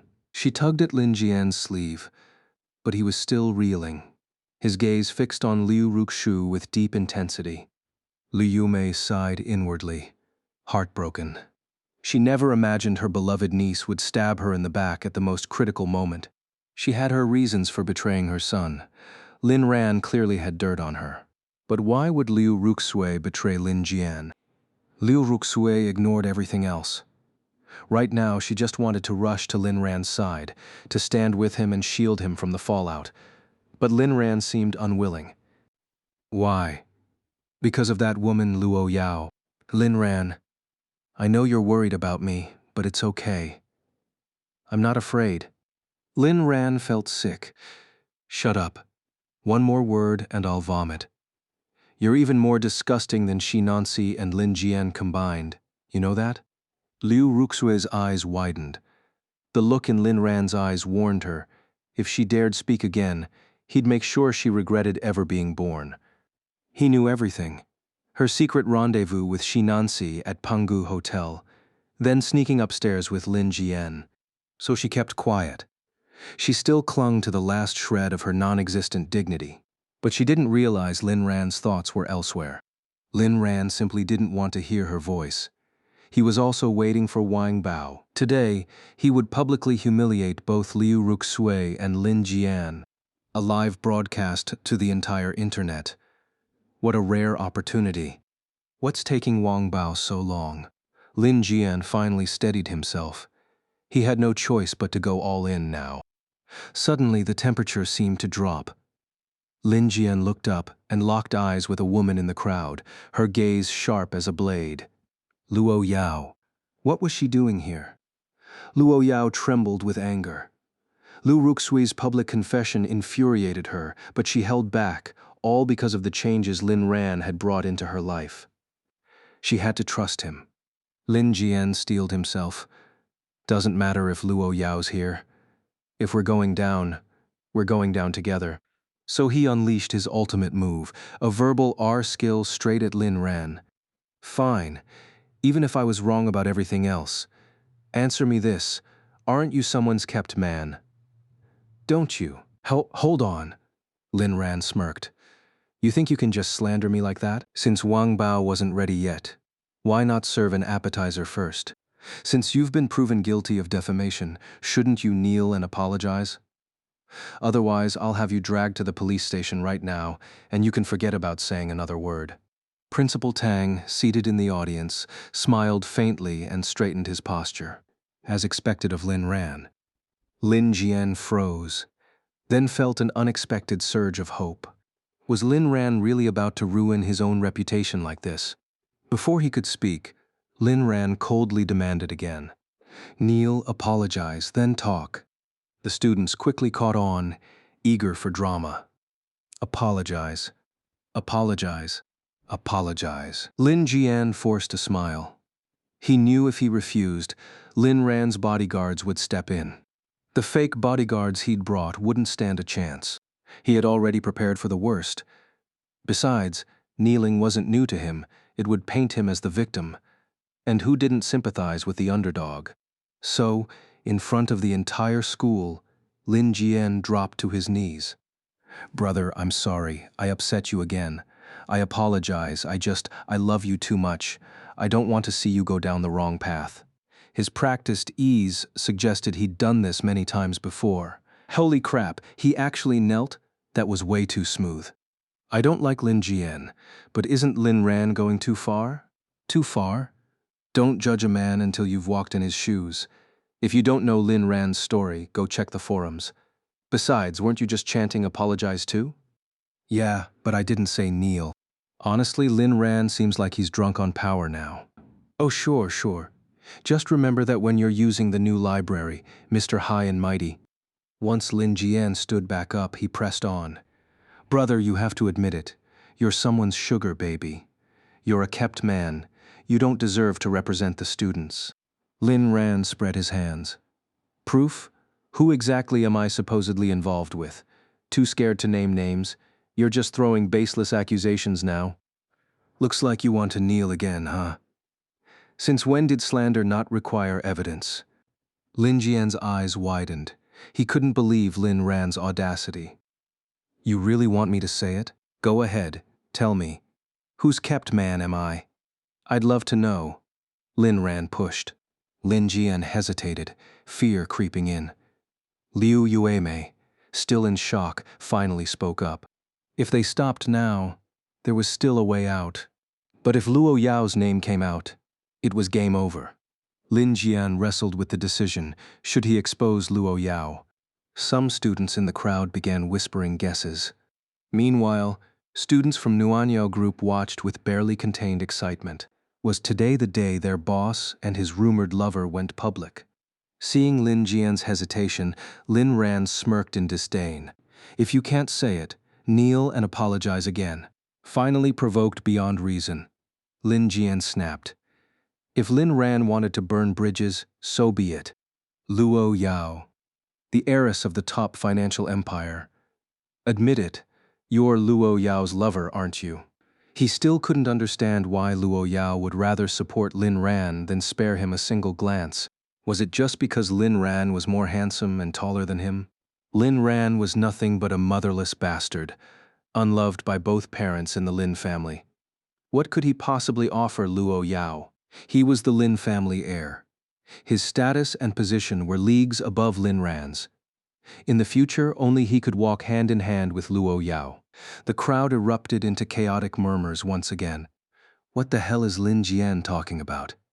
Who's Lin Ran's lover? He's talking about Luo Yao, that heiress of the first financial conglomerate, Luo Yao of the Luo Corporation. Holy shit. Am I going crazy? Or has the world lost its mind? If Lin Ran is Luo Yao's lover, then well, good for him. Why can't such outrageous fortune land on me? You bastards, don't you dare slander Senior Lin Ran. He's not that kind of person. I don't believe it either. If Lin Ran is Luo Yao's lover, I'll livestream eating shit upside down. A student from Nuanyao Media immediately pulled out his phone and pointed it at the idiot making the bet. Hey, say that again, will you? The student frowned. What do you want? The Nuanyao Media employee smirked. What if I told you Lin Ran is Luo Yao's husband? Would you believe me? You're full of crap. Fine, let's make it official. Video evidence. I'll bet against your earlier claim. You in? The guy scoffed, completely unfazed. Husband. Ha. You're killing me. All right, I'll take that bet. I, Shi Haoxiang, swear that if Lin Ran is Luo Yao's lover, I'll livestream eating shit upside down. If I don't, I'm a turtle. And just like that, the wager was sealed. Lin Ran thought to himself, that bastard Wang Bao. Why isn't he ready yet? After showing everyone what's what, I still have to propose to Luo Yao. But now, thanks to Lin Jian's outburst, the cat was out of the bag. Furious, Lin Ran pointed at Lin Jian. Slander, I'll sue you for slander. How could I possibly be Luo Yao's lover? Down below, Luo Yao's expression turned icy, her eyes flashing red. Beside her, Uncle Fu's pupils trembled as if the sky were collapsing. Young Master Lin, what the hell are you saying? Do you have a death wish? But Lin Ran didn't even notice Uncle Fu's frantic glare. He just kept talking on stage. I'm obviously Luo Yao's husband. The moment those words left his mouth, the entire venue fell dead silent. Luo Yao slowly sat back down, the hostility around her dissipating into warmth. Lin Jian's eyes bulged. Liu Yume collapsed onto the floor. On screen, Lin Tianba's face twisted in disbelief. Meanwhile, Principal Tang shot to his feet, exhilarated. It's happening. The moment is finally here. Let all you old fools see just how incredible my top student really is. Everyone stared in shock, unable to process what they'd just heard. Then, chaos erupted. Did Senior Lin Ran just admit it? Wait, no, husband implies they're married, right? If you're telling me Lin Ran and Luo Yao are married, I'd sooner believe he's her lover. If they're married, I'll eat shit upside down. Hey, you still owe us the last bet. Trying to scam another free meal? You people are clueless. I work at Nuanyao Media. I've known about Senior Lin Ran and Miss Luo Yao for ages. Lin Jian staggered back, his cane clattering to the ground. Wub? What did you say? Lin Ran smirked. I said, I'm Luo Yao's husband, the legal kind.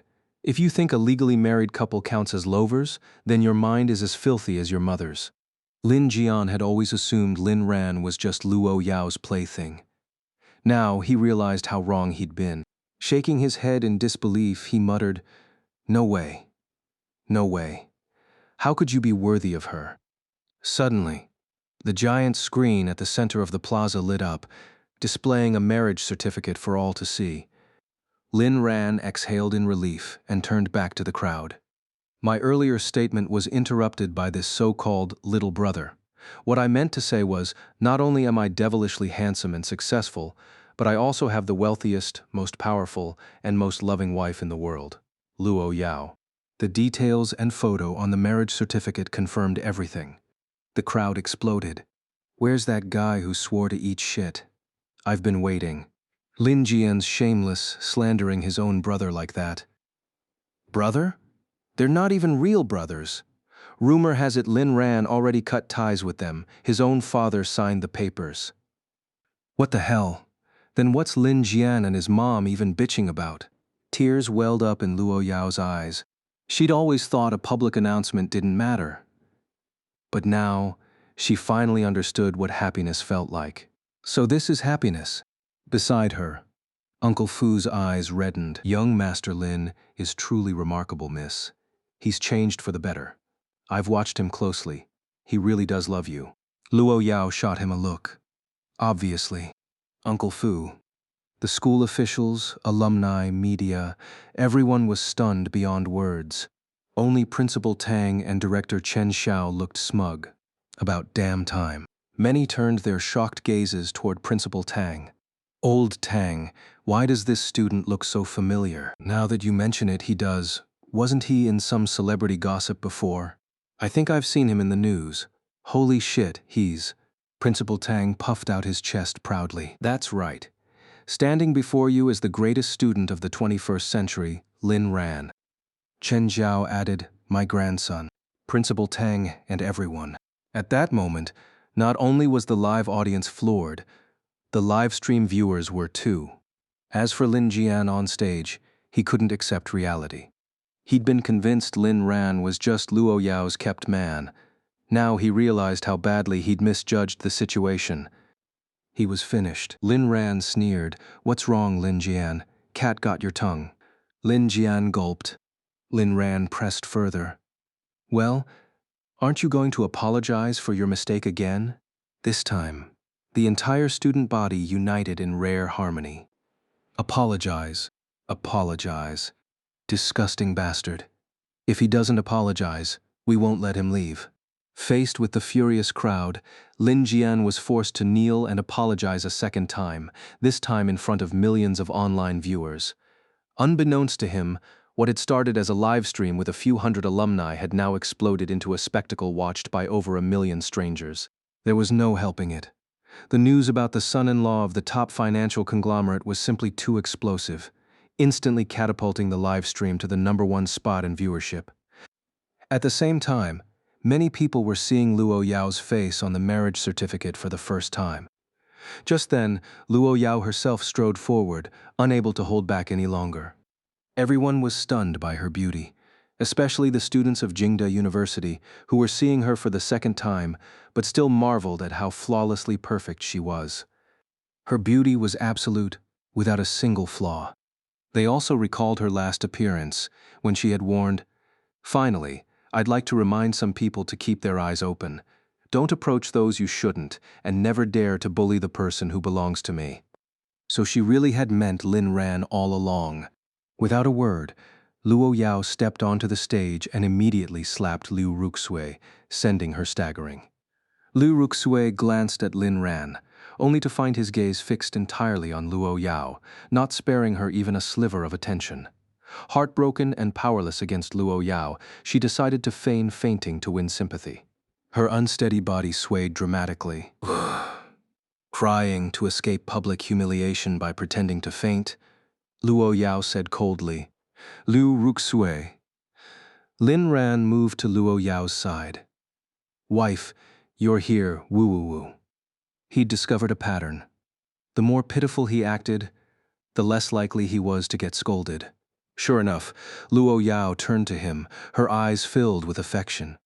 Ah, Ran, what did you just say? Lin Ran sniffled. I said you're here, and I was almost bullied to death by them. Without hesitation, Luo Yao stood on her tiptoes and kissed him, flaunting their love in front of the entire live audience. Luo Yao whispered, as promised, anytime, anywhere. This time Lin Jian didn't dare provoke her. Even Liu Yimei kept her head down, avoiding Luo Yao's gaze. The heiress of the top financial empire had repeatedly proven her ruthless nature to them. Overwhelmed by happiness, Luo Yao tried to pull Lin Ran away, but he stopped her. Her eyes softened. What's wrong? The event isn't over yet. All right, I'll stay and watch with you. At that moment, Lin Ran picked up the microphone. Fellow students, teachers, and honored guests, thank you for witnessing my happiness. Since you're here, let me give you something to remember. With a wave of his hand, the stadium's giant screen lit up, revealing footage that sent shockwaves through the crowd. The video showed Liu Ruxue and Lin Jian in an unspeakable act. Lin Ran, ever considerate of public sensibilities, had pixelated the footage, but with a twist. While others blurred faces, he blurred everything except the faces. Gasps erupted, and the stadium erupted into chaos. Holy shit, aren't Lin Jian and Liu Ruxue supposed to be cousins? Ha ha ha, I've lost my mind. The world has officially ended, accusing Lin Ran when they're the real experts in forbidden love. Luo Yao watched Lin Ran's public execution of Liu Ruxue and Lin Jian, her eyes sparkling with admiration. Meanwhile, the live stream abruptly cut to black, banned for 5 minutes due to violations. The chat exploded. WTF? Why cut it off at the best part? Why? Was that Luo Yao just now? She's unreal. I thought Lin Ran was just a political marriage for her. Seeing them like this, I was wrong. This live stream is wilder than any drama. Am I the only one who noticed Lin Jian and Liu Ruxue are actually cousins? What kind of next-level incest is this? Incest lore originated from a foreign couple whose father broke their legs. They fled to another country to live freely, hence the term. Thanks for the trauma. Never explain again. On stage, Lin Jian's eyes bulged in disbelief. Meanwhile, countless phones were raised to record the scene. Luo Yao finally took Lin Ran's hand and led him off stage.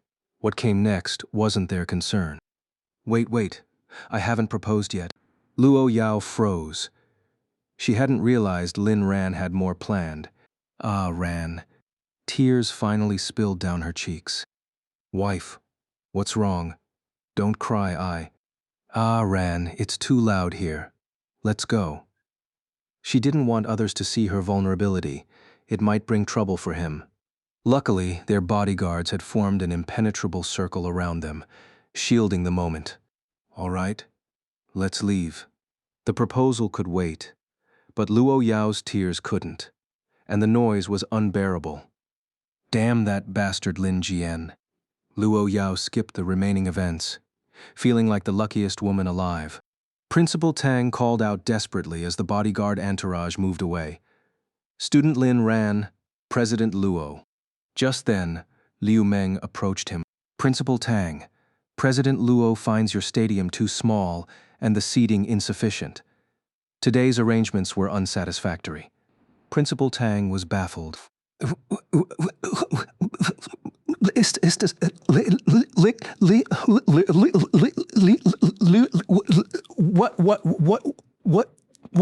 What does President Luo mean? She's displeased with Lin Jian's appearance and the venue's capacity. Your university needs a stadium that seats tens of thousands, with one condition. Next time young Master Lin speaks, every seat must be filled. Principal Tang stood speechless, utterly lost in the wind.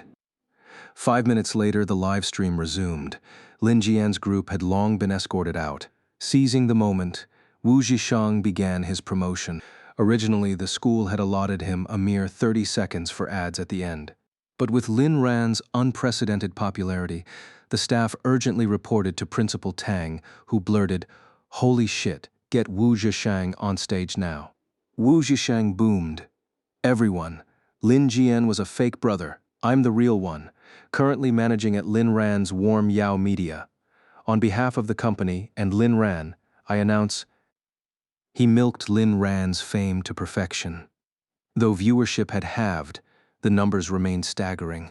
Lin Ran's hype persisted, and with Chen Qingtian, a top-tier actress, attached to the short film, it skyrocketed to trending. The release date was set for mid-November. On the way back in the car, Lin Ran spoke with a hint of grievance. Darling, I was planning to propose to you in front of the whole world today, but those disgusting people ruined it. Luo Yao was taken aback. Haven't we already registered our marriage, and last time at Wangfeng Mountain, that was just exchanging rings, not an official proposal, and I promised you a wedding. Confessions, proposals, rings, weddings, holidays, birthdays, everything other girls have, you'll have too. Luo Yao nestled into Lin Ran's arms, her eyes misty. All I've ever wanted is you. The formalities don't matter to me. Lin Ran let out a relieved sigh. Well then, but if you break your promises, I'll make you bite the edge of a table and smash your head until your teeth fall out. Then you'll never dare lie to me again. Lin Ran swallowed the rest of his words. Guess I have no choice but to propose and give you that wedding. Let me think about how to... Boom, boom, boom. A series of explosions suddenly rang out. Just as the two were lost in their sweet moment, their car passed over a bridge. The executive sedan was blasted off the ground, flipping several times before coming to a stop. A shadowy figure stood on the bridge watching the wreckage. The bodyguards stared in disbelief before rushing toward the scene. Young Master Lin, Miss Luo.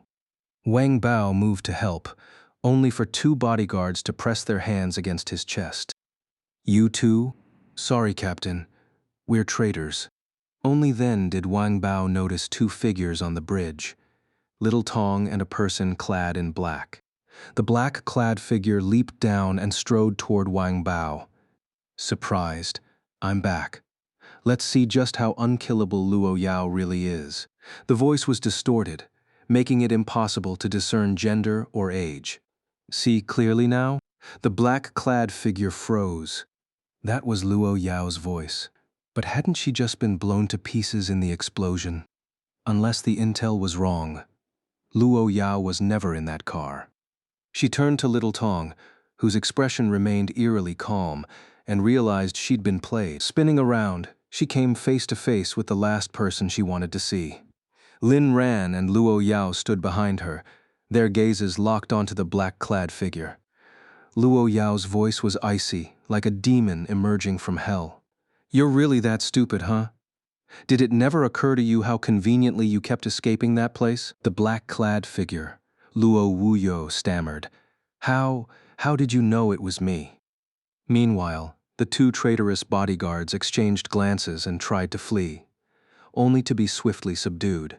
Little Tong's movements were rarely known, and even he hadn't expected two bodyguards to actually betray them. "Luo Wuyo, you think you're clever. Too bad now. Who's backing you? Tell me and I'll make it quick. This time you won't get lucky again." Luo Wuyo felt the encroaching presence of the bodyguards and the deathly chill in Luo Yao's stare. The air reeked of doom. "So this was another one of your traps. You wanted to lure out my allies, but do you really think I'd talk?" Luo Yao never wasted words on the stubborn. In a flash, she lunged forward. Luo Wuyu knew it was life or death. No more holding back. She drew her dagger, her weapon of choice, and thrust it straight for Luo Yao's heart. But Luo Yao was already in front of her, hand pressed against Luo Wuyu's head at point-blank range. Bang! Withdrawing her hand, Luo Yao looked down at Luo Wuyu's fallen body with disdain. "Times have changed, and here you are still playing with knives. Who do you think you are? Take Luo Wuyu to the Luo family estate. Let the old man see his daughter, or rather, touch her one last time." "Yes, miss." Luo Wuyu died never imagining her final confrontation with Luo Yao wouldn't be a life-or-death struggle, but an instant, brutal end. Luo Yao suddenly collapsed to the ground, clutching her chest. Lin Ran panicked, rushing to her side. "Yao Yao. Quick, call a doctor." Tears streamed down his face as he saw the blood staining her clothes. No. You promised you'd stay with me forever." His world shattered in that moment. Never had he felt such terror, such helplessness. "Luo Yao, can you hear me? You liar. You said no one could hurt you. How could you, doctor? Where's the damn doctor?" Unable to bear his anguish, Luo Yao quietly opened one eye. Lin Ran, "Yao? It's fake. The blood's fake. Don't panic, just keep pretending to cry." Lin Ran's mind blanked for a second before he caught on. "Yao Yao," I sobs. He finally understood why Luo Yao, who could have instantly killed Luo Wuyo, chose to engage in close combat instead. It was all to create the illusion of being injured. It had truly terrified him. Lin Ran wasn't pretending to cry. He was genuinely crying, overwhelmed by fear. A grown man, usually too reserved to show his emotions, now had the perfect excuse to let it all out under Luo Yao's orders. What a brilliant actor he was. After pretending to cry for a while, Lin Ran carried Luo Yao into the car and drove toward the estate. Meanwhile, specialists from several hospitals in the capital were also en route. The convoy resumed its journey, and the wreckage of the exploded vehicle was swiftly dealt with. However, all of this was being observed through a pair of binoculars from a distant tower. The black-clad man lowered the binoculars and stood in silence for a long time, before slowly removing his hood. "Little girl, we meet again." What puzzled him the most was Little Tong. Now it seemed those two bodyguards had genuinely been turned by her, carrying out the bomb installation as he had planned. Except Little Tong was working with Luo Yao, which was why Luo Yao never boarded that car. He couldn't understand. How could Little Tong betray him after consuming the substance he'd given her? He had considered the possibility of her faking her betrayal, but he never imagined someone would willingly throw their life away. Suddenly, he remembered something: the last bite of bread Little Tong had taken. It had been in a blind spot of the surveillance. Damn it, he'd been fooled. But did they really think this was enough? With Luo Yao severely injured, this was the perfect opportunity. If you die, so be it. If you refuse to go quietly, I'll help you along. The black-clad man stripped off his outerwear and issued orders to the men behind him. Assemble, we're heading to Dongtian Estate. Little girl, did you really think your uncle wouldn't have a backup plan? Back at the estate, Luo Yao immediately sprang back to life, clinging to Lin Ran and refusing to let go. Ah, Ran, I'm sorry for making you worry. Lin Ran's eyes were still red. The agony of near loss had shattered him, but the joy of having her back filled him with relief. Next time, don't you dare lie to me again. Luo Yao, fine. If I lie to you again, may my whole family perish. Lin Ran burst into laughter. Oh, you. How dare you copy my lines? Luo Yao and Lin Ran were being affectionate for a while before the expert team arrived. Of course, these experts were all from the Yi family, a prestigious medical dynasty scattered across various top-tier hospitals in the capital. After they left, Luo Yao reappeared. She glanced at Little Tong. 10 times the bonus. Little Tong was overwhelmed with gratitude, almost kneeling to thank her for such generosity. Lin Ran walked over and patted his shoulder. I heard from Wang Bao that the man in black suspected you had feelings for my wife? Little Tong immediately looked miserable and protested. Young Master Lin, that's a misunderstanding. He was just making wild guesses. I'll forfeit the bonus. Lin Ran found this bodyguard rather endearing and waved his hand dismissively. Just teasing you. You should take the bonus. It's the least you deserve after being poisoned. Besides, I'll help you find your white moonlight. Yi Xian had already examined Little Tong earlier. The toxin was minimal and would naturally metabolize without needing an antidote. Little Tong's eyes lit up, his heart racing with excitement. Thank you, young Master Lin, thank you. Little Tong's white moonlight was a story for another time. Yao Yao, you've figured out who the enemy is, right? Luo Yao nodded. Your second uncle, isn't it? How did you guess? Lin Ran pointed at his own eyes. Because I'm not an idiot, and I know you well. Luo Yao leaned in close, her eyes locked onto Lin Ran's. Ah, Ran's eyes are so bright I can see my reflection in them. Lin Ran wondered how Luo Yao's thoughts could jump so quickly. Of course, because my eyes are only for you. Only then did Luo Yao return to Lin Ran's earlier question. Then tell me, how well do you know me? Lin Ran replied. For example, just now if you didn't know who the enemy was, you wouldn't have eliminated Luo Wuyo, right? Luo Yao nodded. I had some certainty. So is it really your second uncle? Exactly. Then what should we... Luo Yao pressed a slender finger against Lin Ran's lips. Right now, I don't want to discuss this. I want you. Luo Yao was in an exceptionally good mood today. She was determined to engage in a fierce battle with Lin Ran until the very end. After the intense encounter, Lin Ran couldn't shake the feeling that something was off. In the dead of night, he was once again dragged into a nightmare. He looked around. Everything was dark, the only light faintly visible ahead. Where was this? It felt like a cave, but not a natural one, more like an enclosed pit.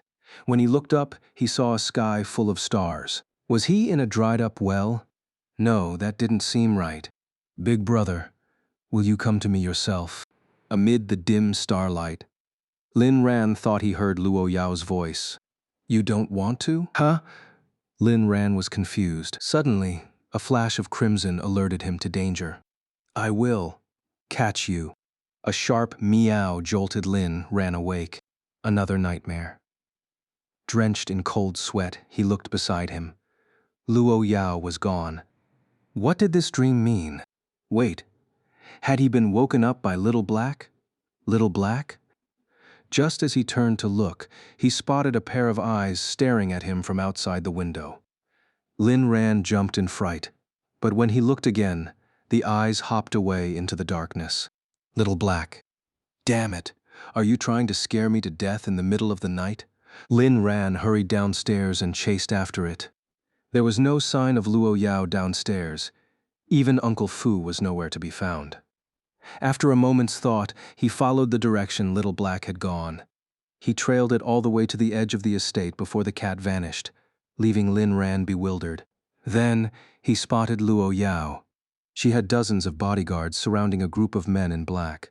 The leader, clearly injured, stood in the center, locking eyes with Luo Yao in a deadly stare. Lin Ran stayed hidden, quietly moving closer. Uncle Fu seemed to notice him, but Lin Ran gestured for silence. "You're not injured?" The shadowy figure finally spoke. "I lured you out, Luo Wushuang." As expected of Luo Yao. "What, won't you even call me second uncle now?" Luo Yao scoffed. "I'm going to kill you today, so there's no need for familial titles. The only family I have is Ran." Luo Wushuang laughed bitterly. "Truly a woman without emotions. Blood ties mean nothing to you." "Isn't this what the Luo family wanted?" Luo Yao shot back. Luo Wushuang took a deep breath, unpleasant memories flooding his mind. Back then, after Luo Yao returned, she threw the entire Luo family into chaos. She wasn't fit to be the family's guardian. But no one expected her to wipe out the entire Luo bloodline in one fell swoop, and the first victim had been him, Luo Wushuang. That time, Luo Yao had ordered an attack on him. He lost a leg but barely escaped. Later, news of the Luo family's tragedies spread one after another. At first, Luo Wushuang thought he had suffered the worst. But when he heard the others' fates, he felt almost lucky. Luo Yao had been inexperienced when she targeted him. She hadn't gone for the kill. If he had been her last target, his fate would have been the same as the others. Back then, Luo Yao had declared, "Isn't this what the Luo family wanted in a guardian? No family, no friends, no emotions. I've achieved it." Luo Wushuang sighed deeply, abandoning any debate over right and wrong. He just wanted to survive. "This time, I've lost. But do you really think you can stop me?" Luo Yao narrowed her eyes. She was certain she could trap Luo Wushuang. Where was his confidence coming from? But if he dared say such a thing, he must have a backup plan. "Go on. What's your bargaining chip for me to let you go?" Luo Wushuang smirked. "Smart. I've established an organization. If I don't walk out of here alive, its members will hunt down Lin Ran, indefinitely." Lin Ran, listening from the shadows, widened his eyes. "What the hell, old man? Are you insane?" He blurted out, startling both Luo Yao and Luo Wushuang. When had Lin Ran gotten here? Luo Yao shot a cold glare at Uncle Fu, who lowered his head, not daring to meet her gaze. "Don't blame me. You said yourself everything in the estate follows young Master Lin's orders. He told me not to make a sound, so I didn't dare utter a word." Lin Ran walked to Luo Yao's side and gently took her hand. "Yao Yao, handle your business." His reassuring gaze eased her tension. The Ran of today was not the same as before. Luo Yao spoke coldly. "It doesn't matter. I'll protect Ran. If I fail and he dies, I'll die with him. But if you think you can threaten me using him, you're mistaken." She then turned her gaze to Lin Ran, who nodded in agreement. "Did you hear that? My wife and I are on the same page. If you dare lay a finger on her, I'll end you and then join my wife in the afterlife." Luo Wushuang frowned. He had to admit, Luo Yao was a woman whose mindset differed from ordinary people. But why was Lin Ran acting the same way? No, Lin Ran was faking it. He had collaborated with Luo Wuyo before, and the intel he provided was genuine. According to the records, Lin Ran had repeatedly tried to break free from Luo Yao. Only recently had he started acting like he loved her. There was only one explanation. A person couldn't suddenly fall in love with someone they once despised. Therefore, Lin Ran was afraid of Luo Yao. Everything about him was an act. "I, Luo Wushuang, am truly a genius." Luo Yao said, "However, I'll give you one chance. I'll let you go." Luo Wushuang's eyes darkened. After a long pause, he asked, Really? Of course. Luo Wuxuang smirked. So you do care about this man? I don't understand. Does family mean nothing to you? Luo Yao scoffed. What are you compared to my Aran? You're not even worth a fraction of him. Damn it. Luo Wuxuang nearly lost his composure. Her words weren't vulgar, but they cut deep. After shooting Lin Ran a sharp look, he vanished from the estate. Once Luo Wuxuang was gone, Lin Ran asked, "Do you actually trust him?" "No." "Then why let him leave?" "Because he has something I want, but he won't give it to me." Truthfully, what Luo Wuxuang held wasn't absolutely essential. What Luo Yao truly wanted was Lin Ran's safety. She just wouldn't admit it out loud. Even if Luo Wuxuang's threats might be empty, Luo Yao wasn't willing to gamble. She had faked an injury to lure him out, and though she'd countered his move, she couldn't kill him. The entire plan had failed. At least she now knew who the real enemy was. "Wife, you're not doing this because you're worried about me, are you?" Luo Yao met Lin Ran's eyes. "Maybe, but I've also said, if we die together." Lin Ran spread his hands. "Of course. We agreed." Aran. "Yeah. I love you so much." Memories of Lin Ran flooded Luo Yao's mind, and she felt an overwhelming urge to devour him whole, as if only then could they truly become one. Her love had always carried danger. Lin Ran smiled. "I know no one in this world loves me more than you do." Lin Ran's love for Luo Yao wasn't just for this lifetime. It spanned past lives and histories. It was a love woven with devotion, adoration, indulgence, gratitude, guilt, and protection. And, of course, her body. Lin Ran had long since surrendered to it. Though imperfect, his love was utterly sincere. Luo Yao lowered her head, her heart heavy. If she had dealt with Luo Wuxuang today, their enemies would have dwindled, bringing them one step closer to their dream of a peaceful retirement. "Yao Yao, do you think your uncle will come after me?" Luo Yao gave him a puzzled look. "Why would you think that? I doubt he'll make a move anytime soon. He must know how thoroughly I protect you." Lin Ran figured she was right. "Then tomorrow I'll head to the company for a meeting. If you don't want to come, you can wait in your office." "All right." Luo Yao knew Lin Ran was using this as bait to draw Luo Wuxuang out. Touched by his courage, she remained vigilant. As night fell over the world, Capital University's centennial celebration also reached its grand finale. Chen Qingtian volunteered to perform a dance, reigniting the buzz around the short drama. Overnight, the internet exploded. By the next morning, the top 10 trending topics were all about Lin Ran. 1. Luo Yao's husband. 2. Fake young master, real green tea. Lin Jian. 3. Shocking revelations. The incest expert, Lin Jian. 4. A stepmother's depravity, moral collapse or human corruption. 5. The ultimate betrayal, the abandoned child, Lin Ran. 6. Chen Qingtian and Lin Ran's connection. What is the Chen family? 7. The man behind Surin Group and Nguyen Yao Group, Lin Ran's true identity. 8. The century's worst father, Lin Tianba. 9. Capital University's centennial, the principal's meme-worthy expressions, a once-in-a-lifetime show. 10. Nguyen Yao Media's short drama premieres this November. This time, Lin Ran's identity had been completely exposed, more thoroughly than when Su Jiangguo had publicly backed him. Netizens were stunned to learn how much hardship he had endured. At least he had risen now. Just being Luo Yao's husband alone meant he could strut anywhere in the world. And with his numerous hidden identities surfacing, the hype propelled Nguyen Yao Media's short drama to unprecedented pre-release numbers, single-handedly elevating the short drama market beyond its current standing. That same day, Lin Ran returned to the company, bringing Uncle Fu along for safety.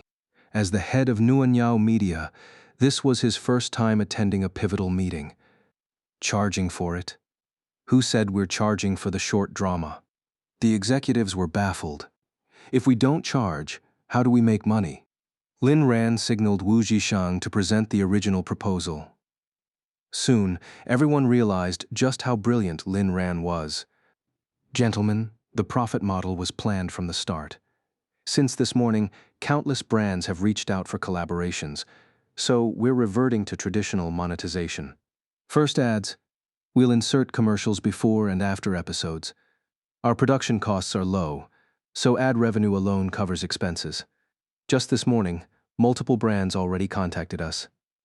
Second, platform licensing. We'll sell distribution rights. Third, shopping conversions. Fourth, live stream promotions. Our hosts are top tier. Fifth, VIP early access.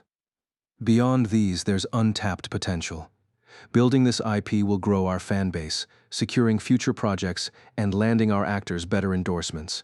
The more they listened, the more awestruck they became. From the very beginning, he had everything mapped out. At this stage, short dramas lacked a fixed profit model, yet Lin Ran had devised a viable strategy with one key difference: free viewing. After all, audiences already invested time. Asking for money too? Capital could afford to be shameless, but not unprofitable. Lin Ran could afford to forego profit, but not his principles. Everyone else quickly caught on as well. According to Lin Ran's plan, this was truly an operational model where a free short drama could leverage big capital. Just this one short drama alone could earn profits that traditional companies could hardly dream of. No wonder he was the boss. Though Chen Qingtian wasn't part of management, she had attended this meeting and was utterly stunned by what she heard. How could this brainless short drama possibly make more money than producing an entire movie? Shaking her head at the thought, Chen Qingtian chuckled self-deprecatingly. She must be out of her mind. There was no way that could happen. All right, that's it for today's meeting. I need to go find my wife, Wu Zhishang. Bring an assistant and come with me to Luo Corporation to discuss the collaboration. Wu Zhishang, Chairman Lin, I don't have an assistant. Just grab anyone. After wrapping up this pivotal meeting, Lin Ran left the company, heading back to Luo Corporation to find Luo Yao. But the moment he stepped out of the building, someone stopped him. A burly man charged at him, brandishing a belt like a tiger pouncing down a mountain, the sight alone enough to send chills down one's spine. "You little bastard, I'll beat you to death." Lin Ran was startled, initially thinking Luo Wushuang had sent someone after him. But upon a closer look, well, it was Lin Tianba. Wang Bao and Little Tong immediately rushed forward, while Lin Ran strolled over leisurely. "You little brat, call them off. I'm your father. It's only right for me to discipline you."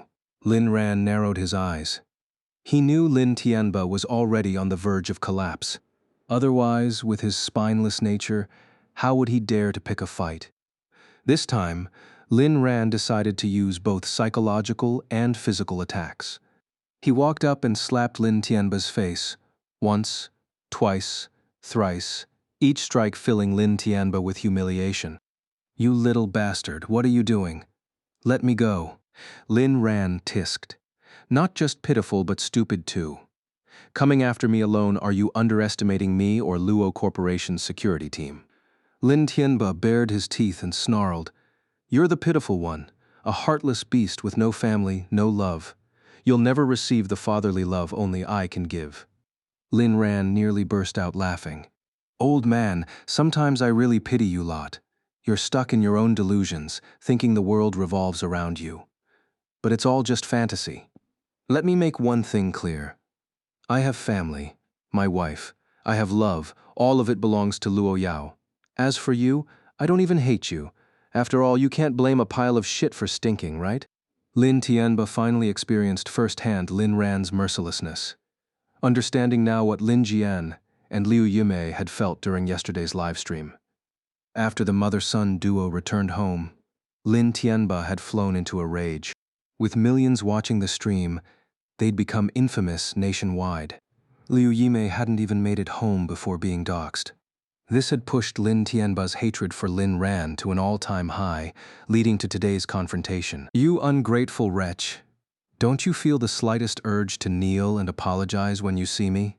Lin Ran, Hold on, you're speaking Chinese, but I can't make sense of a word you're saying. Did a donkey kick you in the head?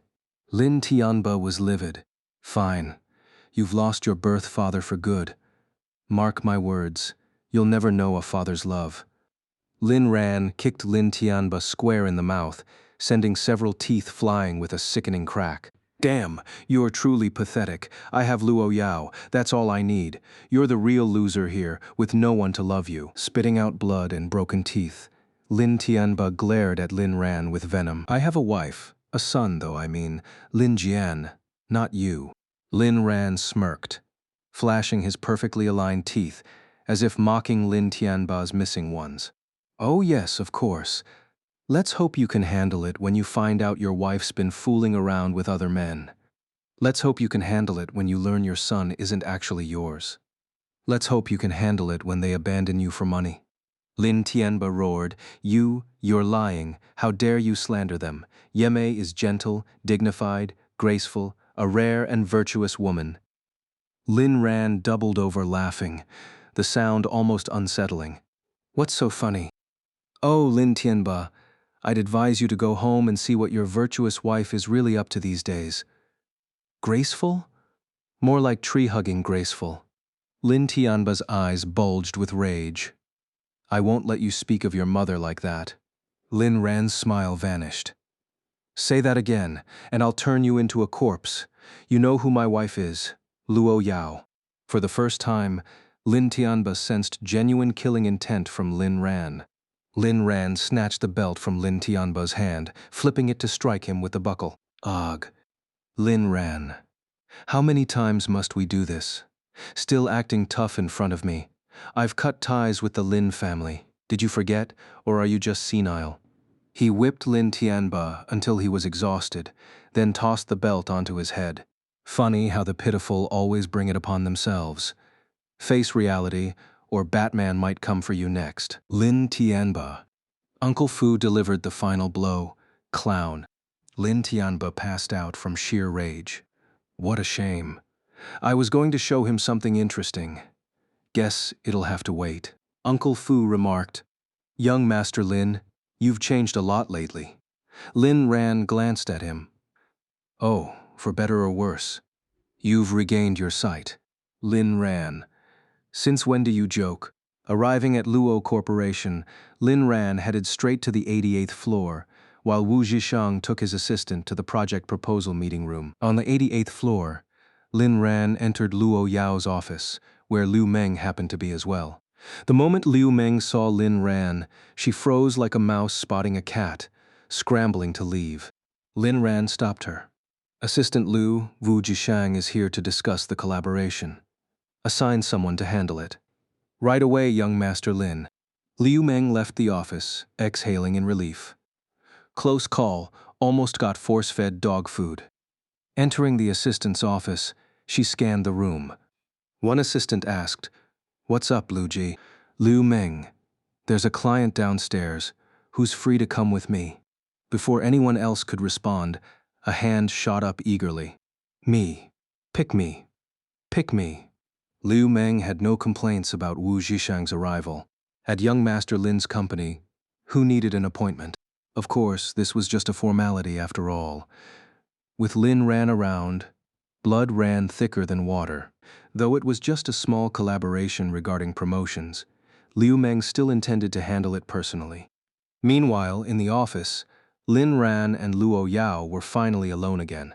Even though they spent every waking moment together, they remained inseparable, as if being apart would strip their lives of meaning. Ah, Ran, Dean Yi just called. He said it's time for your follow-up checkup. Should they come here, or will you return to the estate? Lin Ran, no need. I think I'm in good shape. No, you have to go. Lin Ran, fine then. No need to trouble them, I'll just go to the hospital. Luo Yao, I'll go with you once I finish my work. Uncle Fu and Wang Bao can accompany me. It won't take long, and the hospital isn't far. Luo Yao nodded. All right. After Lin Ran left, Luo Yao narrowed her eyes. Will he make a move? Liu Meng personally led the team to receive Wu Zhishang, and among them was Zhang Xinyan, the same woman who had wrongfully accused Lin Ran before. As soon as Wu Zhishang entered the meeting room, he spotted an introduction card featuring Lin Ran and Luo Yao. Luo Yao, CEO of Luo Corporation. Lin Ran, the boss's husband. Pfft. Wu Zhishang couldn't hold back and burst out laughing, pointing at the photos. Wow. Just wow. This has to be my sister-in-law's doing. Ha ha ha. This is killing me. Just as Wu Zhishang was doubled over with laughter, the meeting room door swung open, and Liu Meng walked in with Zhang Xinyan. Zhang Xinyan saw Wu Zhishang pointing at the photos and mocking them, and her brows instantly furrowed in anger. Why are you laughing at our CEO's photo? You creep. Wu Zhishang. That's my sister-in-law. Your sister-in-law? Do you even know who she is?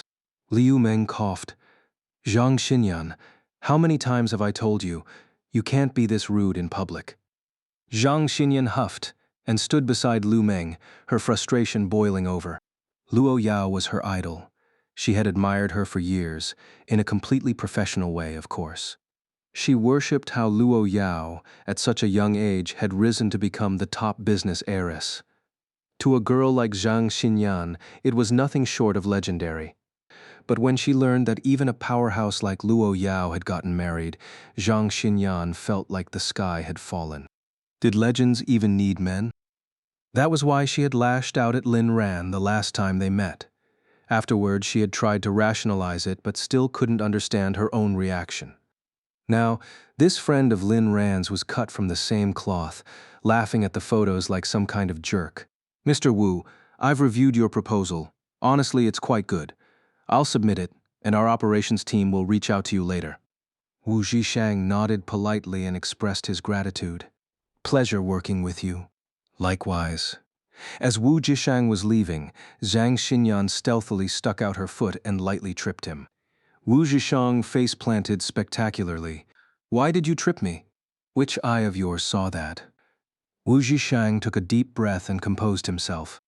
Miss Zhang Xinyan, as an assistant at Luo Corporation, you should uphold the professionalism expected of a major company. Even if you dislike me, resorting to petty tricks is beneath you. Zhang Xinyan wanted to argue, but Liu Meng's icy glare shut her up. Wu Zhishang, you can pull this on me, but don't try it with others. If this weren't my sister-in-law's company, I'd have made you pick something up off the floor. Zhang Xinyan, pick what? Your teeth. You. How dare you? Before Zhang Xinyan could explode, Wu Zhishang walked away. Strangely, she found herself frowning in thought, suddenly noticing something admirable about him. Turning to Liu Meng, she said, that guy's memory is impressive. Liu Jie only said my name once, and he remembered it. Liu Meng shot her a look. With a name like yours, who needs a second try? Zhang Xinyan blinked, confused. Zhang Xinyan, you're just an intern. If you don't want this job, get lost. You're ruining Luo Corporation's image. How do you expect to represent us in the future? Zhang Xinyan paled and quickly promised never to do it again.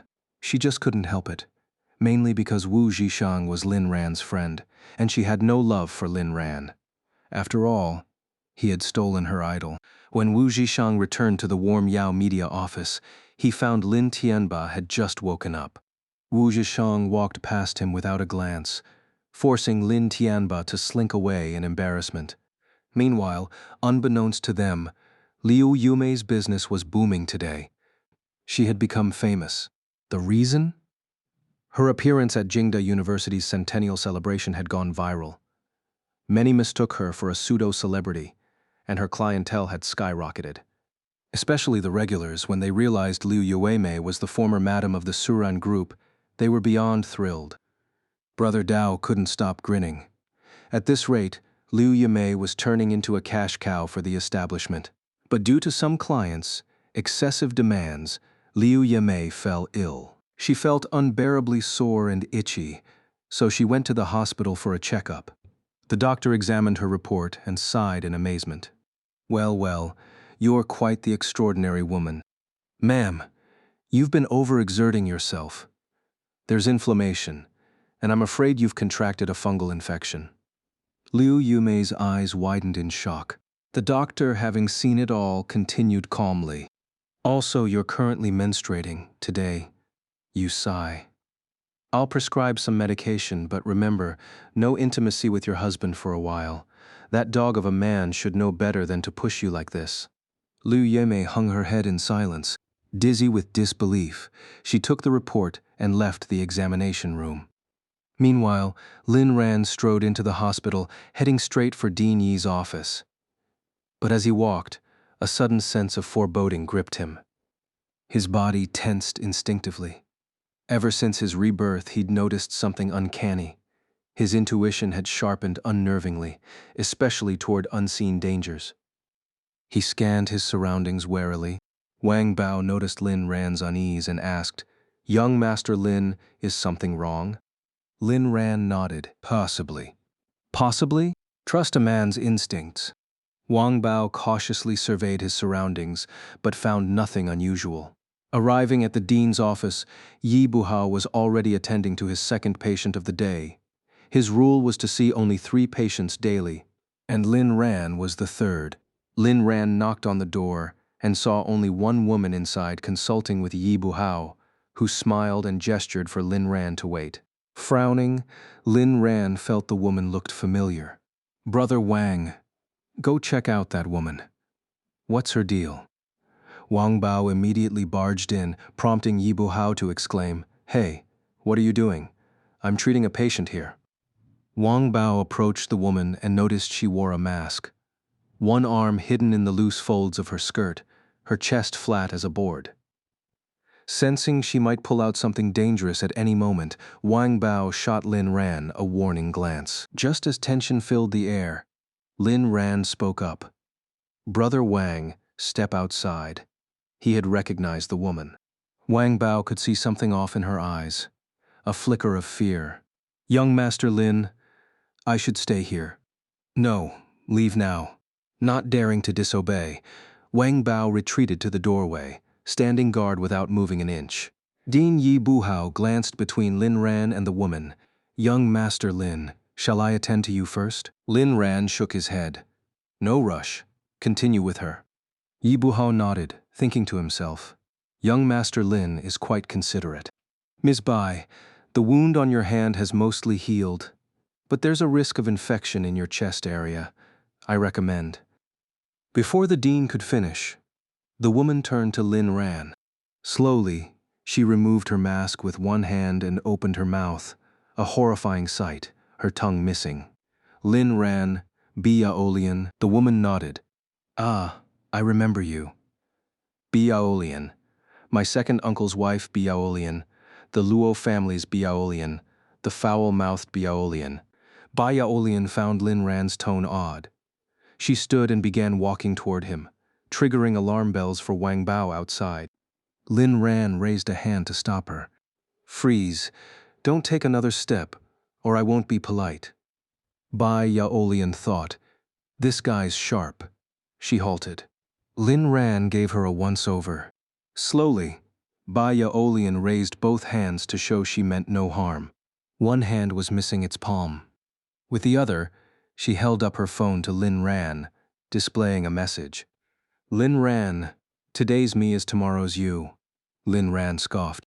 And, seeing his disbelief, Biaolian knew the shock factor wasn't enough. She tore off her outer garment with her remaining hand, revealing nothing beneath. Lin Ran averted his gaze from her chest. Bai Yaolian handed him the phone. The screen read, "This was all Luo Yao's doing. Terrifying, isn't it?" Lin Ran thought, "My wife isn't terrifying. She's the warmest, most adorable woman in the world. You just lost a hand, a tongue, and 2 lumps of flesh. Stop playing the victim." Suddenly, Lin Ran realized something serious. Bai Yaolian had clearly come for him, and she knew his schedule. This was unsettling. Her husband, Luo Wushuang, must have orchestrated it. "Get out if you're done. Don't waste my time. After my checkup, I'm going home to my wife." Lin Ran returned the phone. Head bowed, Bai Yaolian left. Unnoticed, Lin Ran slipped a note hidden beneath the phone into his pocket. Young Master Lin, you know that patient. She's your aunt? Lin Ran. She's a dog. Yi Buhao choked on his words, realizing he'd overstepped. Young Master Lin, let me examine you. After the checkup, Lin Ran fixed Yi Buhao with a stare. Give me B. Yaolian's medical records. Young Master Lin, that's against protocol. When I tear this hospital down, you'll learn what protocol is. Yi Buhao wiped sweat from his brow. Understood. Lin Tianba's threats had been empty. But Yi Buhao knew Lin Ran meant every word. Leaving the dean's office, Lin Ran's mind swirled with suspicion. Who leaked my schedule? This world was full of dangers and coincidences. Back on the first floor, a figure crouched in a corner, sobbing, caught his eye. Lin Ran approached and stood beside her, smirking at the paper in her hands. Noticing the shadow, Liu Yimei looked up and froze at the sight of Lin Ran, eyeing her document. You Xiao Ran, what are you doing here? Lin Ran knew her weakness. Conflict was avoidable for now. Well, the older you get, the wilder you play. Catching all kinds of fun diseases, huh? Hilarious. Xiao Ran, Mom begs you, don't tell anyone, okay? Lin Ran's smile vanished. Liu Yumei quickly corrected herself. Xiao Ran, I'm begging you, don't tell anyone. Lin Ran coldly asked, Who are you? Liu Yumei stiffened, recalling the last time Lin Ran had forced her to her knees upstairs. I'm a homewrecker. The last word was barely a whisper. I can't hear you. Trembling under his glare, Liu Yimei realized she'd grown afraid of Lin Ran. He wasn't the helpless child she once bullied. I am a homewrecker. The crowded first floor turned to stare. Damn, homewreckers are bold these days, they thought. Lin Ran grinned. From now on, shout it every time you see me, or you'll regret it. He walked away, genuinely pleased. Now, he looked forward to how Lin Tianba would deal with Liu Yimei. Once Lin Ran was gone, Liu Yimei collapsed back into a crouch, tears falling silently. What did I do to deserve this? Lin Ran knew her secret. Would Lin Tianba find out? Maybe she should eliminate Lin Ran. No. Lin Ran still controlled the Lin family fortune. She needed that money back. It's mine. After getting it, she could make Lin Ran disappear. The thought startled even her. A phone notification snapped her out of it. Reading the message, Liu Yuemei broke down. I'm sick. Can I skip it? Brother Dao, you don't have the right to bargain. Get over there now. The boss loves this timing. You hear me? Despite her discomfort, Liu Yuemei went to the agreed-upon location. Lin Ran got into the car and couldn't help but smile in relief. Dean Yi had personally assured him that Lin Ran's health was perfectly fine. The poisoning symptoms from before had completely disappeared. He let out a small sigh, thinking to himself that as long as Luo Yao stayed out of the kitchen, he'd be the safest man alive. But to his utter shock, Luo Yao decided to cook again that very night. Watching her movements, everyone in the villa held their breath in fear. The only silver lining this time was that Lin Ran was helping her. Surely nothing would go wrong, right? When they emerged later, they presented a dish that looked, smelled, and supposedly tasted perfect. Luo Yao's gaze swept across the room, and everyone immediately lowered their heads, even Uncle Fu. In their hearts, they chanted the same desperate plea, Don't pick me, don't pick me, don't pick me. Only Granny Wang wore a puzzled expression. Lin Ran cleared his throat. Whoever volunteers to taste it gets double their bonus. Seeing no takers, Granny Wang finally spoke up. I'll do it, young Master Lin. No need for the bonus. It's just a taste test. How bad could it possibly be? Though Uncle Fu had collapsed last time, Granny Wang was convinced it was just his own pre-existing condition acting up. Pure coincidence. She had absolute faith in Lin Ran. After all, he was the one who usually cooked in the Lin household, and she'd assisted him countless times. His culinary skills far surpassed hers. Luo Yao gave an approving nod to the elderly Granny Wang. Using serving chopsticks, Granny Wang carefully took a bite and savored it thoughtfully. "This doesn't taste like young Master Lin's cooking." Lin Ran asked, "How is it?" Granny Wang replied, "Not bad, edible."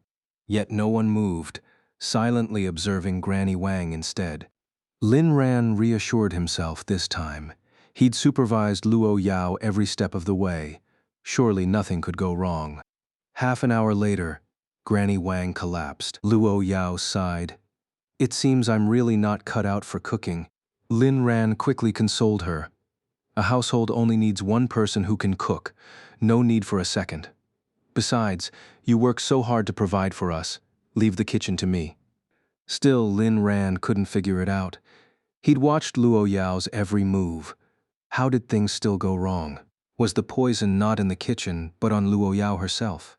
Luo Yao gazed at Lin Ran with tender affection. "Ah, Ran, I'm sorry. I'm not a good wife." "Don't you dare say that. If you're not a good wife, then no one in this world is." Uncle Fu adored watching Lin Ran and Luo Yao's sweet daily interactions.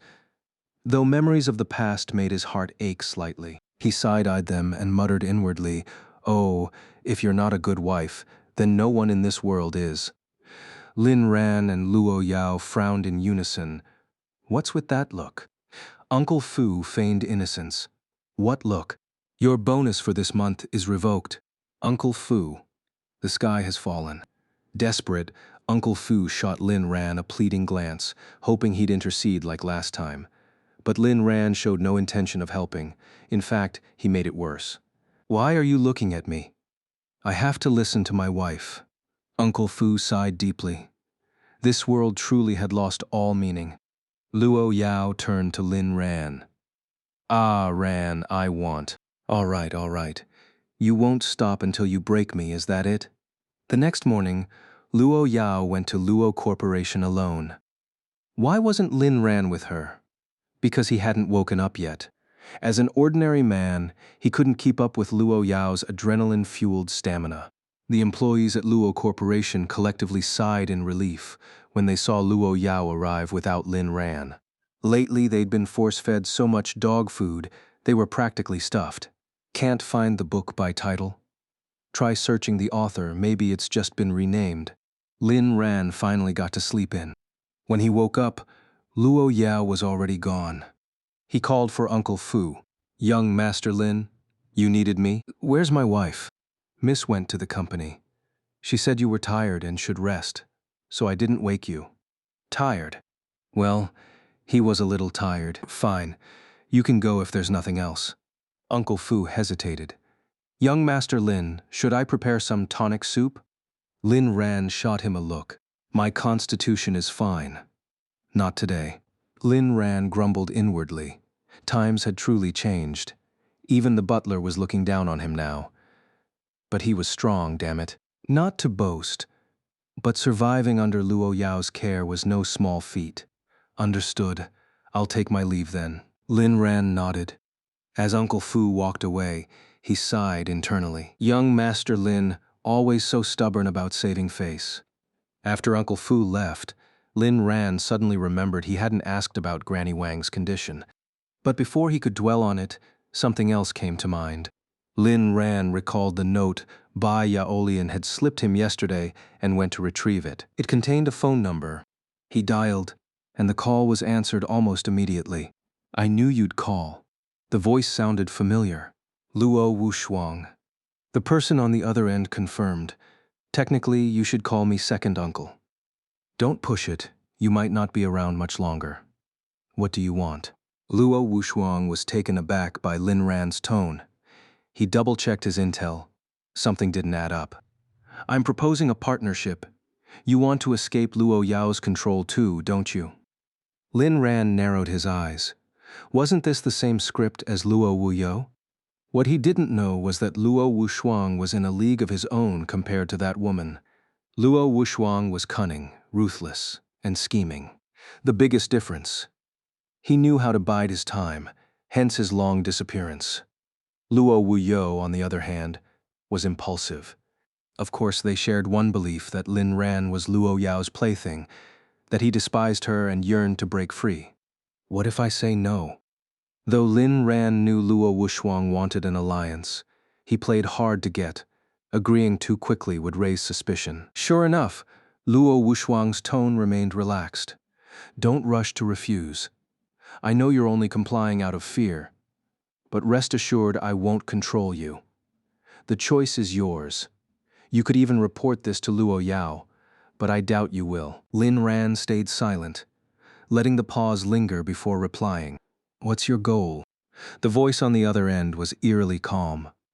To reclaim control of the Luo family. Lin Ran, do you know why Luo Yao hasn't killed me yet? Do you really think it's because of you?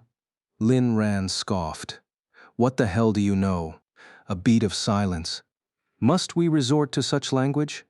Heh, I'm hanging up. Don't bother me again. Lin Ran spoke coldly before ending the call abruptly, leaving Luo Wushuang on the other end, stunned. 10 seconds later, the phone rang again. Don't hang up so fast. There's something else I need to tell you. Lin Ran replied impatiently. Spit it out then.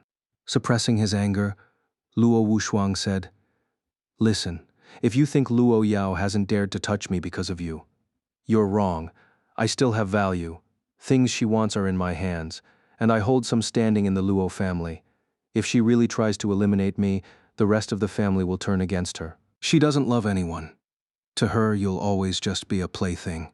Lin Ran couldn't help but laugh at the words coming through the phone. So, what's your point? Cooperation. Lin Ran fell silent for a moment before responding. I don't trust you. You don't need to trust me. You just need to know what you want. Feigning a sigh, Lin Ran said, Fine. I want this kept between just the two of us. Of course. I don't want anyone else knowing either. Lin Ran, once we bring Luo Yao down, I'll give you more wealth than you could spend in a lifetime, including the place you live now. It'll all be yours. Lin Ran curled his lips in disdain. That's already mine. Why would I need you to give it to me? That doesn't matter. Just remember your promise. Now tell me, what's your plan? There was silence on the other end before Luo Wushuang finally spoke. It's not safe to discuss over the phone. We should meet in person. Lin Ran. Fine, I'll pick the place. That's not ideal. I don't trust you, so I choose the location. All right, I'll wait for your message. After hanging up, Lin Ran narrowed his eyes. Things just got interesting. Meanwhile, Luo Wushuang smirked, as if everything had gone exactly as expected. What did Lin Ran say? Bai Yaolian stood beside him, her remaining hand pressing an electronic voice generator against her throat, producing a hoarse, mechanical sound. Her hatred for Luo Yao had reached its peak. Luo Yao had stripped her of a woman's dignity. Just as I thought. Lin Ran's submission to Luo Yao is an act. He agreed to work with me.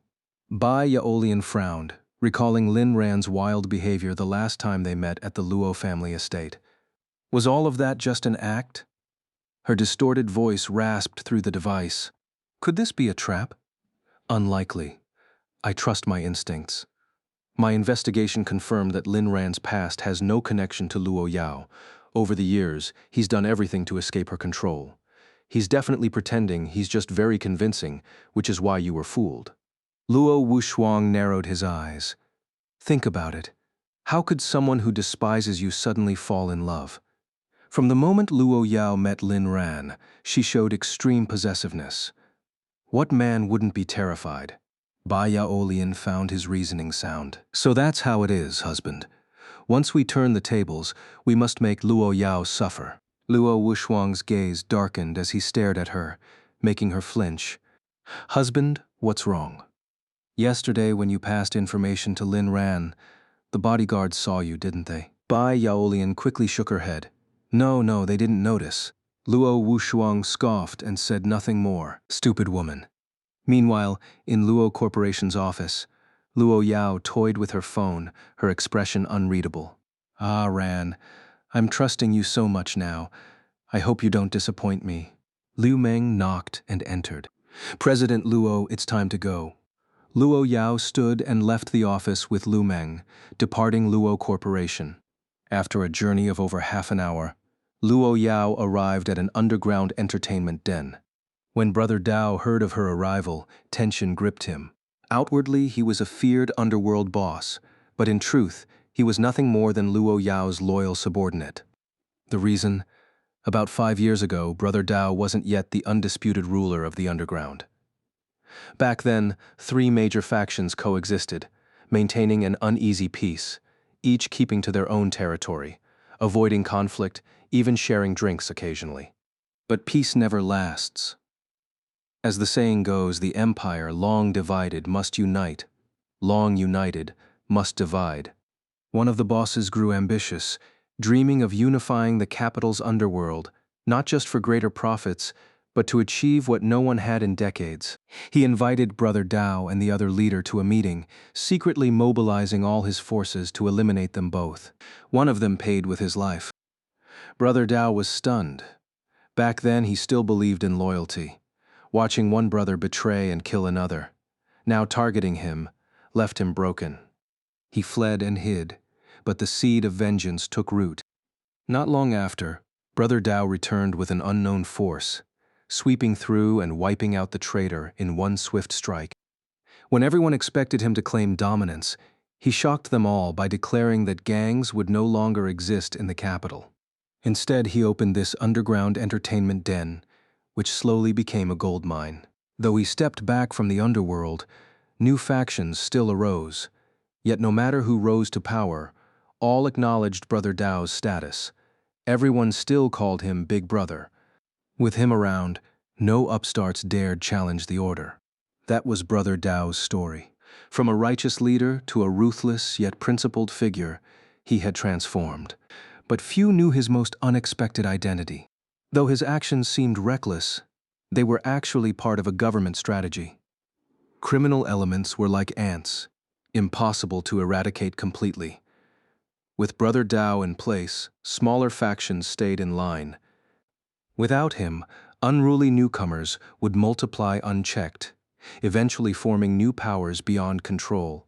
Using darkness to suppress darkness had always been a tactic, and sometimes certain tasks required men like him. For instance, Brother Dao once helped authorities dismantle a major drug ring, nearly wiping out the capital's supply. Only a trickle remained. Of course, he owed it all to Luo Yao, not just for helping him take revenge, but for showing him a new path afterward. Otherwise, he would have long been dead in some back alley. Brother Dao chose to follow Luo Yao, not just out of fear, but also respect and gratitude. After all, without Luo Yao's support back then, he would never have gotten his revenge or lived this comfortably now. Luo Yao was willing to help Brother Dao only because she needed someone like him to handle certain tasks for her. A fact Brother Dao had always been well aware of. These tasks included investigating matters that couldn't be openly discussed or tracking down people who were difficult to find. Luo Yao gave him a cold glance. "Where are they?" Brother Dao pointed toward a highly concealed room. Luo Yao instructed Lu Meng and Brother Dao to stand guard outside while she entered alone. Inside the dark room, 3 bodyguards were locked up. The moment Luo Yao stepped in, their eyes widened in terror. Betraying me? How bold. Every bodyguard by Lin Ran's side had been personally selected and trained by Luo Yao. But just the day before, she had discovered that Lin Ran's whereabouts had been leaked. She had captured the culprit, while the other 2 had been swayed by Little Tong's influence. This was also why she had left the manor alone early that morning. She didn't want Lin Ran to witness the bloody aftermath. The bodyguard who had exposed Lin Ran's movements tried to defend himself. "Miss, we didn't betray you. I only mentioned that young Master Lin was going to the hospital for a checkup. Betraying Ah Ran is the same as betraying me." The bodyguard still clung to a sliver of hope. "But I was acting for the Luo family's sake. Second Master is, after all, your own uncle." Luo Yao's eyes gradually darkened, a familiar sensation spreading through her entire body. "Do you think you're being funny?" At the sight of her expression, the 3 bodyguards broke into a cold sweat. Having served in the manor for years, they knew exactly what that look meant. Soon, the sealed room echoed with screams. By the time Luo Yao emerged again, her clothes were drenched in crimson, and the 3 bodyguards inside had become nothing more than a footnote in history. "I'll go clean up. You 2 handle the mess inside." After washing off in her private lounge, Liu Meng brought her a fresh set of clothes. When Luo Yao reappeared in the entertainment district, Brother Dao had already tidied up the remnants. "Boss, what should we do about those enemies of young Master Lin?" A playful tone laced his words. "If Ah Ran wants to play, let him. The moment he's done, hand them over to me." "Understood, boss?" Only after Luo Yao left did Brother Dao finally exhale in relief. He hadn't interacted with her often, but every encounter left him feeling the weight of death looming over him. He muttered to himself, "She's the one person in the entire Blue Star no one dares to cross." When Luo Yao returned to Luo Corporation, she was met with a sight that ignited her killing intent. "Take her out." "Right away, President Luo." Lu Meng complied, recognizing the murderous glint in Luo Yao's eyes.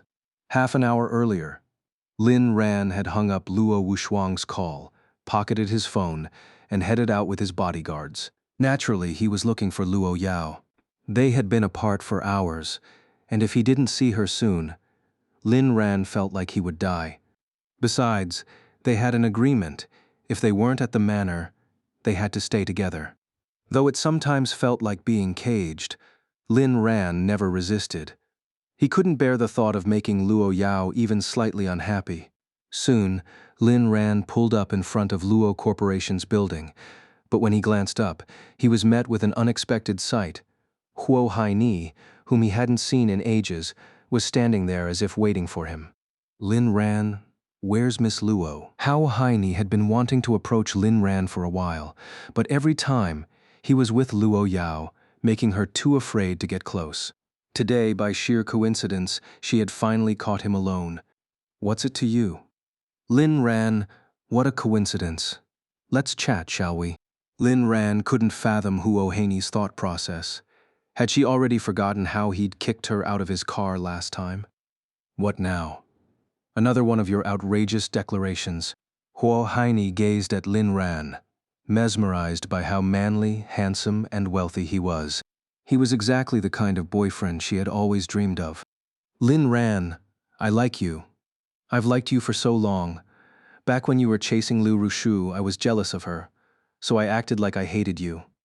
But now that you don't like her anymore, why not make me your girlfriend?"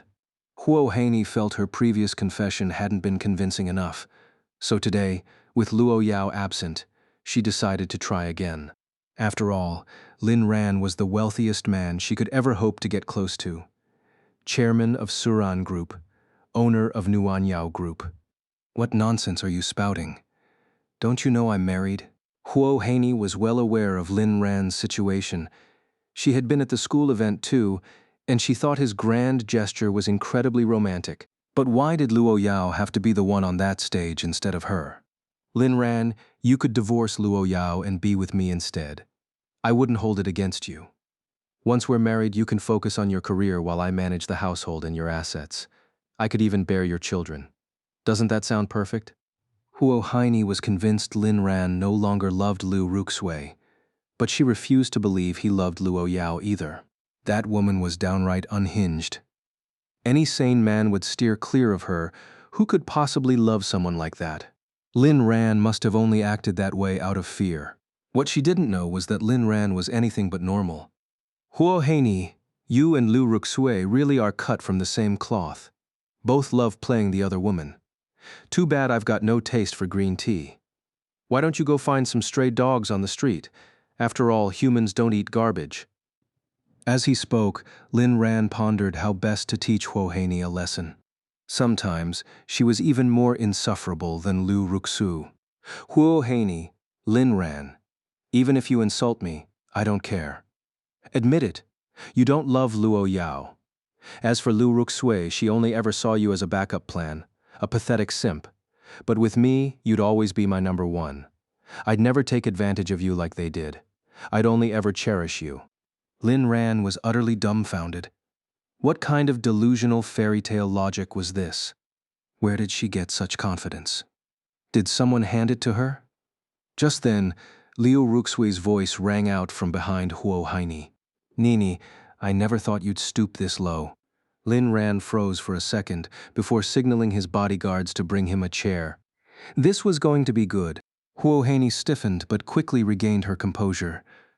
Turning around, she retorted, "What about me? What kind of person am I?" Liu Ruxue stared at her in disbelief. Life at school had become unbearable for her. Everywhere she went, people pointed fingers, and some even lashed out physically. Her family had vanished without a trace, ignoring all her calls.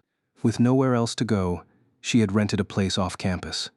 Today, she had come hoping to catch Lin Ran by chance, to ask if he had been the one behind those videos at the school event, and why he had done it. But instead, she had walked into this scene. "Nini, I heard everything. You just confessed to Lin Ran. I never thought you'd be this kind of person." Huo Haney. "Liu Ruxue, don't make it sound so ugly. I've always tolerated you, given in to you, and even helped you scheme, all because I genuinely considered you a sister. But you lost Lin Ran because of your own stupidity." "Nini, you." "What? You won't even let me speak now? Who else can you blame for your own foolishness? You're such a two-faced flirt, always stringing guys along, and now you expect me to help you win Lin Ran back." Liu Ruxue's chest heaved with anger. "Why? Why are you doing this to me? I treated you like a sister, and yet you like Lin Ran." Huo Haney scoffed. "So what if I like Lin Ran? Does he have your name written on him? Why can't I compete for him? Do you really think everything you want automatically belongs to you, Liu Ruxue? You self-righteous bitch." At that moment, Huo Haney snapped. She couldn't keep pretending anymore. Every time she was with Liu Ruxue, all the guys would orbit around her. It had been eating at her for a long time. She'd held it in again and again, but now she couldn't take it anymore. She might as well lay it all out today. That way, the next time she saw Lin Ran, she could compete openly. But what she didn't realize was that she was about to face the harshest punishment of her life. Liu Ruxue was stunned. This was the first time Huo Haney had ever spoken to her like this. She had always considered Huo Haney her closest friend, someone she trusted with everything, including her feelings for Lin Ran, because she once believed that sisterhood far outweighed any man. Men could be replaced, but true friends were rare. But now, Liu Ruxue screamed, "Huo Haney, what have I ever done to wrong you? Why would you betray me and steal my man behind my back?" Huo Haney laughed coldly. "Ha, you're hilarious. Your man, Liu Ruxue, get a grip. Lin Ran was never yours. In the past, he was your simp. Now you're his." "You?" Liu Ruxue felt like her lungs were about to explode from rage. "Huo Haney, from today on, we're done." With that, Huo Haney shot Lin Ran a coy smile and walked away without another glance. She didn't want to stay and watch Liu Ruxue's pitiful act as if she were the victim here. Liu Ruxue collapsed to the ground, sobbing. Seeing that the catfight was over and there was nothing left to spectate, Lin Ran turned to leave. Liu Ruxu suddenly cried out, "Lin Ran, I'm sorry. I'm really sorry. I was wrong. This time I truly know I was wrong." But Lin Ran ignored her. Liu Ruxu couldn't even push past his bodyguards. Desperate, she pulled out her phone and tapped on Lin Ran's profile. "I'm sorry. I always thought Huo Haney was my best friend. I never imagined she'd betray me like this. I regret everything. I shouldn't have listened to her. Lin Ran, please stay with me. I'm in so much pain." She hit send. A red exclamation mark appeared. Liu Ruxui broke down completely. In that moment, she suddenly remembered all the times Lin Ran had been good to her. Every time she needed help, he was there, standing in front of her like a hero. But what had she done in return? She took it all for granted. Back then, she really had been the most important person in Lin Ran's life. She was so sure of it, even his own family couldn't compare. That's why she refused to believe he didn't love her anymore. But his indifference now crushed her. "I really lost him, woo woo woo." After crying for a while, Liu Ruxue suddenly felt an urge to return to their old campus, so she disguised herself and went back. Luckily, the chilly weather made masks and hats normal, so no one recognized her. Otherwise, she'd have been swarmed again. Walking across the school grounds, memories flooded back. That time Lin Ran confessed to her right here on this field. and the basketball court where he used to play. Outside the dormitory where he once told her, "I'll make you the happiest woman in the world." Her response back then, "I don't want to date before graduation, Lin Ran. Don't pressure me." Remembering the warmth in his eyes that day, Liu Ruxu smiled, but staring at the empty dormitory now, her smile twisted into tears. They fell like broken strings of pearls. The man who loved her most was gone. Her best friend had betrayed her. Lin Ran used to be so pure, so devoted to her, and she had thrown him away. This time, she truly understood her mistake. Woo, woo, woo, Lin Ran. I know I was wrong. Please forgive me. Why won't you look back at me? Didn't you love me the most? Just as Liu Ruxu was drowning in despair, a girl approached her. Liu Ruxue. No, I'm not. Liu Ruxu quickly denied. The girl sighed. I get it. I know how you feel about Lin Ran. Liu Ruxu stared at her in shock. Had she finally found someone who understood? Who are you? Just a junior. I've liked someone for a long time too, so I know what you're going through. Liu Ruxue frowned, confused. Why was this stranger telling her this? I had a crush on a senior, but my best friend kept manipulating me into testing him, but I was luckier than you. Now we're together. Liu Ruxue's eyes lit up. Really, then can I?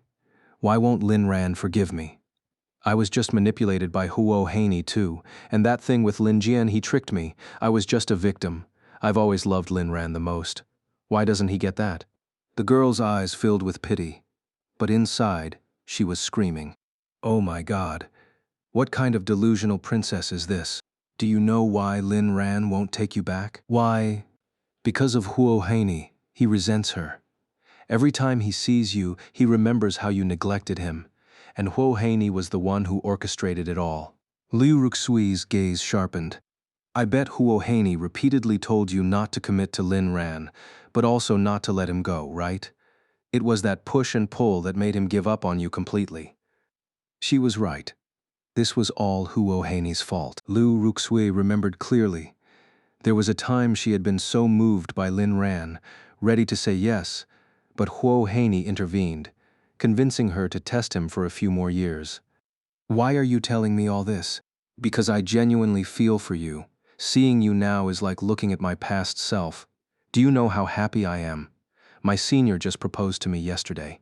Liu Ruxue's sorrow melted into excitement, her face lighting up with a smile. She could almost picture it. Lin Ran divorcing Luo Yao, and then proposing to her instead. How exactly did you manage it?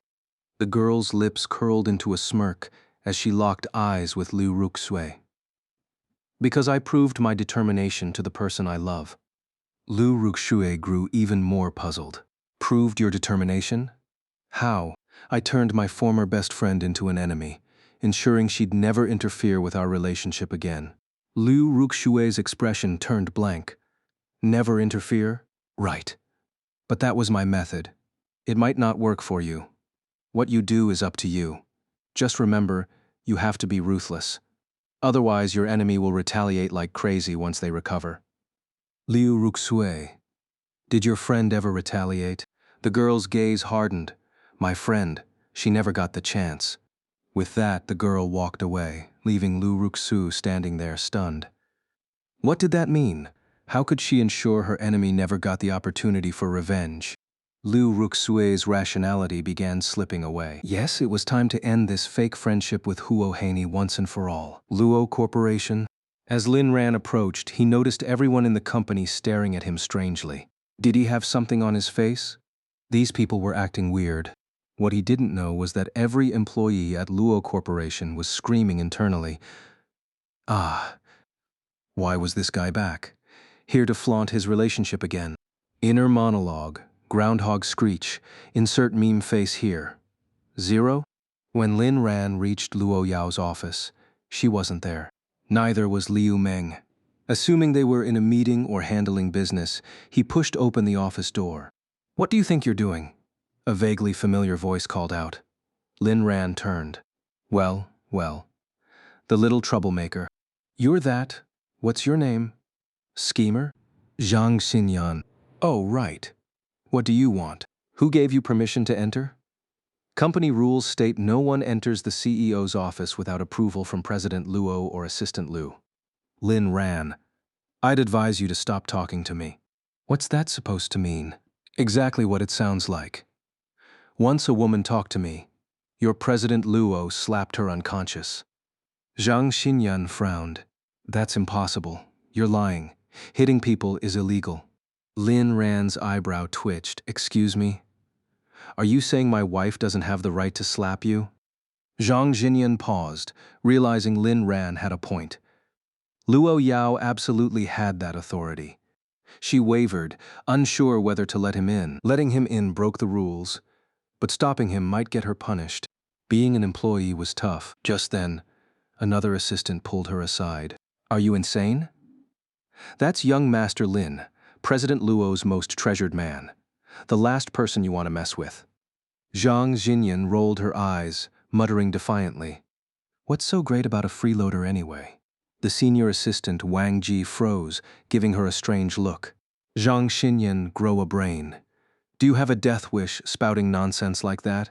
Zhang Xinyan stuck out her tongue but remained stubborn. Even Lin Ran's friend, what was his name, Wu Zhishang, was just as annoying. Little did she know, Wu Zhishang would soon teach her a harsh lesson. Lin Ran waited in the office briefly before Luo Yao returned. Instead of looking pleased to see him, she asked suspiciously, While I was gone, you didn't talk to any other women, did you? Lin Ran nearly choked. Did Luo Yao plant a bug on him? How did she always know? I did, but it wasn't my fault. Zhang Xinyan stopped me from entering. Luo Yao, you talked to Zhang Xinyan. Again, Lin Ran admitted freely. Not just Zhang Xinyan. I also ran into Liu Ruxue, but I didn't say a single word to her. Luo Yao's smile turned chilling. Did Liu Ruxue's pitiful act stir up your protective instincts? Lin Ran immediately raised his hands.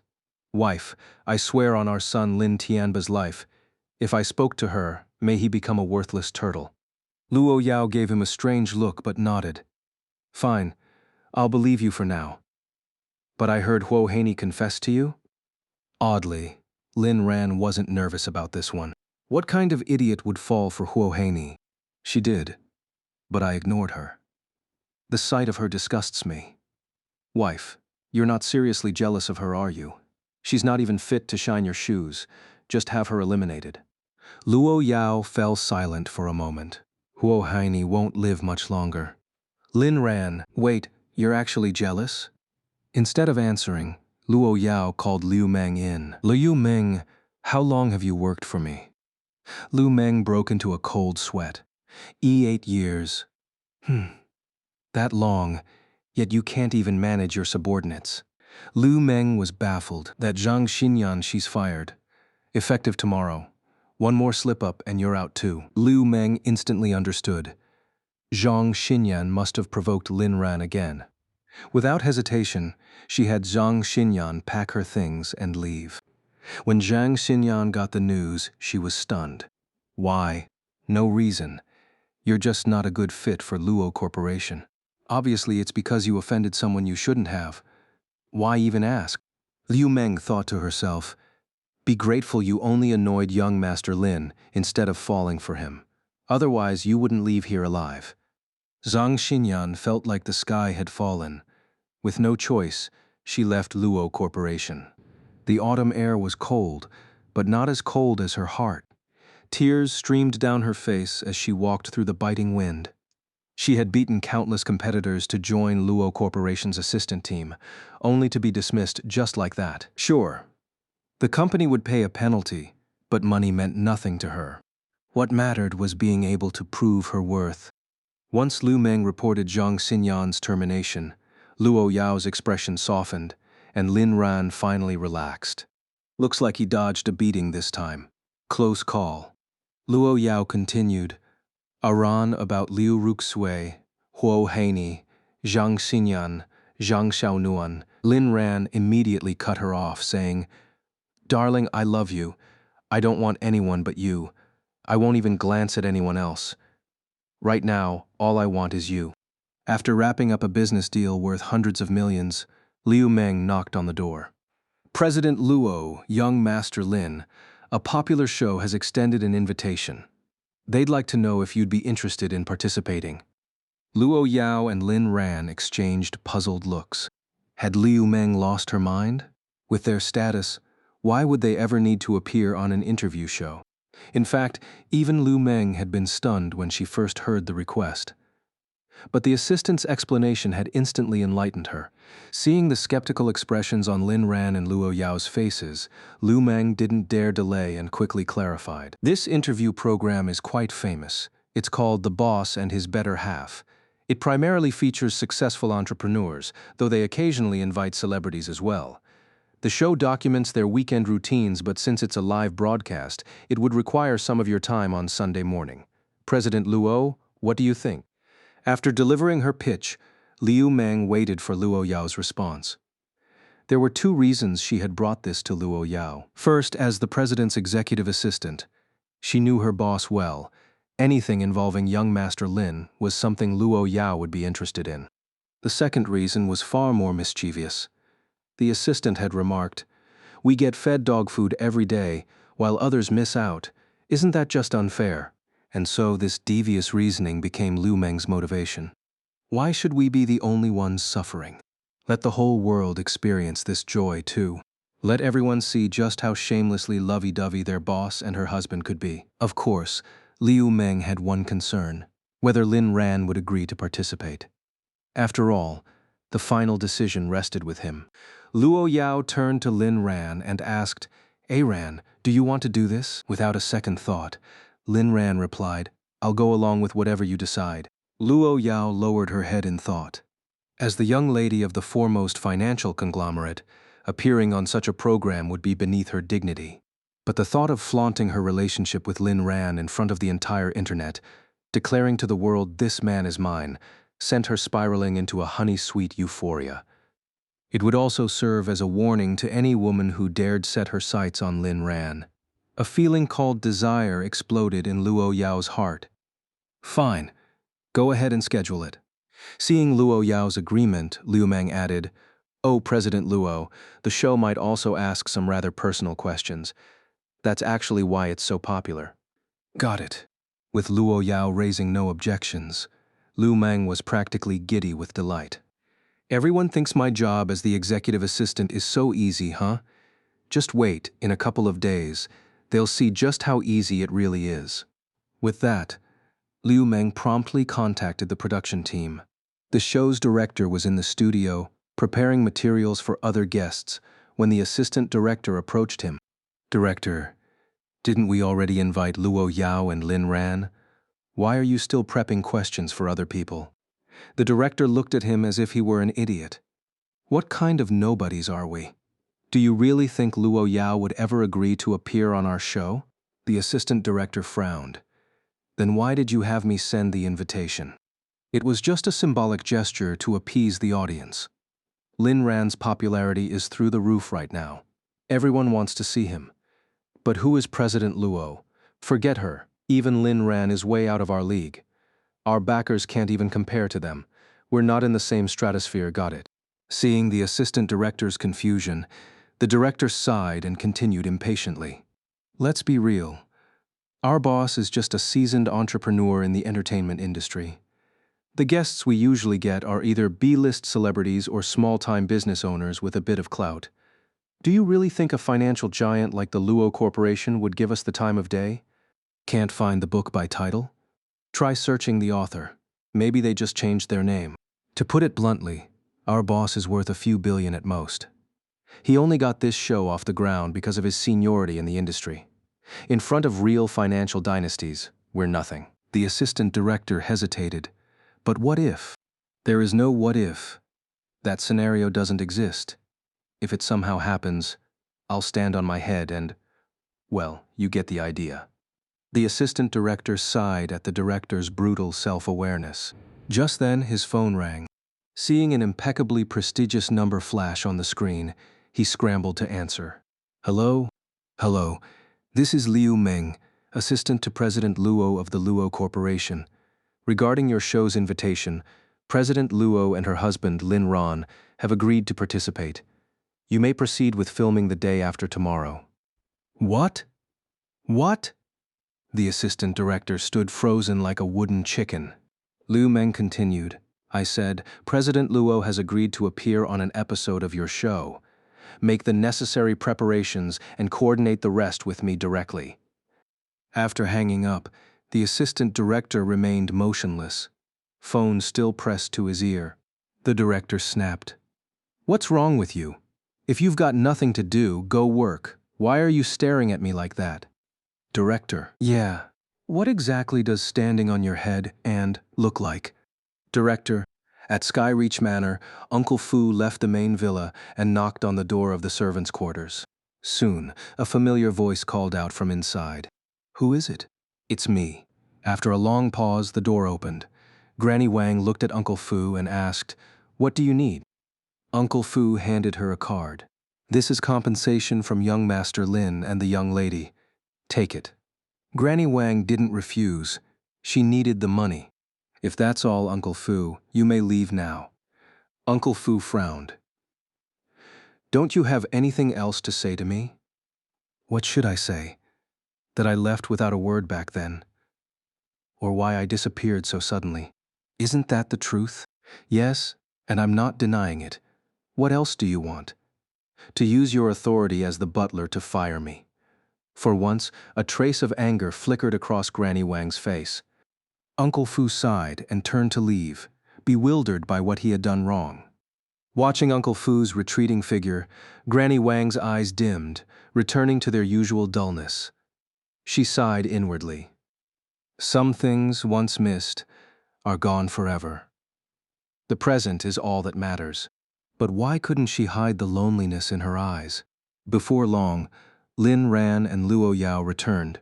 Since the next day was the weekend, they were both in good spirits. "Uncle Fu, what's going on with you lately? You seem completely drained." Uncle Fu forced a smile. "Do I, young Master Lin? You must be mistaken." "Am I?" Seeing Uncle Fu's denial, Lin Ran didn't press further. "The truth will come out eventually. You can't hide it forever. The day after tomorrow, a film crew will be coming to the manor for recording. Make the necessary arrangements." Uncle Fu was taken aback. "The program crew? Are they here to film a short drama?" "No, they're here to document my daily life with Luo Yao. It's a very popular show." Uncle Fu's mind was in turmoil.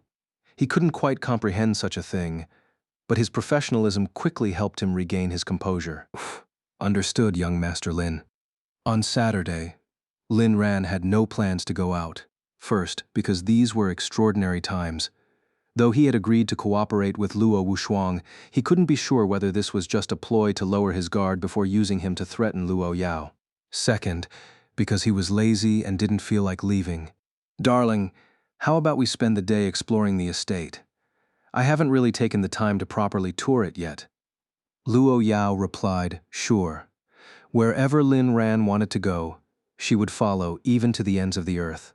The estate was enormous, and Lin Ran had only visited a handful of places. How big was it? In his past life, he had tried to escape once, just once, before giving up. Aside from the main gate, there was no way out. It was easy to get lost. Today, on a whim, he wanted to explore the entire estate, partly out of laziness, partly out of curiosity.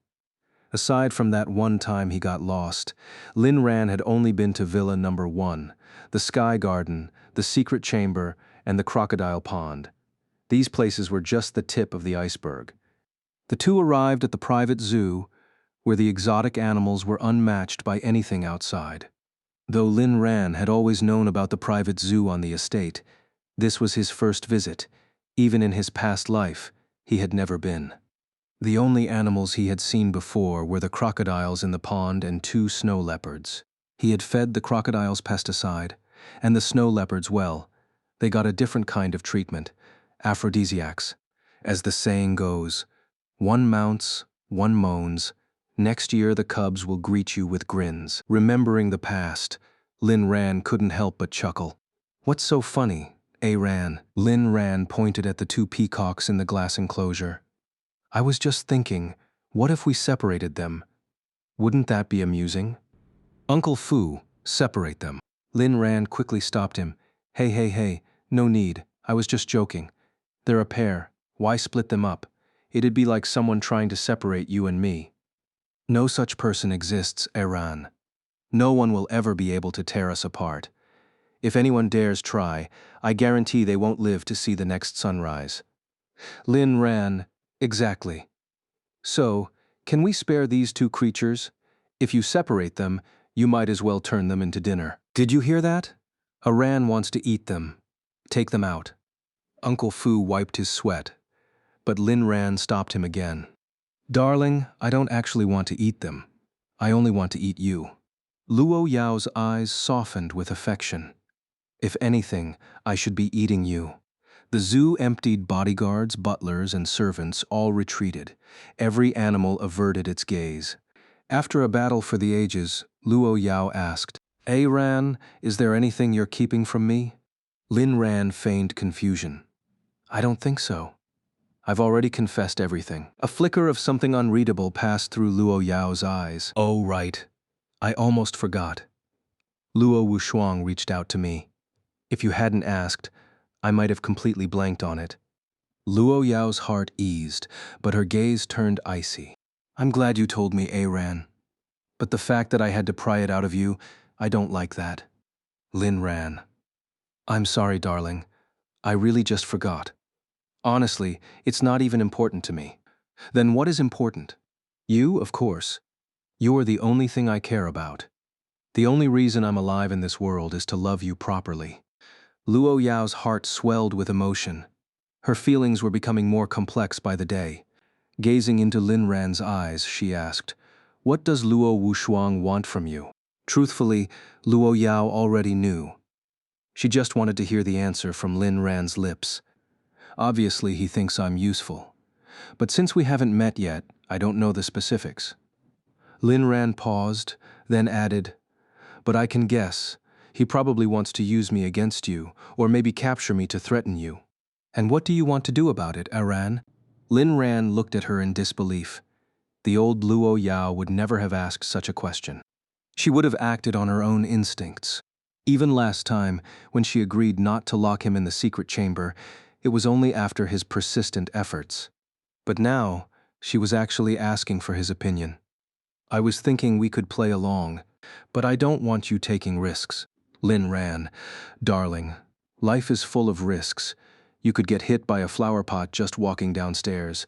Besides, I know you'll protect me. Uncle Fu, listening nearby, found this exchange odd. Who talks like that? Shouldn't it be, I believe I can handle it? How could young Master Lin so casually defer to the young mistress's protection? Are you even a man? After spending so much time around the couple, Uncle Fu was starting to feel a little sour. Luo Yao, however, pulled Lin Ran close and murmured, Of course, I'll always protect you. Aran. Lin Ran had expected to spend hours convincing her. He never imagined she'd agree so easily. It seemed that in this world, not only had he changed, Luo Yao was changing too. Darling, no matter what happens, I want to face it together with you. Okay. Lin Ran's heart soared. Uncle Fu, young Master Lin. Clear the area. Prepare the bath. Right away. This time, even the animals were locked away. The entire zoo was silent, save for the sounds of two people. Lin Ran wanted Luo Yao to understand. His love for her wasn't confined to home or the office. It could flourish anywhere. After their day of exploration, the program recording awaited them the next day. Early Sunday morning, the crew arrived at the estate to set up equipment. The sheer opulence of the place left them dazzled. That Luo Yao had agreed to the interview was a genuine shock to the program team. This show had a unique feature. Its Q&A segment could get explosive, sometimes downright racy. Since questions were pulled from live audience comments, anything could happen. And the host? She was relentless, digging deep into the private lives of the elite. Logically, such a brazen show shouldn't exist. But its backer was a powerful capitalist who knew exactly what the masses craved. Juicy details about the rich and famous. Many guests gritted their teeth through the humiliation. What could they do? The show's owner outranked them. As for the celebrities, they sought out the exposure. So Luo Yao's acceptance that sent shockwaves through the entire production. After all, it was the first time recording a show with the daughter of a financial tycoon, so the production team had to be extra cautious. They held an emergency meeting overnight to discuss the details.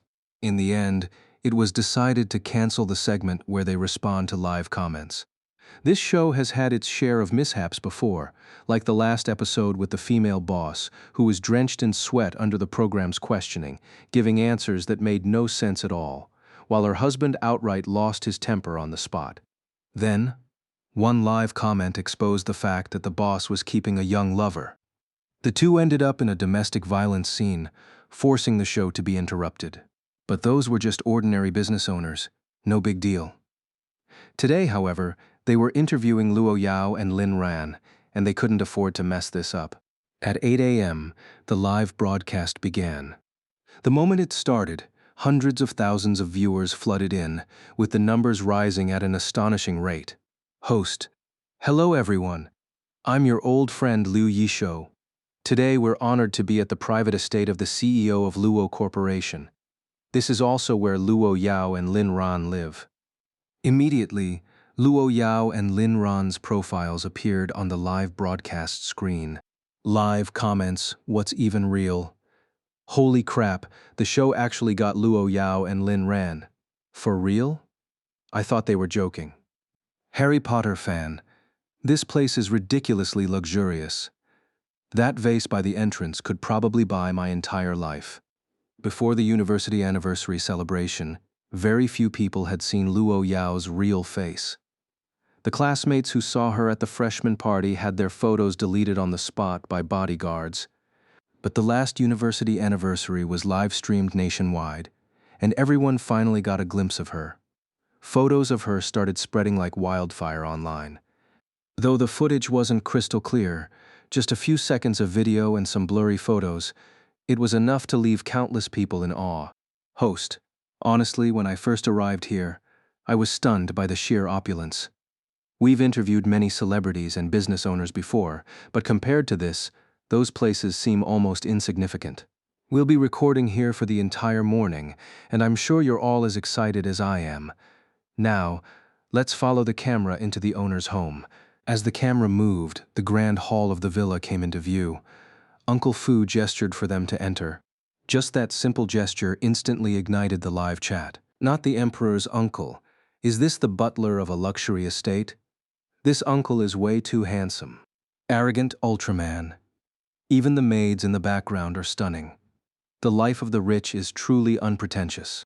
As the crew settled in, Lin Ran walked down first and took a seat on the central sofa in the hall.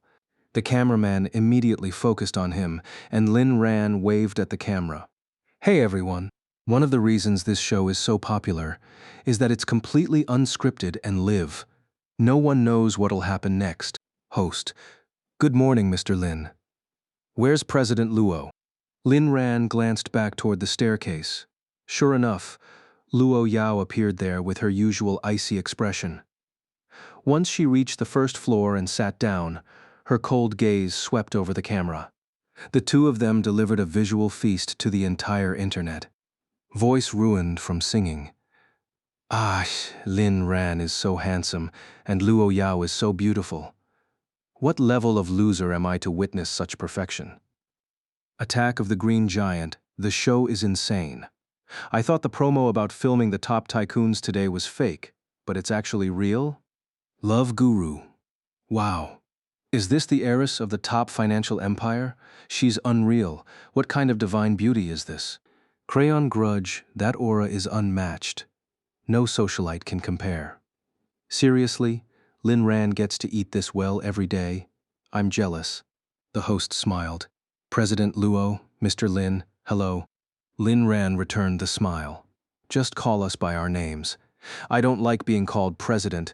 It makes me think of edema or cyst or something. Lin Ran's joke broke the ice, and the host relaxed a little. Got it. I didn't expect you to be so humorous. Since you're familiar with our show, did you prepare anything in advance? Luo Yao's cold eyes flicked toward Liu Yishou. I'm not familiar with it, and I don't need to prepare. Host. Tang Bohu lights mosquito coils. Luo Yao's stare is the coldest I've ever seen. I swear, if she looked at me like that, I'd drop to the floor and play dead. Stirring the pot, you'd end up actually dead. Don't you know? Luo Yao despises men. Alpaca is an animal. Then how did Lin Ran win her over? Plus V for secret crab roe recipe. Lin Ran's looks are explosive too. They're literally the perfect match. Mage casting spells. Now this is what I call a true ice queen. Liu Yisho swallowed hard. Luo Yao's presence was overwhelming, stronger than anyone she'd ever interviewed. It was kind of terrifying. Lin Ran gently placed his hand over Luo Yao's, calming her restless mood. Even though Luo Yao had agreed to this recording, being surrounded by so many staff clearly made her uncomfortable. Her cold demeanor was just a habit. Her real thoughts might very well involve stabbing everyone here. Lin Ran turned to the host. Shall we begin? Of course. Following the show's format, the first segment is a quick Q&A. The host glanced at the two of them. Seeing no objections, she continued. The first question is for Mr. Lin Ran. How do you feel about today's recording? Lin Ran frowned. Really? That's the kind of shallow question you're going with. Why not ask me what my dreams are? The host stiffened. She didn't want to either, but it was the higher-ups' decision. Live comments exploded. My readers get rich. Exactly. Why aren't they picking questions from the live chat today? 50 Sky Gang. Do you know who these two are? No one dares to let the chat decide. Oh my borscht, the show always claims to keep it real. What a joke. The host awkwardly looked at the director. The director frowned, but Lin Ran seemed to read their hesitation. Just do it like you normally would. No need for special treatment. It's not like we're bullying your show. The director almost wanted to give Lin Ran a thumbs up. He nodded at the host. Host, all right, let's move on to today's first segment, Morning Q&A. Crew, get ready. 3, 2, 1, freeze the chat for a question. The live comments on the big screen stopped, and the first question appeared. Can't find the book by title. Try searching the author. Maybe it was just renamed. Dreaming of a wound, is Lin Ran really being kept? What does it feel like to be a kept man? I really want to know. The moment this question was asked, the entire room fell silent. Starting off with something this explosive, only Lu Meng and Uncle Fu remained calm, confident that Lin Ran would handle the question perfectly. Mr. Lin, what do you think? Lin Ran nodded, flashing a smile at the camera. How does it feel to be taken care of by my wife? Well, it's absolutely amazing, of course. But if you want to experience it, you'll have to work harder, kid. After all, you don't have my dashing looks, enviable physique, or perfect pure love. Lin Ran had just admitted on live broadcast to the entire nation that he was indeed a kept man. The comment section exploded instantly. Fantasy of years, how shameless. Years in hand. Why can't that be me instead? Twin stars. Wait, is Lin Ran really this straightforward? The host let out a sigh of relief. Her biggest fear had been Lin Ran or Luo Yao getting angry. What an amusing answer. So Mr. Lin is quite confident in himself.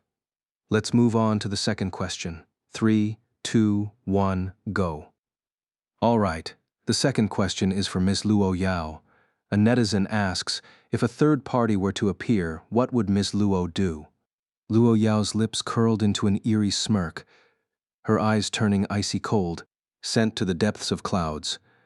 Holy crap, she didn't say a word, but I feel like she already answered. Tomatoes love judges. That glare, I swear, if she looked at me like that, the next second she'd be begging me not to die. Are women inferior to men? Hey, the one above, do you even deserve her begging? Sugar-coated chestnuts. Is this the aura of the top chaebol heiress? The lethality is off the charts. Ho Yi shooting the sun. Luo Yao might be breathtakingly beautiful, but I'd never dare to have a woman like her. The host wiped sweat from her brow. Miss Luo, you do need to answer the question. But if you don't want to, that's fine too. There are no third parties in my world, Luo Yao suddenly declared, stunning everyone. Host, what does that mean? Lin ran, because they're all dead. The host chuckled nervously. Mr. Lin, you're quite the comedian. Lin Ran shrugged. See, when I tell the truth, no one believes me. The host felt like this interview was getting way too difficult. She wanted to wrap it up as soon as possible. Ahem, let's proceed to the final question. Let's see which netizen asked this one. All right, this question requires both of you to answer. The question is, did you two get together because of mutual benefits or a kept relationship? The host's voice grew quieter toward the end. When she interviewed other guests, she loved pushing their buttons. But now, she was acting like a mouse facing a cat.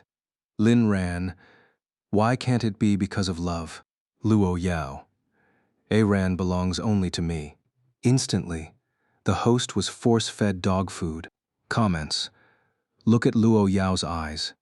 She's totally in love with Lin Ran. She said he can only belong to her. Is she a Yandere CEO? I want one too. If she really is a Yandere, you wouldn't want her once you had her. You don't understand how much someone like me, starved for love, craves this. Host, all right, let's move on to our second segment, home life. You can spend today just like how you usually spend your weekends. Lin Ran and Luo Yao exchanged a glance, both smiling mysteriously. Lin Ran, well, I'm afraid you won't be able to broadcast this. If you can't find the book by title, try searching the author's name. Maybe it was just renamed. Luo Yao delivered a passionate kiss to Lin Ran right in front of the live audience, declaring to the world, "This man is mine." Lin Ran, wait, is this show really allowing this kind of content? The host froze on the spot. Luo Yao released Lin Ran, who then shrugged and said, "This is how we usually spend our time." Damn, Lin Ran's living the high life, huh? Or maybe Luo Yao's the one eating well.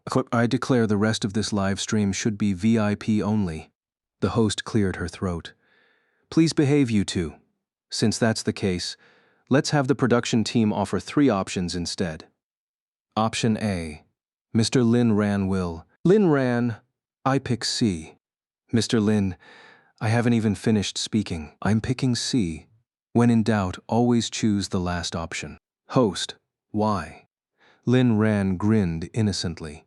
It's just like dating. When you have choices, it means the earlier ones might not be that great. So, dear viewers, are you the one choosing, being chosen, or stuck with the leftovers? The host felt like she'd just been stabbed. Luo Yao's cold voice cut in. Aran said C. We're going with C. Then she turned to Lin Ran, who shuddered. Darling, in my world there's no B or C. You'll always be my A. Only then did Luo Yao retract her murderous gaze, and Lin Ran exhaled in relief. That was almost a live broadcast disaster. Host, all right, then please work together to prepare a dish. Lin Ran was stunned. Which demon came up with this option? Luo Yao also seemed surprised. She and Lin Ran shared a look, as if silently communicating. Lin Ran glanced at the crew, then back at the host. Host, I assume you two don't cook often, so if… Lin Ran cut her off. No problem, we'll do this. No switching. And when we're done, the whole crew can taste it. The host's eyes lit up. Really? Even someone like me? Lin Ran smiled disarmingly. Of course, everyone here deserves it. No one's more deserving than you. The host peeked at Luo Yao, who also nodded in agreement. Instantly, she relaxed. Who said Luo Yao was ruthless and cold? She's so kind, even willing to cook for us. Lin Ran led Luo Yao into the kitchen, with the cameras following. This is a rich person's kitchen. It's bigger than my 3-bedroom apartment. Do people this rich even know how to cook? The production team is just messing with them, but I love it. Did you notice? Despite Luo Yao's dominance, she actually listens to Lin Ran. She really loves him. Maybe she's just spoiling her boy toy. Once she gets bored. What's Lin Ran worth then? Lin Ran's already loaded, okay? Not Luo Yao level rich, but he's light years ahead of regular folks. Luo Yao stared at the stove, lost in some fond memories. Ran, I swore I'd never cook again. Lin ran. Same here. Didn't see this coming. Bet the readers didn't either. Lin Ran was just about to start when Luo Yao stopped him. Ran, let me do it. Lin Ran knew Luo Yao intended to give the production team a hard time, and a sly grin spread across his face. Then I'll assist you. Just follow my instructions. All right. The host watched and commented simultaneously. We can see Miss Luo Yao has taken out a rolling pin. It looks like they're preparing to make the simplest noodle dish. Now, Miss Luo Yao is using the rolling pin to mercilessly beat a fish to death. The host's voice was laced with disbelief. Mr. Lin's fish cleaning technique is so professional, clearly. He's done this often. Who would have thought someone as successful as him could also cook? Truly a domestic god. All right, Mr. Lin has handed the fish to President Luo, who's now pouring oil into the pan. The fish is now stewing. As we can see, President Luo is also preparing a pot of mushroom soup. The slight curl of his lips suggests this might be the most delicious mushroom soup in the world, because it's made with love. Lin Ran chuckled inwardly. Just wait till they find out how cruel the world can be. Meow. A cat's meow made Lin Ran pause. Sure enough, a pair of eyes peered through the flower bushes outside the kitchen window. Little Black, I come back only to find you two plotting murder. Lin Ran, must you phrase it so harshly? I believe Yao Yao will do just fine this time. Little Black, let's hope so. Lin Ran, want me to save you a fish head or something later? Little Black, if Luo Yao made it, I wouldn't dare eat it. Lin Ran, come on in and say that to my wife's face. Little Black, they can't see or hear me. Lin Ran was taken aback. He hadn't known Little Black had this ability. The rest of the process went smoothly, exploding pans, frying fish, adding water, followed by a period of waiting. Miss Luo Yao, Mr. Lin Ran. How about a little game of unspoken understanding while we wait? Lin Ran and Luo Yao exchanged glances. Synergy, did they even have that? Probably not. Sure, Luo Yao replied. She was curious to see if they shared any unspoken understanding at all. So, Lin Ran and Luo Yao sat back to back on two chairs. Luo Yao leaned against Lin Ran, feeling an overwhelming sense of security. Just like before, she leaned on him, and he on her. Here's how it works. I'll ask some questions, you'll write down your answers, and we'll see how well they match. Some couples have great synergy, others not so much, but it doesn't reflect their relationship, the host explained. First question. Where did you first meet? A bombshell right from the start. Lin Ran and Luo Yao wrote simultaneously, then raised their boards. Lin Ran, Luo Yao. Woods, forest. Damn, that's bold. First meeting and they went straight into the woods. Couldn't it just mean they met in a forest? Okay, fine. Not doing anything there would be a waste. The host finally smiled. This segment wasn't a disaster. In fact, it was going well. Little Black, oh ho, the woods, huh? Host, ah, I see. Second question. What was the most meaningful thing you did when you first met? Damn, Liu Yisho, you've got guts asking that. Sis Liu, you're literally speaking for the entire internet. Lin Ran and Luo Yao wrote without hesitation and raised their boards. Lin Ran watched the stars, deluve Luo lay lo o wall watched the stars. They remember it so clearly. Who dares say they're not in love? Was this star-watching wholesome? Host quick ask when they first met. The host was surprised too. They remembered it so vividly. It couldn't have been too long ago. So, she obliged with the third question. Since you both remember so clearly, it must be a recent memory. Third question. When did you first meet? Lin Ran hesitated. This question was tricky. Saying he met Luo Yao at 20 wasn't wrong, but neither was saying they'd known each other since childhood. While Lin Ran pondered, Luo Yao had already written her answer. Mr. Lin, the host prompted, worried he might not answer. If Luo Yao got upset, it could turn into a live broadcast disaster. After all, she'd spent all of yesterday researching Luo Yao's temperament. Lin Ran finally wrote his answer, and they raised their boards together. Lin Ran, childhood. Luo Yao, when we were kids.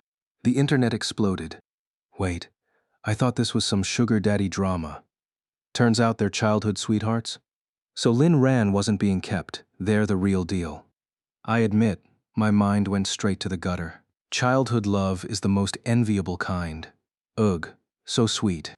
Meanwhile, aside from netizens, many people who knew them personally were also watching the live stream, including Wu Zhishang, Lin Tianba, Liu Yuemei, Lin Jian, Ye Lingling, Zhao Miao Miao, Zhang Xiaolong, Zhang Xiaonuan, Liv Jian, Shen Jingbing, Chen Xiao, Chen Qingtian, Chen Nianxi, Chen Nianlun, Chen Jima, Su Jiangguo, Yu Qingnan, Yi Xiyin, Yi Buhao, Shi Nancy, Pei Qianqian, Zhang Xinyan, Brother Dao, and more. This isn't filler, just a refresher on the characters. The Lin Tianba household was stunned. Liu Yuemei. Honey, did Lin Ran know Luo Yao since they were kids? Lin Tianba, how would I know that Brat kept something this huge from me? Lin Tianba was furious. If Lin Ran had told him earlier about knowing Luo Yao, Surin Group would have climbed even higher. He could have broken into the upper echelons of society.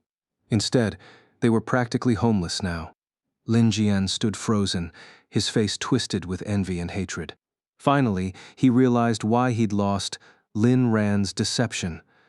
Lin Ran had played the weakling all along, when in truth he'd known Luo Yao for years.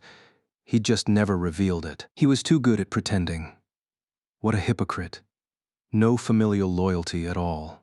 In the underground entertainment city, the program played on a giant screen. All the guests watched, including the Liu family's 3 troublemakers. That little bastard Lin Ran, what kind of luck does he have? Childhood sweethearts with Luo Yao. So our plan to make Lin Ran marry Ruxue. Actually, it's not impossible. If we're talking childhood connections, Ruxue has the upper hand. Luo Yao can't compete.